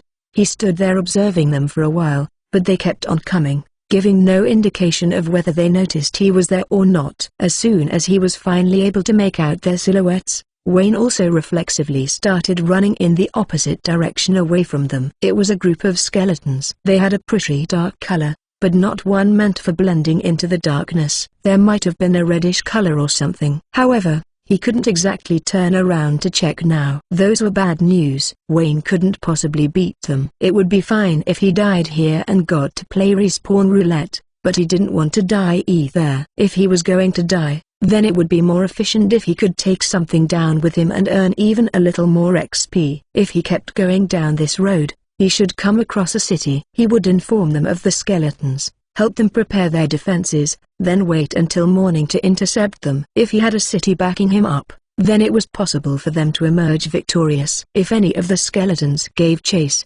Wayne wouldn't be able to outrun them. They couldn't incur the fatigued status, after all. Fortunately, perhaps because they had no interest in him, he didn't get the sense anything had come after him. He didn't know how far it was to the city, but Wayne was resolved to keep running throughout the night. CH-83. It had been 8 days since they had departed from the capital. Now, they could finally see Lacoline in the distance. They left the campsite at sunrise, very early in the day. 9 days ago, the notice suddenly came to form an expedition force, and those who normally would be too young as well as those who had already finished their service were forcefully conscripted. Where they were going to be dispatched was a mystery. All anyone knew was that the kingdom's officials determined that those in active service wouldn't be sufficient. What exactly were these soldiers being tasked to fight? As far as the majority of the kingdom's citizens knew, there had never been a war on this continent. The troops had simply been gathered together and supplied with arms with no idea of where they were going or what they would be facing. It made no sense. Without knowing where they were going, they couldn't plan a march. That also meant they couldn't prepare a supplely train. Not that the kingdom had provided any means of transportation or supplies. After being rushed to finish preparing without really knowing what was going on, once they were finally ready to leave the capital, a knight from the royal guard tasked with the direct protection of the royal family finally got in touch with the commander, an individual who outranked even a centurion. that this force wasn't going on an expedition but a subjugation, and also informed him what their target was. A threat to humanity. There was nearly no information about this catastrophe. It was apparently spreading its evil influence in the Great Libi Forest next to the city of Erfahren. This information came from the Patriarch of the Holy Church of Hais, so it was reliable. Speaking of the church, apparently the bishops had received an oracle from God. Even among them, though, the Patriarch was given more detailed information, and with regards to this expedition, he was the only one who had been told where the catastrophe could be found. When they had learned all of this, the commander and the other officers fell into despair. A catastrophe was not something that humans could defeat. They were akin to natural disasters. Even the angels from the flying castle that would appear suddenly every so often were powerful enough that even 10 men may not be able to prevail against one. The actual catastrophic being was purported to be the archangel who led the angels, but there had never been any witness accounts to his existence in history. Rumors abounded that any who met him ended up dead, without exception. This army was tasked with vanquishing such a catastrophe. No matter how many soldiers they had, they could never accomplish something like that. The leaders of the kingdom should have known this. So then why was this plan approved? Then the knight from the royal guard disclosed another thing to the commander and the officers. This catastrophe had only come into being very recently, so it should be nowhere near as mature as the catastrophes found on other continents. Therefore, if they attacked it now, they might be able to defeat it. Might. That's not very convincing. I know, I completely understand. But we also can't just ignore it. This catastrophe was born in our kingdom's lands, after all. It's as if the flying castle suddenly landing in the corner of the courtyard. If you think about how we might have to live with the threat of the catastrophe hovering over our heads every day, versus betting on a possibility, we must attempt to kill it. Sir Royal Knight, I understand. I really do. But, Commander, the subjugation army has already been formed and is about to depart. The die has already been cast. The present situation came about from the influence of an ungodly number of nobles. Even if you run away and try not to fight, there's no place for me in the kingdom anymore, is there? In that case, we should at least keep this from the soldiers. Just let them believe we're going to the forest to cull some monsters. Certainly. That was our plan from the start. That's why I only informed the leadership. At this point, there was nothing else that could be done, and if that's how it was going to be, then all they could do was grit their teeth and hope for the best. Above all else, there was no way that the commander and the officers could appear weak-hearted in front of the soldiers. On the road, they faced no issues or obstacles, and they even made better time than expected toward the conclusion of the journey. Since they had prioritized speed above all else, they set off with barely any rations or other provisions. They relied almost entirely on resupplying at every town along the way. Normally, such an army couldn't expect a warm reception, but the reactions were unexpectedly subdued. Of course, orders had come down from the capital to these towns beforehand, but what the hell did they say to convince them to be this accommodating? They took the shortest route to their destination, which meant they stopped by various border cities situated near monster territories. Even when traveling on the highways, when there were so many humans so close to monster territory, monsters would observe them and sometimes try to make a pass. Even if those encounters ended up as nothing more than light scuffles with no casualties on any sides, between the personnel and safety checks that had to be performed every time, time could still easily be eaten away. However, this march had none of that. It was as though the monsters has more important things to do. Things were so unnaturally quiet that they felt it had to be some kind of ill omen, and the commander was overcome with a sense of dread. Well, it's good that things are going as planned. Right now, all I want is to reach our destination even 1 second faster. The only thing on my mind is finishing this mission. All of a sudden, there was some kind of commotion at the front of the formation. Those in the lead had spotted La Colline. After passing through here, their next stop would be the Liard, on the border. Beyond that was their final destination, Erfahren,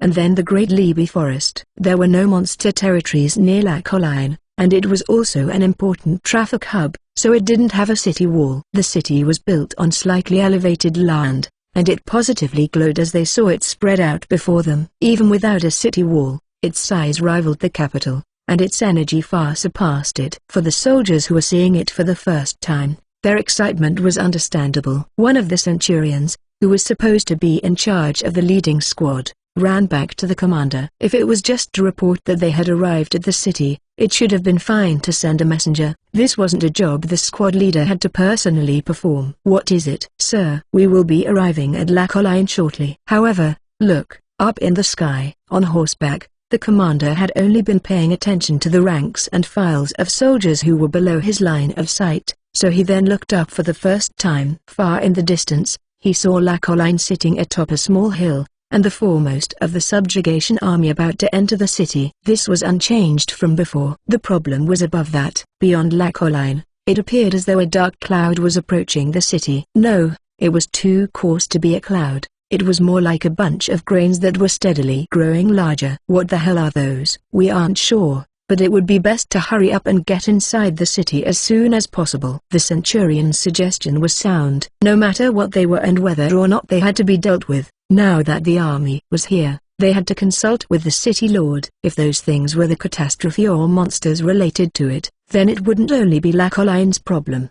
It would be a problem the subjugation army would have to solve. Although if that were the case, it would mean that the catastrophe had already left the Great Forest, and the subjugation army's chances of victory would have dropped to nearly zero. "You're absolutely right. Have all the troops march double time. Get them into that city." Within La Colline, which was normally bustling with activity, all had fallen silent. Normally, it wouldn't have been odd for the morning market to still be open at this time. But now, the residents were holed up in their homes, anxiously looking outside through their windows. Seeing their expressions of relief when they spotted the subjugation army was a source of comfort. They were all worried about the skies to the east, though. After getting into the city, they were able to identify the strange cloud. It was actually a swarm of wasps carrying ants. Even though they were still far away, they were so large that it was possible to make out their shapes. Their sizes were so different from the wasps that the commander was familiar with that the longer he stared at them, the more he felt his sense of distance warp. He wondered if they were coming to La Colline, but apparently they had stopped in midair a certain distance away from the city. From a different point of view, he thought that maybe they were waiting for something. "First, inform the city lord of our arrival, then send a pigeon to the prime minister as planned." In the message, mentioned that we will be making contact with a swarm of giant wasps carrying giant ants, and that we seek the prime minister's guidance. The wasps were flying in from the eastern skies. In their original plan, they were to rest for one day at La Colline, camp outside the city for a night, then head for Lourdes the next day. However, it would be extremely difficult to recuperate in the city or camp at night with that huge swarm of monsters hovering over their heads, not to mention that Lourdes was east of here. He didn't know if they could just march underneath the wasps without instigating them. In any case, it would take a few hours for the pigeon to return. Though the army arrived earlier than planned, once the bird did return, the sun would be up. They couldn't expect the enemy to just wait patiently until it did. They had sent their report, but chances were the situation would require immediate action before they received direction from the Prime Minister. The soldiers were clearly worried, but this army was originally put together to defeat a catastrophe. Since the only catastrophe the Kingdom of Hyes had ever faced were the angels, many soldiers had received training on how to fight enemies who came from above. The conscripted youths hadn't received any training yet, but they were paired with the veterans who had already retired from service. This group could both follow orders competently and function as a support team. All along, though, the main combat force would be the soldiers in active service. This operation required precise coordination, so even the veterans had to be excluded since they hadn't trained regularly with the rest of the troops. Most angels engage in hand-to-hand combat without a second thought. Facing them would be soldiers experienced in coordination. We're facing wasps and ants, but the fact that we'll have to fight them in melees makes them no different from angels. If there are only that many enemies, we should be able to fend them off. None of this generation of soldiers had any first-hand experience fighting angels, but since they were trained according to their historical records, that should minimize the amount of losses. It was self-evident that the training methodology was very effective. The commander left the support team in the city while ordering the deployment of all active service soldiers to attack squads to the east of La Colline. They were ordered to be careful not to incite the enemy by straying too far from the city, though. As the centurions set off, the messenger returned from the city lord's mansion.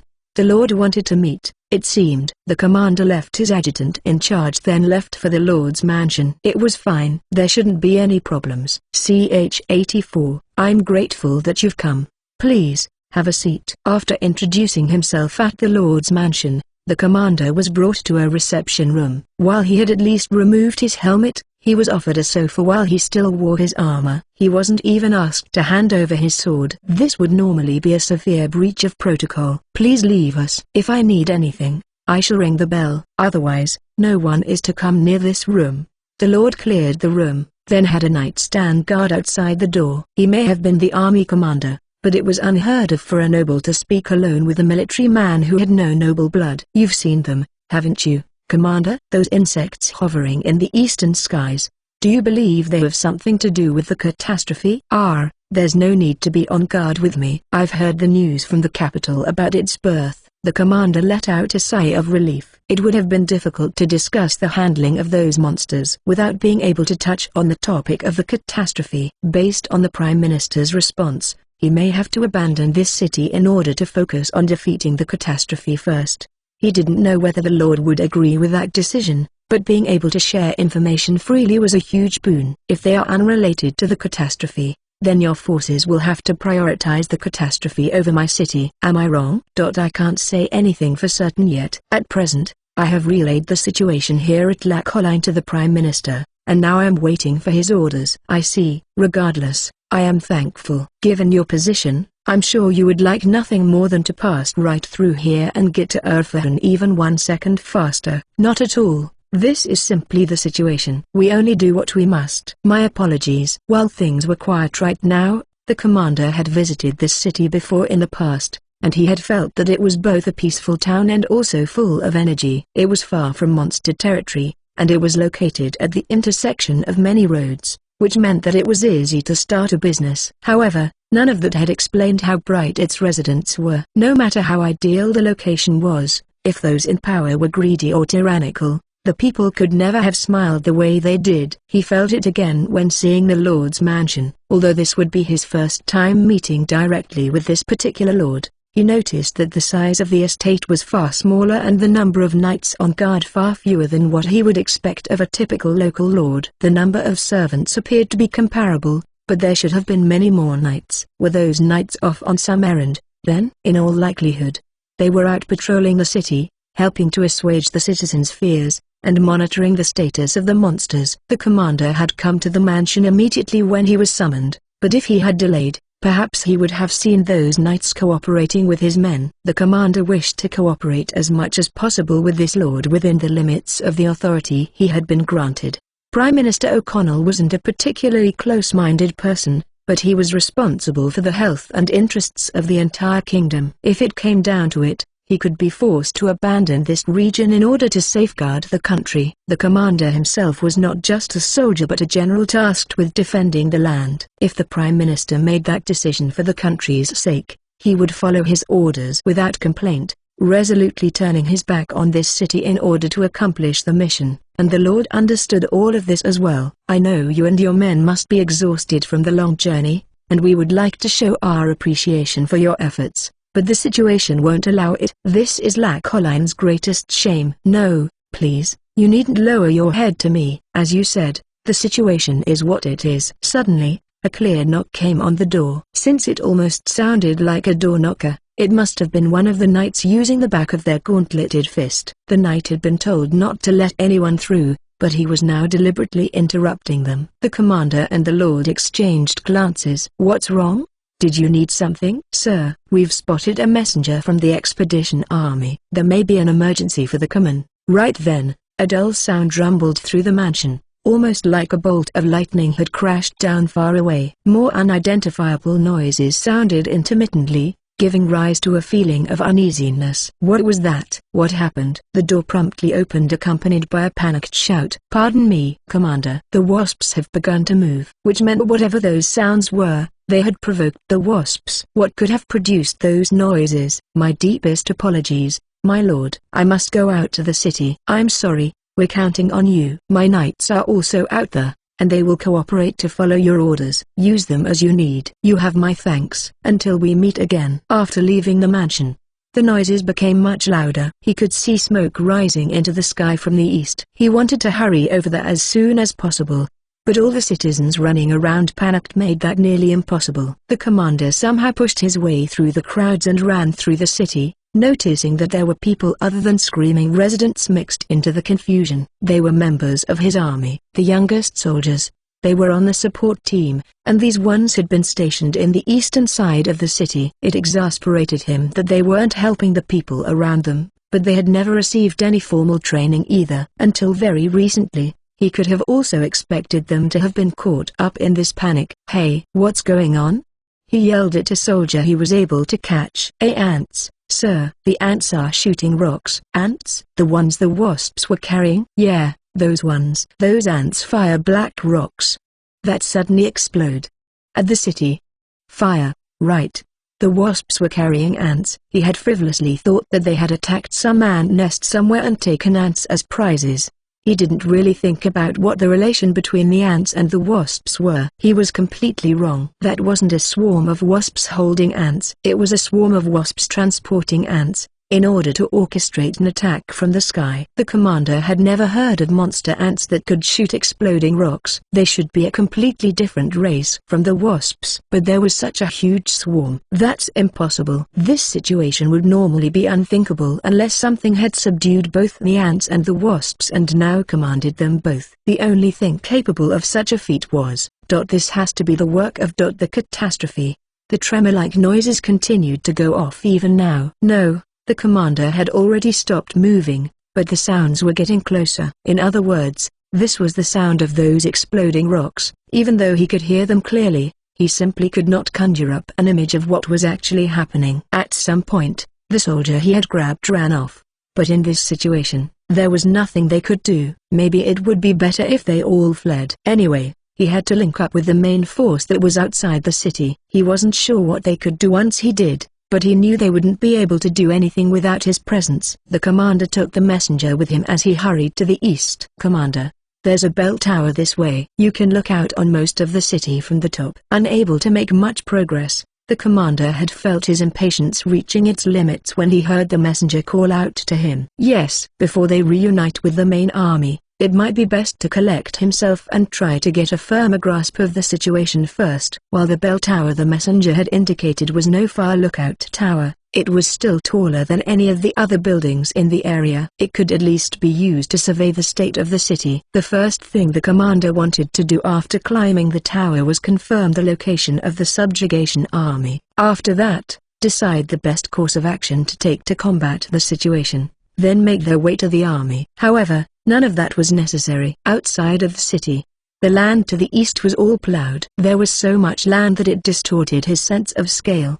But there was something wrong with those fields of prepared farmland. He couldn't see the main army anywhere out there. No, wait, that wasn't outside of the city at all. It was a section of the city. There was no physical boundary between the outside and inside of the city, and about a fourth of all that land had been plowed for seed planting. And now, that area had expanded even further. Off to one side, there were ranks of wasps carrying ants. The ants were shooting black somethings from the ends of their abdomens. Even from far away, he could tell that the objects traveled very fast. As soon as they touched any of the houses in the city, they exploded, scattering fire and organic fragments all over. The line of wasps left nothing behind in its wake. They kept raining rocks down seamlessly, as though being chased by something. There was no hope for the people who had been caught in the middle of all that, but the same wasn't true for the subjugation army. While houses crumbled from a single hit, it was possible for a trained soldier to withstand such an attack. Even now, he saw some pushing aside the rubble and standing up in the city's fields. However, just after they stood fully erect, blood would suddenly spurt from their heads and they would fall flat on their faces. He didn't know what was happening there, but he did know that they were dead. The initial attack of exploding rocks wasn't powerful enough to be fatal to a first-class soldier. The fact that they could take it and immediately get back up was proof that they didn't take a lot of damage from it. But then something else was occurring. As soon as they were standing, they were killed by some unknown attack. But really, even if the soldiers did survive, they lacked a way to oppose the wasps that hovered far up in the sky. At that height, normal magic couldn't reach them, nor could bows. However, The same wasn't true for the insects. None of their attacks would ever be out of range. After all, even once their projectiles used up their initial velocity, they would still fall to the ground. Even if humanity was able to repel the angel attacks, this was the reason they could never be entirely rid of them. They could not attack the flying castle. Angels only ever engaged in melee combat, but if they happened to see and learn from this route, the thought of them switching tactics to dropping rocks brought only feelings of despair. The commander already knew the subjugation army had effectively turned into a reserve force running blindly through the city, and, in all likelihood, any survivors would, in the near future, disappear along with the city of La Colline itself. The commander could maybe survive by himself.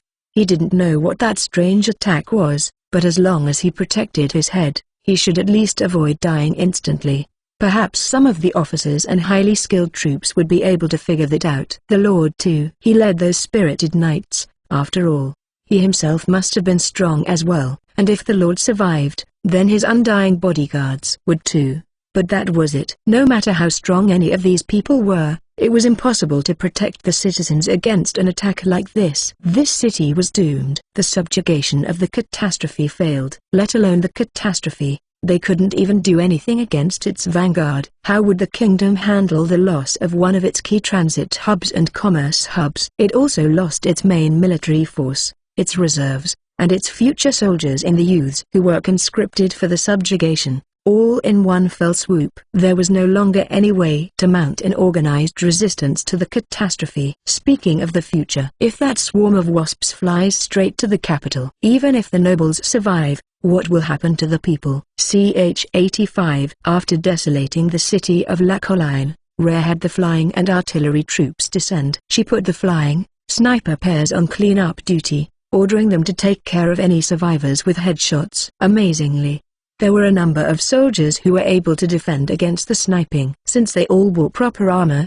she presumed they were knights. Their helmets were effective, too. Not many players they had disposed of in the forest wore helmets. I thought I saw too many military uniforms in there. I wonder if they were reinforcements from the capital. Looks like capital soldiers can respond to saturation attacks and even protect themselves from headshots. But reinforcements seems wrong when I only took down Erfurt yesterday. They couldn't have responded this quickly. So then why would they have sent an army out here? The surviving knights and soldiers took in the devastation and moaned in anguish.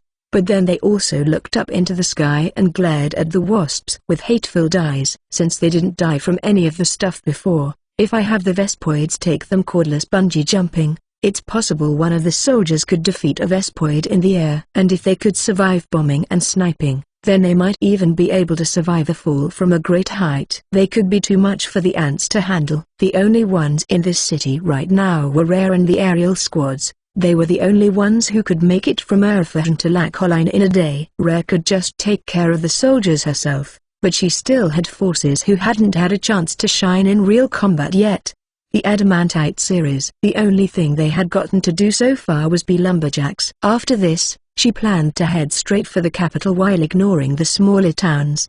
But since she wanted the capital to become a ruins-type territory, she couldn't just carpet bomb the place. So that meant she could have the aerial forces rest for now. Good work. Bring them back into the forest, Rare instructed Sugaru, who used summon on all the ants. So now, let's see, 3 platoons should be good. Still floating in the sky, she summoned 3 groups of adamantite soldiers at the same time. Since Rare was using their light magic spell, camouflage, to hide herself, it would have appeared as though they suddenly materialized in midair. There was no real point to the theatrics, but it was certainly very eye-catching. This was an event, after all, so it was worth putting on a show. Their summoned adamantite platoons fell to the ground, causing the earth to shake and kicking up great plumes of dust as they planted themselves in the tilled land. After recovering from the shock of landing, one by one they crawled up out of the ground and ran to engage with the human soldiers. What surprised Rare the most was that the soldiers were able to evade the Adamantite's slashes.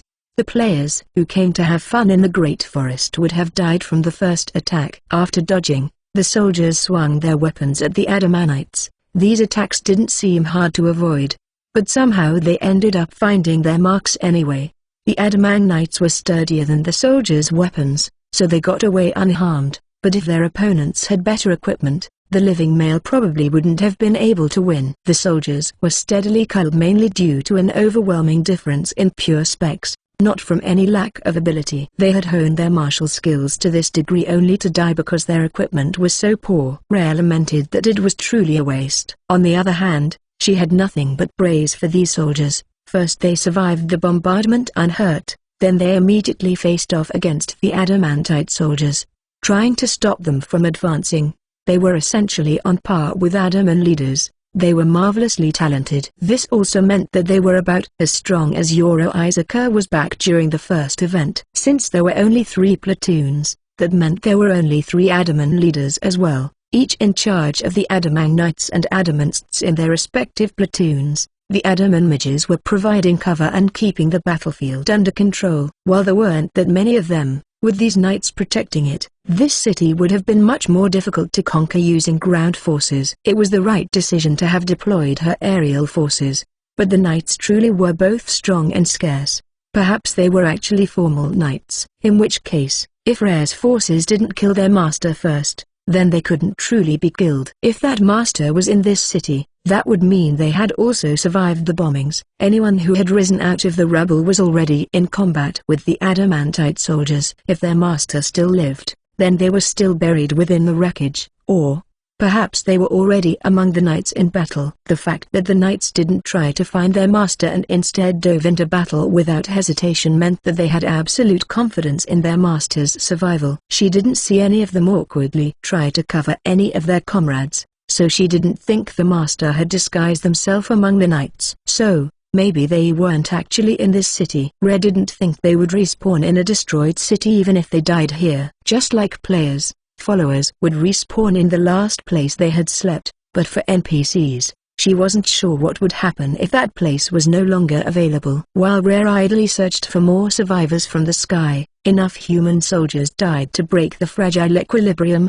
and control of the battlefield fell entirely into Rare's hands. Once she returned to the ground, the soldiers and knights' bodies had all been lined up. They could wait here for an hour to verify what happened to the knight corpses, but there wasn't much point in that. The master wasn't here, and if the knights respawned somewhere really far away from here, then it would have been a waste of time. She had the adamantite soldiers store the bodies in case they had anything useful on them, then began to think of her next move. I don't have any way to carry you adamant dudes, so all you can do is stay here. I'll fly by myself to the capital, then summon you once I get there. Flight is really convenient. She took her map out of her inventory to check. It appeared that she could reach the capital by going more or less west from here. She could fly in that direction, look for the road once she got pretty close, then just follow that the rest of the way. It was far enough away that it would take a number of days to walk there, but it would barely take any time by air. The wind felt great. Or that's what she'd have wanted to say, but Rare couldn't tell at all from inside Yoro Izaka. Her field of vision did let her see everything around her at once, which was wonderful. She didn't want to cause some kind of freak accident by looking down, though. That said, there weren't exactly obstacles up here in the sky. Very rarely she would spot birds, but birds didn't spend every second of their lives in the air, and they had their own habitats which they didn't stray far from. But one bird did catch her eye. It flew quite far below Rare, but she saw it coming from quite far away. Even after passing Rare, it kept flying straight ahead without wavering. It was a small bird, probably a pigeon. A lone pigeon flying through the sky like this. It wasn't an impossible sight. Most wild pigeons formed flocks and lived together, but that wasn't necessarily the case in this world. Pigeons that flew long distances, well, they could exist. Maybe it had been driven from its home. However, what was more likely was that someone owned this pigeon,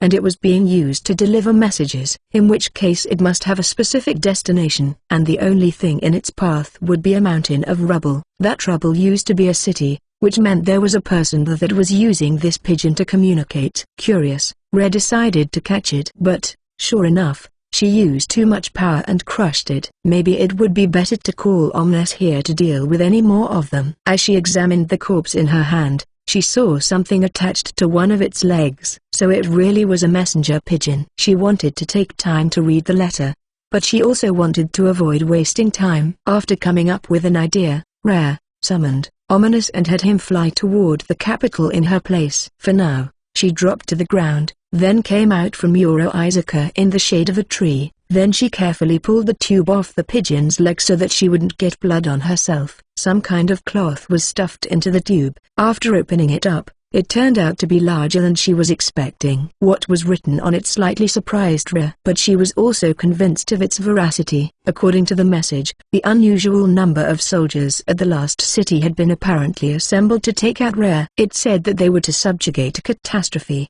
and their ultimate destination was the Great Libby Forest. Based on a clue she had, the catastrophe had to refer to Rhea herself. That clue was the system message from before, when she had reincarnated into a demon lord. One of the kingdom's higher-up NPCs must have also gotten that message. The person who sent this letter was Heis's prime minister, and that wasn't someone that just anyone could meet. Unless the person who received the system message was directly involved in the country's management, the prime minister would never have heard about Rhea. This letter was being sent to a commander, probably the person in charge of that army. Since messenger pigeons could be intercepted by tamed birds of prey, it was foolish to include specifics without encoding the message. That said, this was being delivered within the kingdom, and they weren't at war with another country right now. While it could be said that they were at war with Rhea, normally they wouldn't have to worry about a monster army having spies. Now she knew why there was such a large army in that city. They had been dispatched to fight Rhea, and they just happened to stop by. But since they were met by a huge swarm of wasps, they must have requested new orders. According to the letter, they were supposed to overlook the destruction of Lacoline and prioritize taking out the catastrophe. They weren't able to defeat Rhea, but Lacoline did get destroyed, so they were able to follow half of the order, maybe. But they actually sent an army to vanquish me. She wasn't sure how they even knew that the Great Libby Forest was her home. But clearly Rhea's mere existence was a scourge on the kingdom. And they even thought it would be possible to beat her with only an army of that size. They were completely underestimating her. She really wanted to retaliate. She hadn't actually been attacked yet, but her enemy did in fact raise their fist. Whether or not they decided to follow through and take a swing was up to them. But as far as Rhea was concerned, as soon as they threatened to punch, they could no longer complain about being punched first. She didn't actually spend that much time reading and thinking about the letter, but since she had this chance, she wanted to test her skill while also regaining that time anyway. Rhea once again donned Uro-Isaka, then activated her skill, Castling, ominous. After a second of feeling like she was floating, Rhea found herself back in the sky. Rhea had exchanged her body with Ominous's, who had flown ahead. She activated flight in a fluster to avoid falling back down to the ground. So that's how it works. Before using Castling, I should use Summon Vision to check where I'm swapping to first. But if I'm going to do that, then I might as well just use Summon Caster. I bet it was designed as an emergency escape type skill, but I won't have a chance to use it that way. Rhea directed Ominous to return to base however he saw fit. If that ended up being too difficult, then he could entertain himself while she finished her errands. Then she would summon him to her. She had intended to find the road once she got close to the capital, but it was in clear sight without even having to start looking. Being the center of the kingdom, there were many roads that led out of the city. Rhea didn't know if the road directly beneath her was the one that went to Lacoline or not, since it twisted and turned all over the place. That was unavoidable, though, since it had to circumvent forests, hills, and traverse rivers. In any case, if they followed the road, they should end up at their destination. She would have to reactivate camouflage soon. Time to conquer the capital and turn it into a city of death.